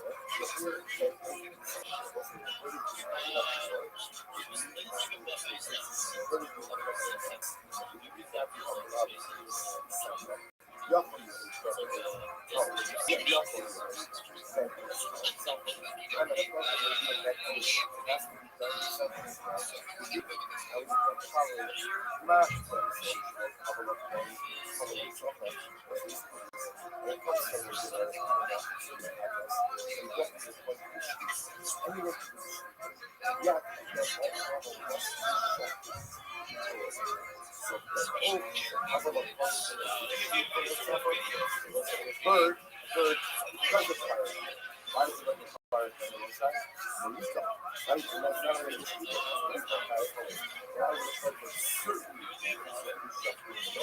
Amazon also livestock, butter, soul, but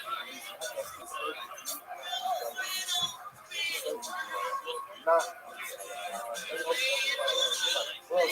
not living soul.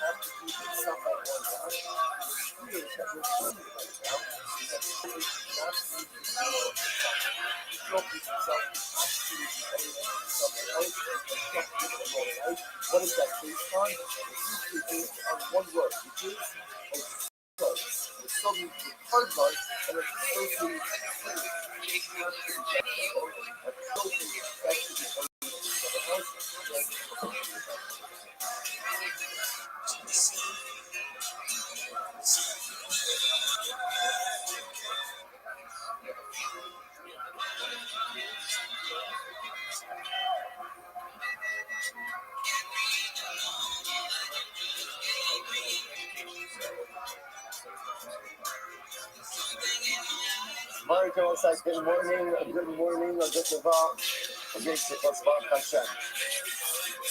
Hello, great. Good energy.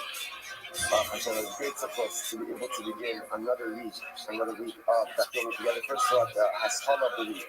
We have the opportunity also to give a special thank you to David Schwartz for always taking care of our coffee every single morning. Stuart and Shalom Rosenblum, who is the supplier of our coffee, Baruch Hashem, each and every day, and tremendous caffeinated tea that we have over here. Baruch Hashem. So, I'm sorry? It's true. We have very few. Are you going to? Okay, good. Okay, so I thank you for the cover Baruch Hashem. Just thank you to make sure to always take care of all of our technical issues and enabling our online staff to join us each and every day. Baruch Hashem. All right, with that, let's begin by thanking all of our sponsors to thank our chemical sponsors for the month of Feshwan and Marlene Rokova, Steve Kalizin, and all the know Steve's father, Albert, is in the William Steve and Heidi to go up on the inclusion of his 20th site. Our day of learning sponsors, Alexander and Alexina Days, in the outside of Valentine, his brother Aaron Ben Yitzchak, Zichrono Livracha, and the Holy Sponsorship working an anonymous sponsorship in his course. Sarah Stavos, and the helping mother and baby, the Sarah Miriam Bas Shulamis Hano, as well as the family sponsorship by Yana Sarah Steinberg, and the source of the continued help to Shulamis Hana Bas Susha, and for the ultimate influence. So the American Hamagara, all of the Shamas Haganali, the passion from all those who should have one together with all the body show. We thought to learn from shower down block by chef and we saw it on Cloud Israel this week, and to many weeks. First, we have to let us to a really exciting dot ahead of us today, really exciting. Today's dot is Memphis 49. We have to hit up on Memphis on the days, maybe today, if we're giving show yesterday. And then we got a little bit further towards the bottom of the dot rush. Just going to back up a little bit, 6 lines up from the bottom. On Memphis, it is 48B, middle of the line, on the the fourth to the last word on the line. Then on both sides. On Friday, we have the great possibility of choosing the colon. And by the time this is the guarantee, by the time we finish this paragraph, the man is going to be proficient in all areas of proficiency in any subject. There are easier days, there are more difficult days, there are more enjoyable days, there are more taxing days. One thing is clear, if you stay the path, if you remain committed, open our hearts, open our minds, open our minds. Every single word is as we might almost push the subject to speak up, moving it again, everything will come out from this ridiculously English. So guys, let's go. Ashkan, speak up the Ola, the mitzvah. Kabbalah, Nami, the mitzvah. The word says as follows. At the end of the day, if I never day, we're going through this, we've only done one Mishnah so far in Raising the Cover. So the Gemara says, here's what we found so far. That there's an obligation to go ahead and check the Allah in the north. And let's remember again, I'm not using to the chart, but remember again, this is north. This is north. This side means yes. Now, by the way, I didn't figure this out on Friday, but I just mentioned it now. What exactly north is going to be subject of somewhat not focus, right? Because on one direction, what is north include? Is north just literally again this strict opposite of the Is it this strict opposite of the graph, or does it extend it back this way as well? But everybody lets it up to the wall, up to the dividing wall of the other between the Zara and the Kodesh. So again, we'll talk about that in a little bit. That's going to have a lot of ramifications because, for example, who is permitted to check the carbon? Who's permitted? Anyone, you yourself. Well, interestingly enough, you saw it was seen that he saw not allowed to come over yet. So we're going to discuss exactly the mechanics of all this. But again, for right now, we still call it York. So we know what it means, obviously, here. The Shayla is doesn't mean here. So that's clear, again, we need to be seen. But again, let's just go to North right now. So actually, here's what we know. Shlita ba'olam mitzvah, kabbalah nami mitzvah. So here's what I know. The mitzvah is to check the Ola in the north, the mitzvah of the Mizbeach. I also know Kabbalah. The section of the blood is also the north. Shlita the Kabbalah, actually, I don't know, but it's not simply a mitzvah. To check, also mitzvah, remember, the Russian of mitzvah means this is something good to do, but if you didn't do it, it's fine. So I know that there is a mitzvah to check the Ola in the north, and to be Kabbalah, of the blood in the world. I know that it's not just the mitzvah, but it's obligatory. And by the way, obligatory to the point of what? That if you drink what? It's invalid. However, it's not just something like it. It's actually obligatory to the point that if you don't do it, the effectiveness of the covenant is undermined. So, we came a lot of that Shiva. It's a cup of homer. What's the cup of homer? Here we go. I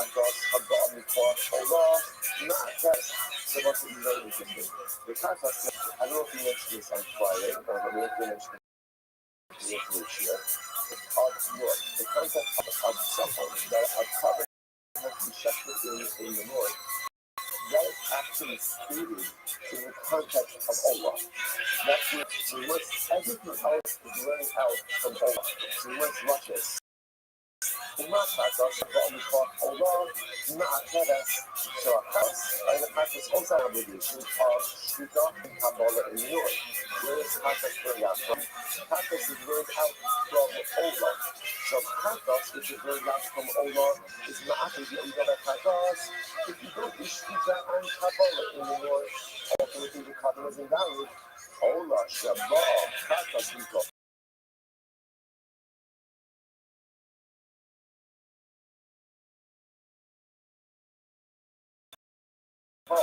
And of this in York, and if you don't respect it, then all the more so Ola, which is the source for the halacha, shita and kabbalah in New York is not actually solid, which is like this for me not. Malakatos, the thing that happens to have pieces. So listen, we always told this part, maybe practice is different. Now I would practice is different because practice is pretty powerful. But what makes it powerful? That it's the kappa and private pieces. Like remember you know say, when you do the cover practice, a cover practice is brought for any infraction which if you done intentionally would be child colors, and then if you did it unintentionally, you do the cover practice. So cover practice is different. Even though you write it's derived from Ola, but it is a very powerful card. But in that the fact that the card is very infractions. But you don't make it different. When you make it different, therefore the Gemara doesn't have a source. I'm going to be there. So look, this is what he said. You might ask me a simple question. I know that by Allah, Kabbalah has to be done in Lord. Mitzvah, ideally it should be done. How do I know that it's not just a mitzvah, but rather what? It's ma'atri. It is an indispensable part of the Kabbalah concept where if you are limited to Kabbalah, it's underlined. How do I know that? So attempt one, throwing out from Kabbalah. Okay, that didn't work. I'm going to do that. How pressure the Rabbi Rabbi? This was really the pressure the Rabbi Rabbi has. What was in that issue? Maximo, Tafel, coming left it. There was a huge problem. So you might just want to say, we'll learn how to take the Kabbalah of Ola from Tafel. And essentially, Tafel is learned from Ola, and by Tafel, we know the halacha. You must have Shrita and Kabbalah in the north, and also Ola, which is the source, is going to require Shrita and Kabbalah in the north. So listen, what was bothering the Rabbi? The Rabbi, then you might say, well, no, because maybe Chatas is more common, because Chatas is Mechapa and Chagi pieces. She said, what was bothering the Rabbi is, how could it be that the Chata is more common than the Ikef? Which is one way of saying, how could it be that the derivative is more common than the source? Right? Remember, what's the source? Ola. The derivative, Chatas. So how could it be that Chatas is more common than Ola? In other words, if you didn't tell me that Chatas, you must have Shrita, you must have Kabbalah in the north, and Allah has come with a coming and require that for Ola as well. So you know, it's not so partial. That's a partial. So Rabbi is bothered by this. Full Matzina, how could it be Chako Chama Menachika? That the second derivative, again, in this case, the derivative, should be any more common than the source. What's the better I just tell you? There's a tremendous amount of answer in that statement as well. Life is all about determining what is the Ikar and what is the Chaka. What are the important things in life? And what are the important things? And then there are the unimportant things. And then there are things of secondary importance. And life is all about these things. Because what often happens in life, we get so caught up in things that either are unimportant or less important. And as a result, we don't end up giving our attention to the really important things in life. And if you go through an entire lifetime of things like this, then I will say, like, in life, if you devote attention to something, it has to be important, and it has to be important now. There are things that are important, but they're not important now. There are things that are unimportant and never important at all. And life is all about triaging these things. Because also, life is short, and it is so easy to get your attention hijacked all the wrong things. So the Gemara says, how could it be Kurmatsunu, Tako Hamamurat? How could it be that something of secondary importance is ultimately treated with greater importance than the truly important things in life? Triage your life. Identify what's important. Spend the time, focus on the things that are important, and don't allow yourself to get hijacked. The couple unimportant things in life. I'm going to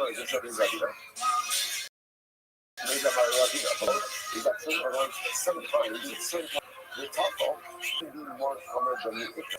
Really, so this is so interesting. So again, when we're remember, if talking about the apple is how can it be that the taco, in this case the taco, is more common than the ikka, which in this case the ola, which is another way of saying, how can it be that the derivative is going to be more common than the source?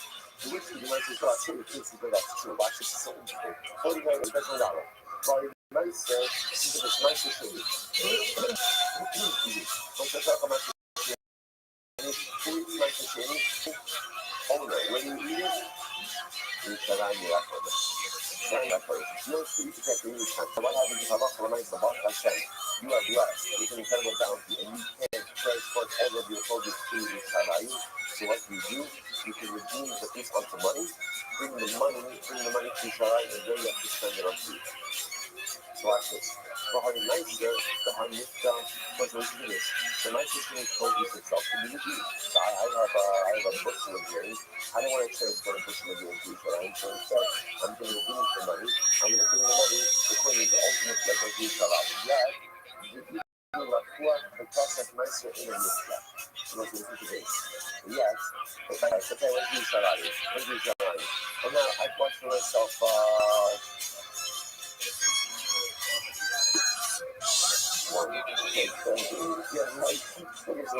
class here, right?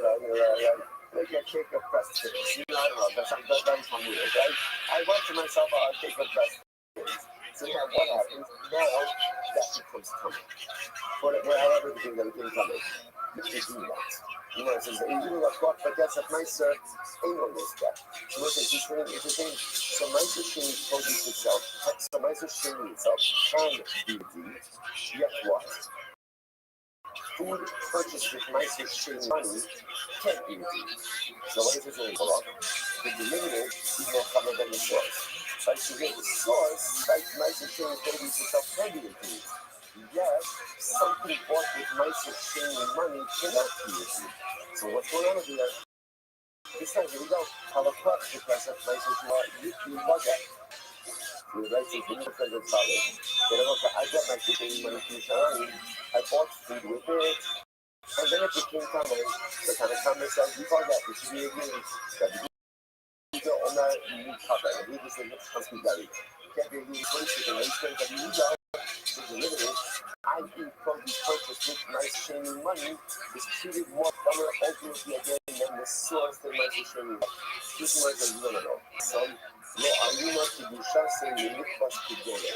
It's different than I said. This is not a function of the derivative being more common than the source. In order for redemption to work, what has to happen is the producer has to be transferable. So when you have the source, nice machine, that producer is transferable. Already, again, when you transfer nitrogen simply onto money, and then using that money to buy other food, that is derivative sympathy. So derivative sympathy is not going to be strong enough to be transferred onto something else.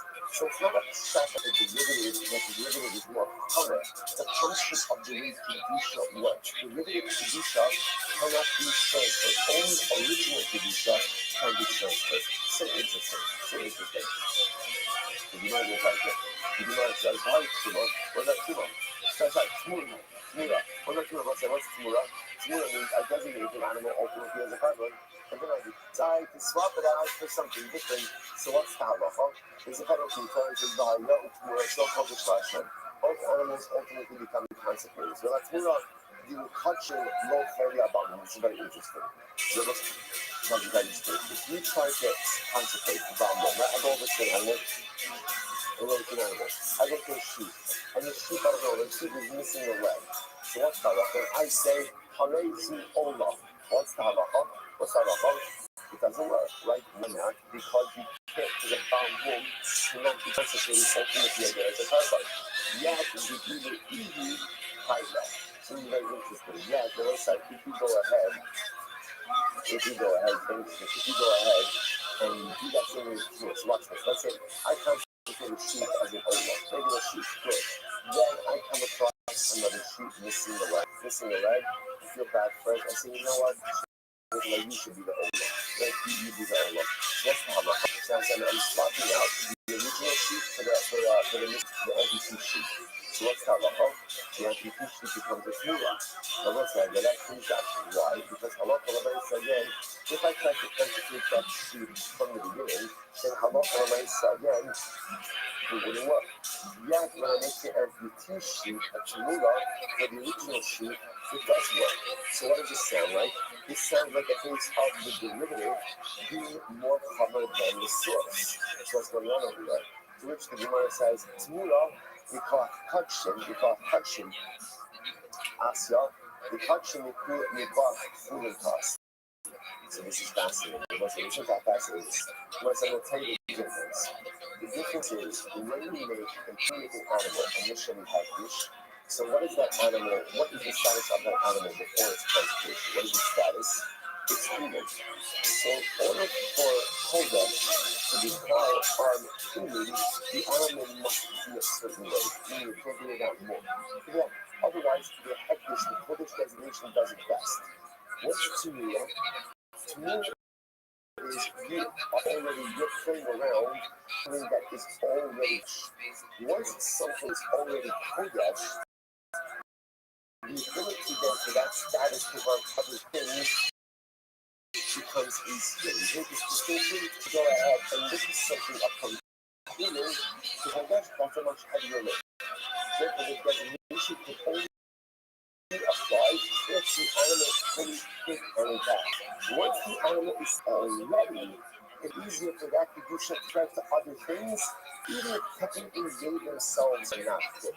So therefore, again, if I have my sheep and the sheep is already Kodesh, and then I go over to the sheep and say, you're going to be the over step one, since I'm already doing this something that is Kodesh, it's easier for that status to spread to something else, as opposed to making something into something incredible. So it's not the shot that the derivative is more common than the source. It's just a different functionality because they have this. The most by the way, is so tremendous.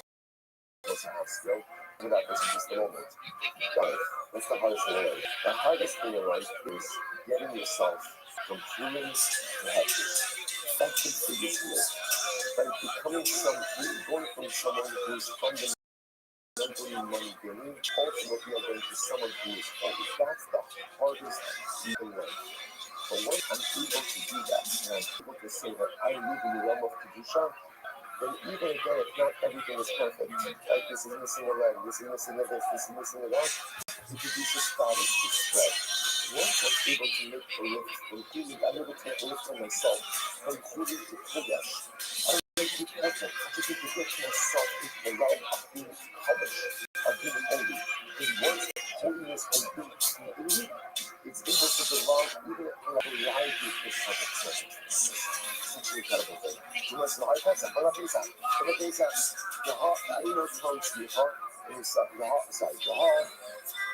Inotari, Smicha, Minishacha, Uchipas, Hazay This is Kanadesa. Kanadesa itself does not require Smicha, does not require the Sachem migration, does not require reading of the chest on the thigh. You most of the day, calling Smicha, Minishacha, Uchipas, Hazay Shal. I'm going to say, what's the most of? And then we're going to classically, it doesn't mean the Kanadesa. And then what happened? I lost my carbon. So what did I do? I designated another one. I offered up the replacement. And then after I offered up the replacement, what did I find? My original carbon base. So now that I'm offered is that carbon base is offered up, or that original carbon is offered up. And when it's offered up with Smicha, Mishacha, and Hazard shows. What is that an example of? That apparently the derivative is even more common than the source. Because again, my original carbon base after not read any of these things. Now this I read this one says it's going to be liar.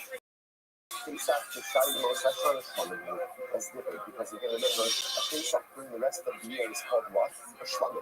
Instead the Shlomo requires Smicha, right? Tzimtzachim, and Hazir the soul. Therefore that's not really a liar. Good. So that this is kind of where the Gemara stops, right? So remember again, let's go back for a second. We came down to a little bit of a tangent. What was our original question? Here's what we know. Based on all of our what I know is as follows. I know that the Ola requires Shita and Kabbalah in the north. right? What don't I know? Now I know that's the mitzvah. But Ula came along and what was Ula looking for? Ula ultimately again, we looked back at so Ula, if I only were looking to understand ultimately again, he's an athlete. He's an athlete. So the Gemara wants to say, yeah, you know what I'm saying? So then we get this kind of sentence of what we're experiencing, because the Gemara said, obviously, if by chatos, it requires something, requires work of Shita and Kabbalah, and chatos is a derivative, ultimately again, of Olah. So the derivative can't be any more common than the source. So that opened up this whole discussion where the Gemara is trying to show different examples of where the derivative was more common than the source, but ultimately again, it turns out each of those things would be answered with own explanations. Now we're coming differently back. E-by Sema. So it's not coming full circle. Maybe, when we're still at the same source, what are we looking for?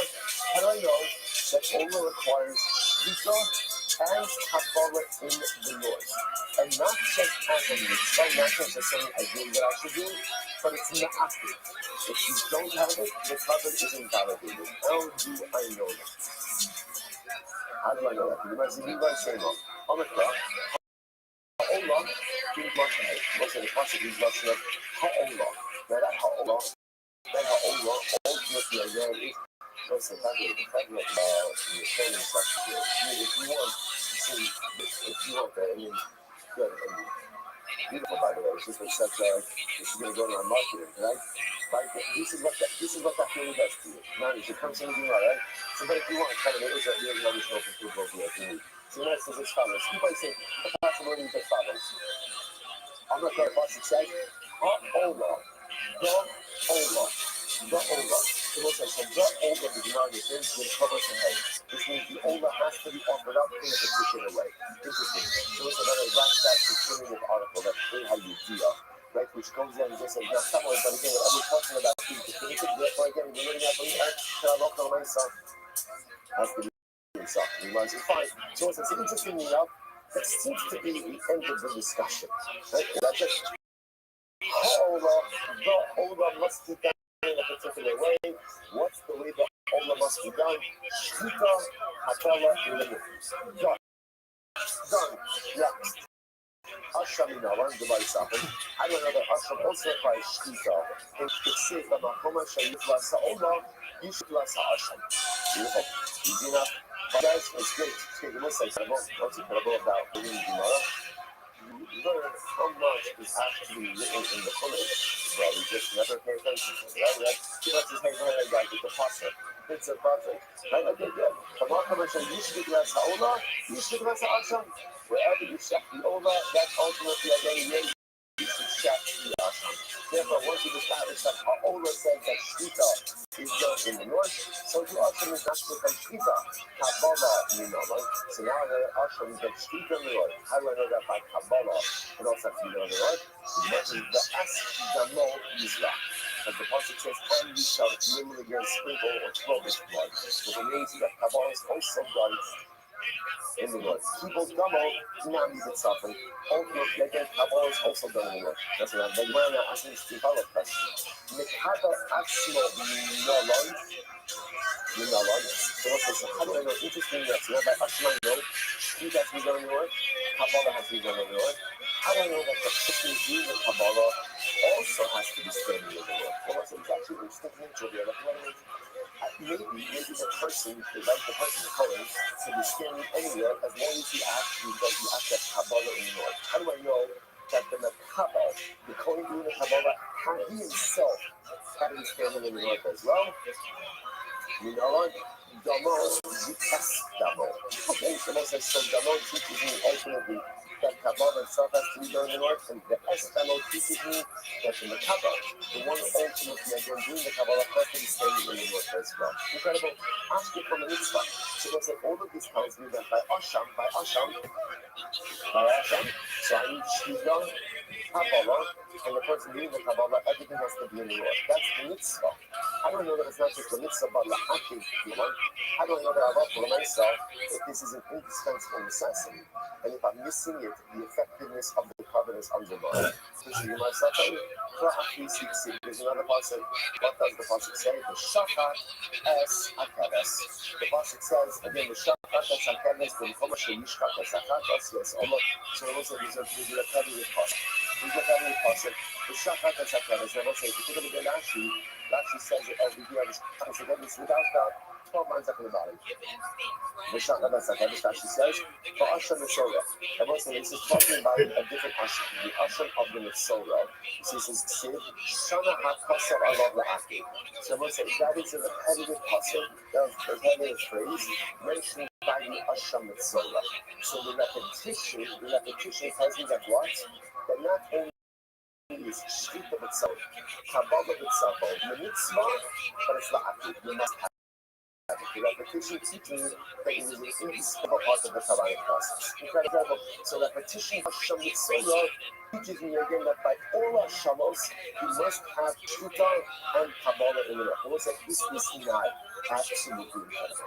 It's not just look what's happening over here. We're getting into the kishkas and mechanics. We've done all now we're up to Asham. Going into Asham Mitzorah, isn't it? So that's what's happening. Behind. Now what's happening? Is that process by Mitzorah? Is that why it's there? It's there to be repetitive and tell me that both Shkita and Kabbalah has to be done in the North La'aki. Is that what it's teaching me? What's happening? Anybody in front of it? They don't.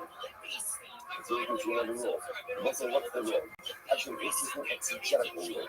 Not a Haidachah, something that was included in the general rule. The Yatsa Rabbi, the Davar HaChadash, and then it was singled out. There's some type of unique halacha. If I return to the general framework, until the Torah itself actually and explicitly returns it to general framework. And also, when he's using a general, the shachat as hakadas, the makom asher yishkat as hachados, the asaola, the makom hakodesh, the chadas ha'asham. So as I said, you actually quote this passage, this is about Asham Mitzorah. Now what does the passage say? The shachat as hakadas, you will shech the sheep. The makom asher yishkat as hachadas, yes, on the same place.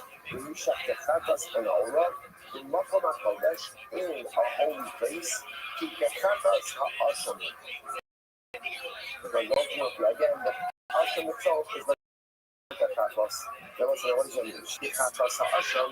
So you can say that the asham is doing yeshiva like the chatas. Having one like the chatas ha'asham. Why did you come and say the chatas ha'asham? It's to this. That the shiyatza asham mitzorah lidon b'davar ha'chodesh. So you can say on one hand, an asham mitzorah is an asham plan. Yet an Asham itself is dramatically, fundamentally, and holistically different. Why? Because an Asham itself is something that you don't do with any other color. And what is that? They go Hanyat, go Hanegel, go Azarimanis. Interesting enough, you take from the blood of the Asham itself, what do? You apply it to what's say on the right big toe, the right earlobe, and the right thumb of the Mitzorah. And the person looks at us. Then the Rosh I'm the fraud. I'm at a fraud that since this unique Asham has blood applications, literally again on the soul himself. How do you fact that what? That perhaps that present there are no blood applications on the Mizbeach for this particular carbon. Therefore, the pasuk says, no, it's the fact that Asham is like a chatos. Ma chatos, to in the mapping done the Mizbeach. Just like the chatos requires blood applications and sacrificial parts for Mizbeach. Asham Mitzorah Ta'on Matan Damin Ve'mur Megan Mizbeach. So too, the Asham Mitzorah requires blood application of sacrificial parts and a Mizbeach. Incredible. So watch just what happened over here. So let's take a step back for just a second. We're talking about what you might be asking now. How do I know that Asham ultimately again has to be done in the world? Like, I don't know that Steve is going to work, that couple is going to work. Okay, so we might want to see. You might say, fine, I know that that's the mitzvah, ideally. How do I know that it's a kuba, that it's an indispensable reality, that it's ma'aku? How do I know that? I'm going to start changing ma'aku, right? Ma'aku means indispensable part of the life process, which it only fundamentally undermines the definition of the Bible. A very long definition for one word. Right? But again, that's ma'aku. So how do I know that it's ma'aku? So Mark points that The man quotes the pasuk ultimately again from the Shachat Es HaKeres the Makom Asher Yishkat. So remember again, ultimately, the Torah quotes the pasuk about Hashem and Sola. The Shachat Es HaKeres. You know, it's redundant. It's redundant. So because it's redundant, it teaches you that the meat for the north is not there. Where it says, hold on. It's not redundant. It's not redundant. That's actually necessary for a whole other teaching. What is it necessary for? Is like this. These comes from Hashem of Mitzvah. And Hashem Mitzvah is fundamentally different. Why? Because it has broad applications on a person. We don't find any other covenant like that. Right? It's broad applications literally again, like the other covenant has this, right? For myself, there's no other covenant like this. I might have thought that since the Hashem Mitzvah has blood applications on a person, there's no blood applications or sacrificial parts on Bayah. Therefore, what does the Shachat, that's a cat, the Malkum Asher Yishkat, that's a cat, that's all Malkum HaKodesh, the Chat, that's a Ash. Teach me that what? That Hashem Mitzvah was removed from the general framework. Hashem, the Torah goes out and puts it back.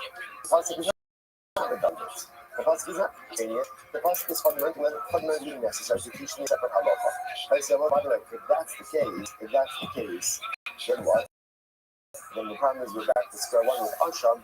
How do I know that halacha l'maisa? So ultimately, again, the need for suffering by Hashem is not.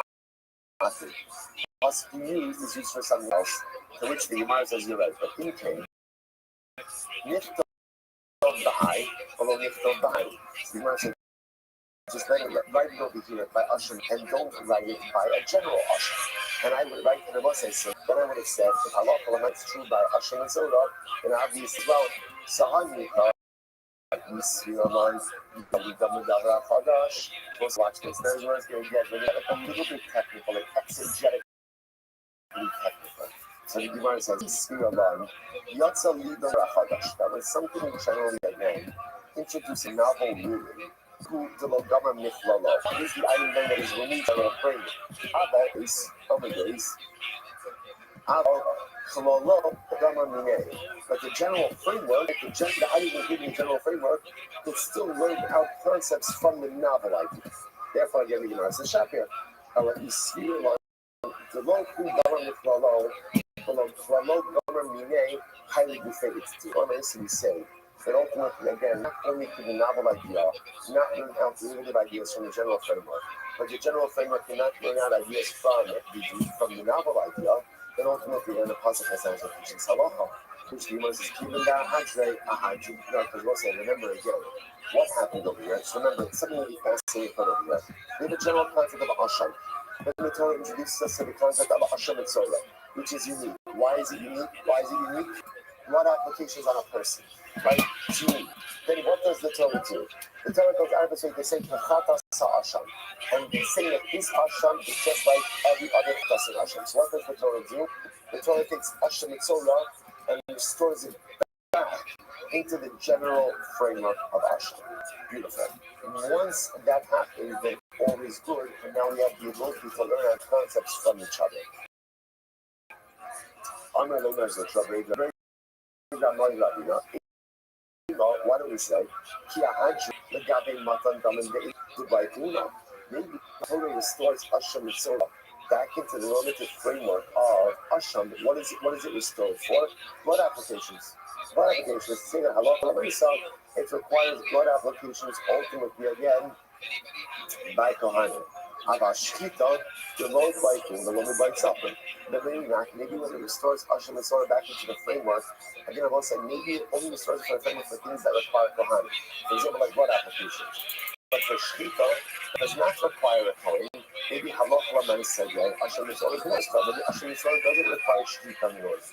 In King Nimakra, Kikechatas. Then just say that Hashem is on the Gechatas. My Kechatas Hashem. What does it mean when it says Kechatas Hashem? To share Hashem's Yidiyah. Ultimately, again, telling you that Hashem is Ultimately, again, should be like regular Hashemis. And just like the regular ashram ultimately requires what? Shkita and Kabbalah in the north, so too ashram and Soda requires Shkita and Kabbalah in the north. Incredible. To which the Gemara says, Lama Lilak, so just a little bit now, we're just kind of a little bit hung up on ashram and Soda. Lama Lilak Shriye Lachatas. Lama Lilak Shriye La'ola. I will say, but why do we need to compare ashram and Soda, both to Chatas and to Ola, right? The Pasuk compares both of them. Why do we? Amravina, I'll tell you why I need both of them. If the Torah would have compared Chatas Asham and Torah to a Chatas and Akiro, Lahavamina, Chatas Me'ekalam, the Aris like this. Where is Chatas doing that from? Right? Again, I will say, at least when it comes to the Halachos of Safar, of North. Where is Chatas doing that from? Ola. So the Gemara says, and therefore I would say, watch this, it must be very important. I would have said, Davar Halamid Behakish, Chozim Rami Behakish. So listen, now watch this. If the Torah would have just said that ultimately, again, the Ashram and Torah is like the Chatas. Where is Chatas learned that from? Chatas learned from Ola. In that case, what's happening over here? Chatas, which is learned that from Ola, now I'm going to go ahead and learn out Ashram and Torah from Chatas. Now we seem to solidify a particular principle, which is a subject of dispute, which is Davar Halamid Behakish, Chozim Rami Behakish. If something that itself is learned out from a comparison to something, can it then be the source of a comparison to something else?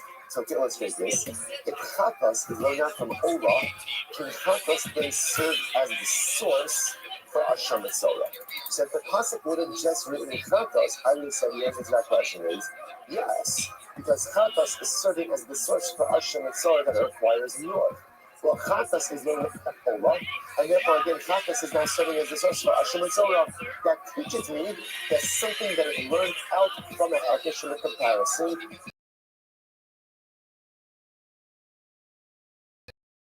can then serve as not everyone in principle.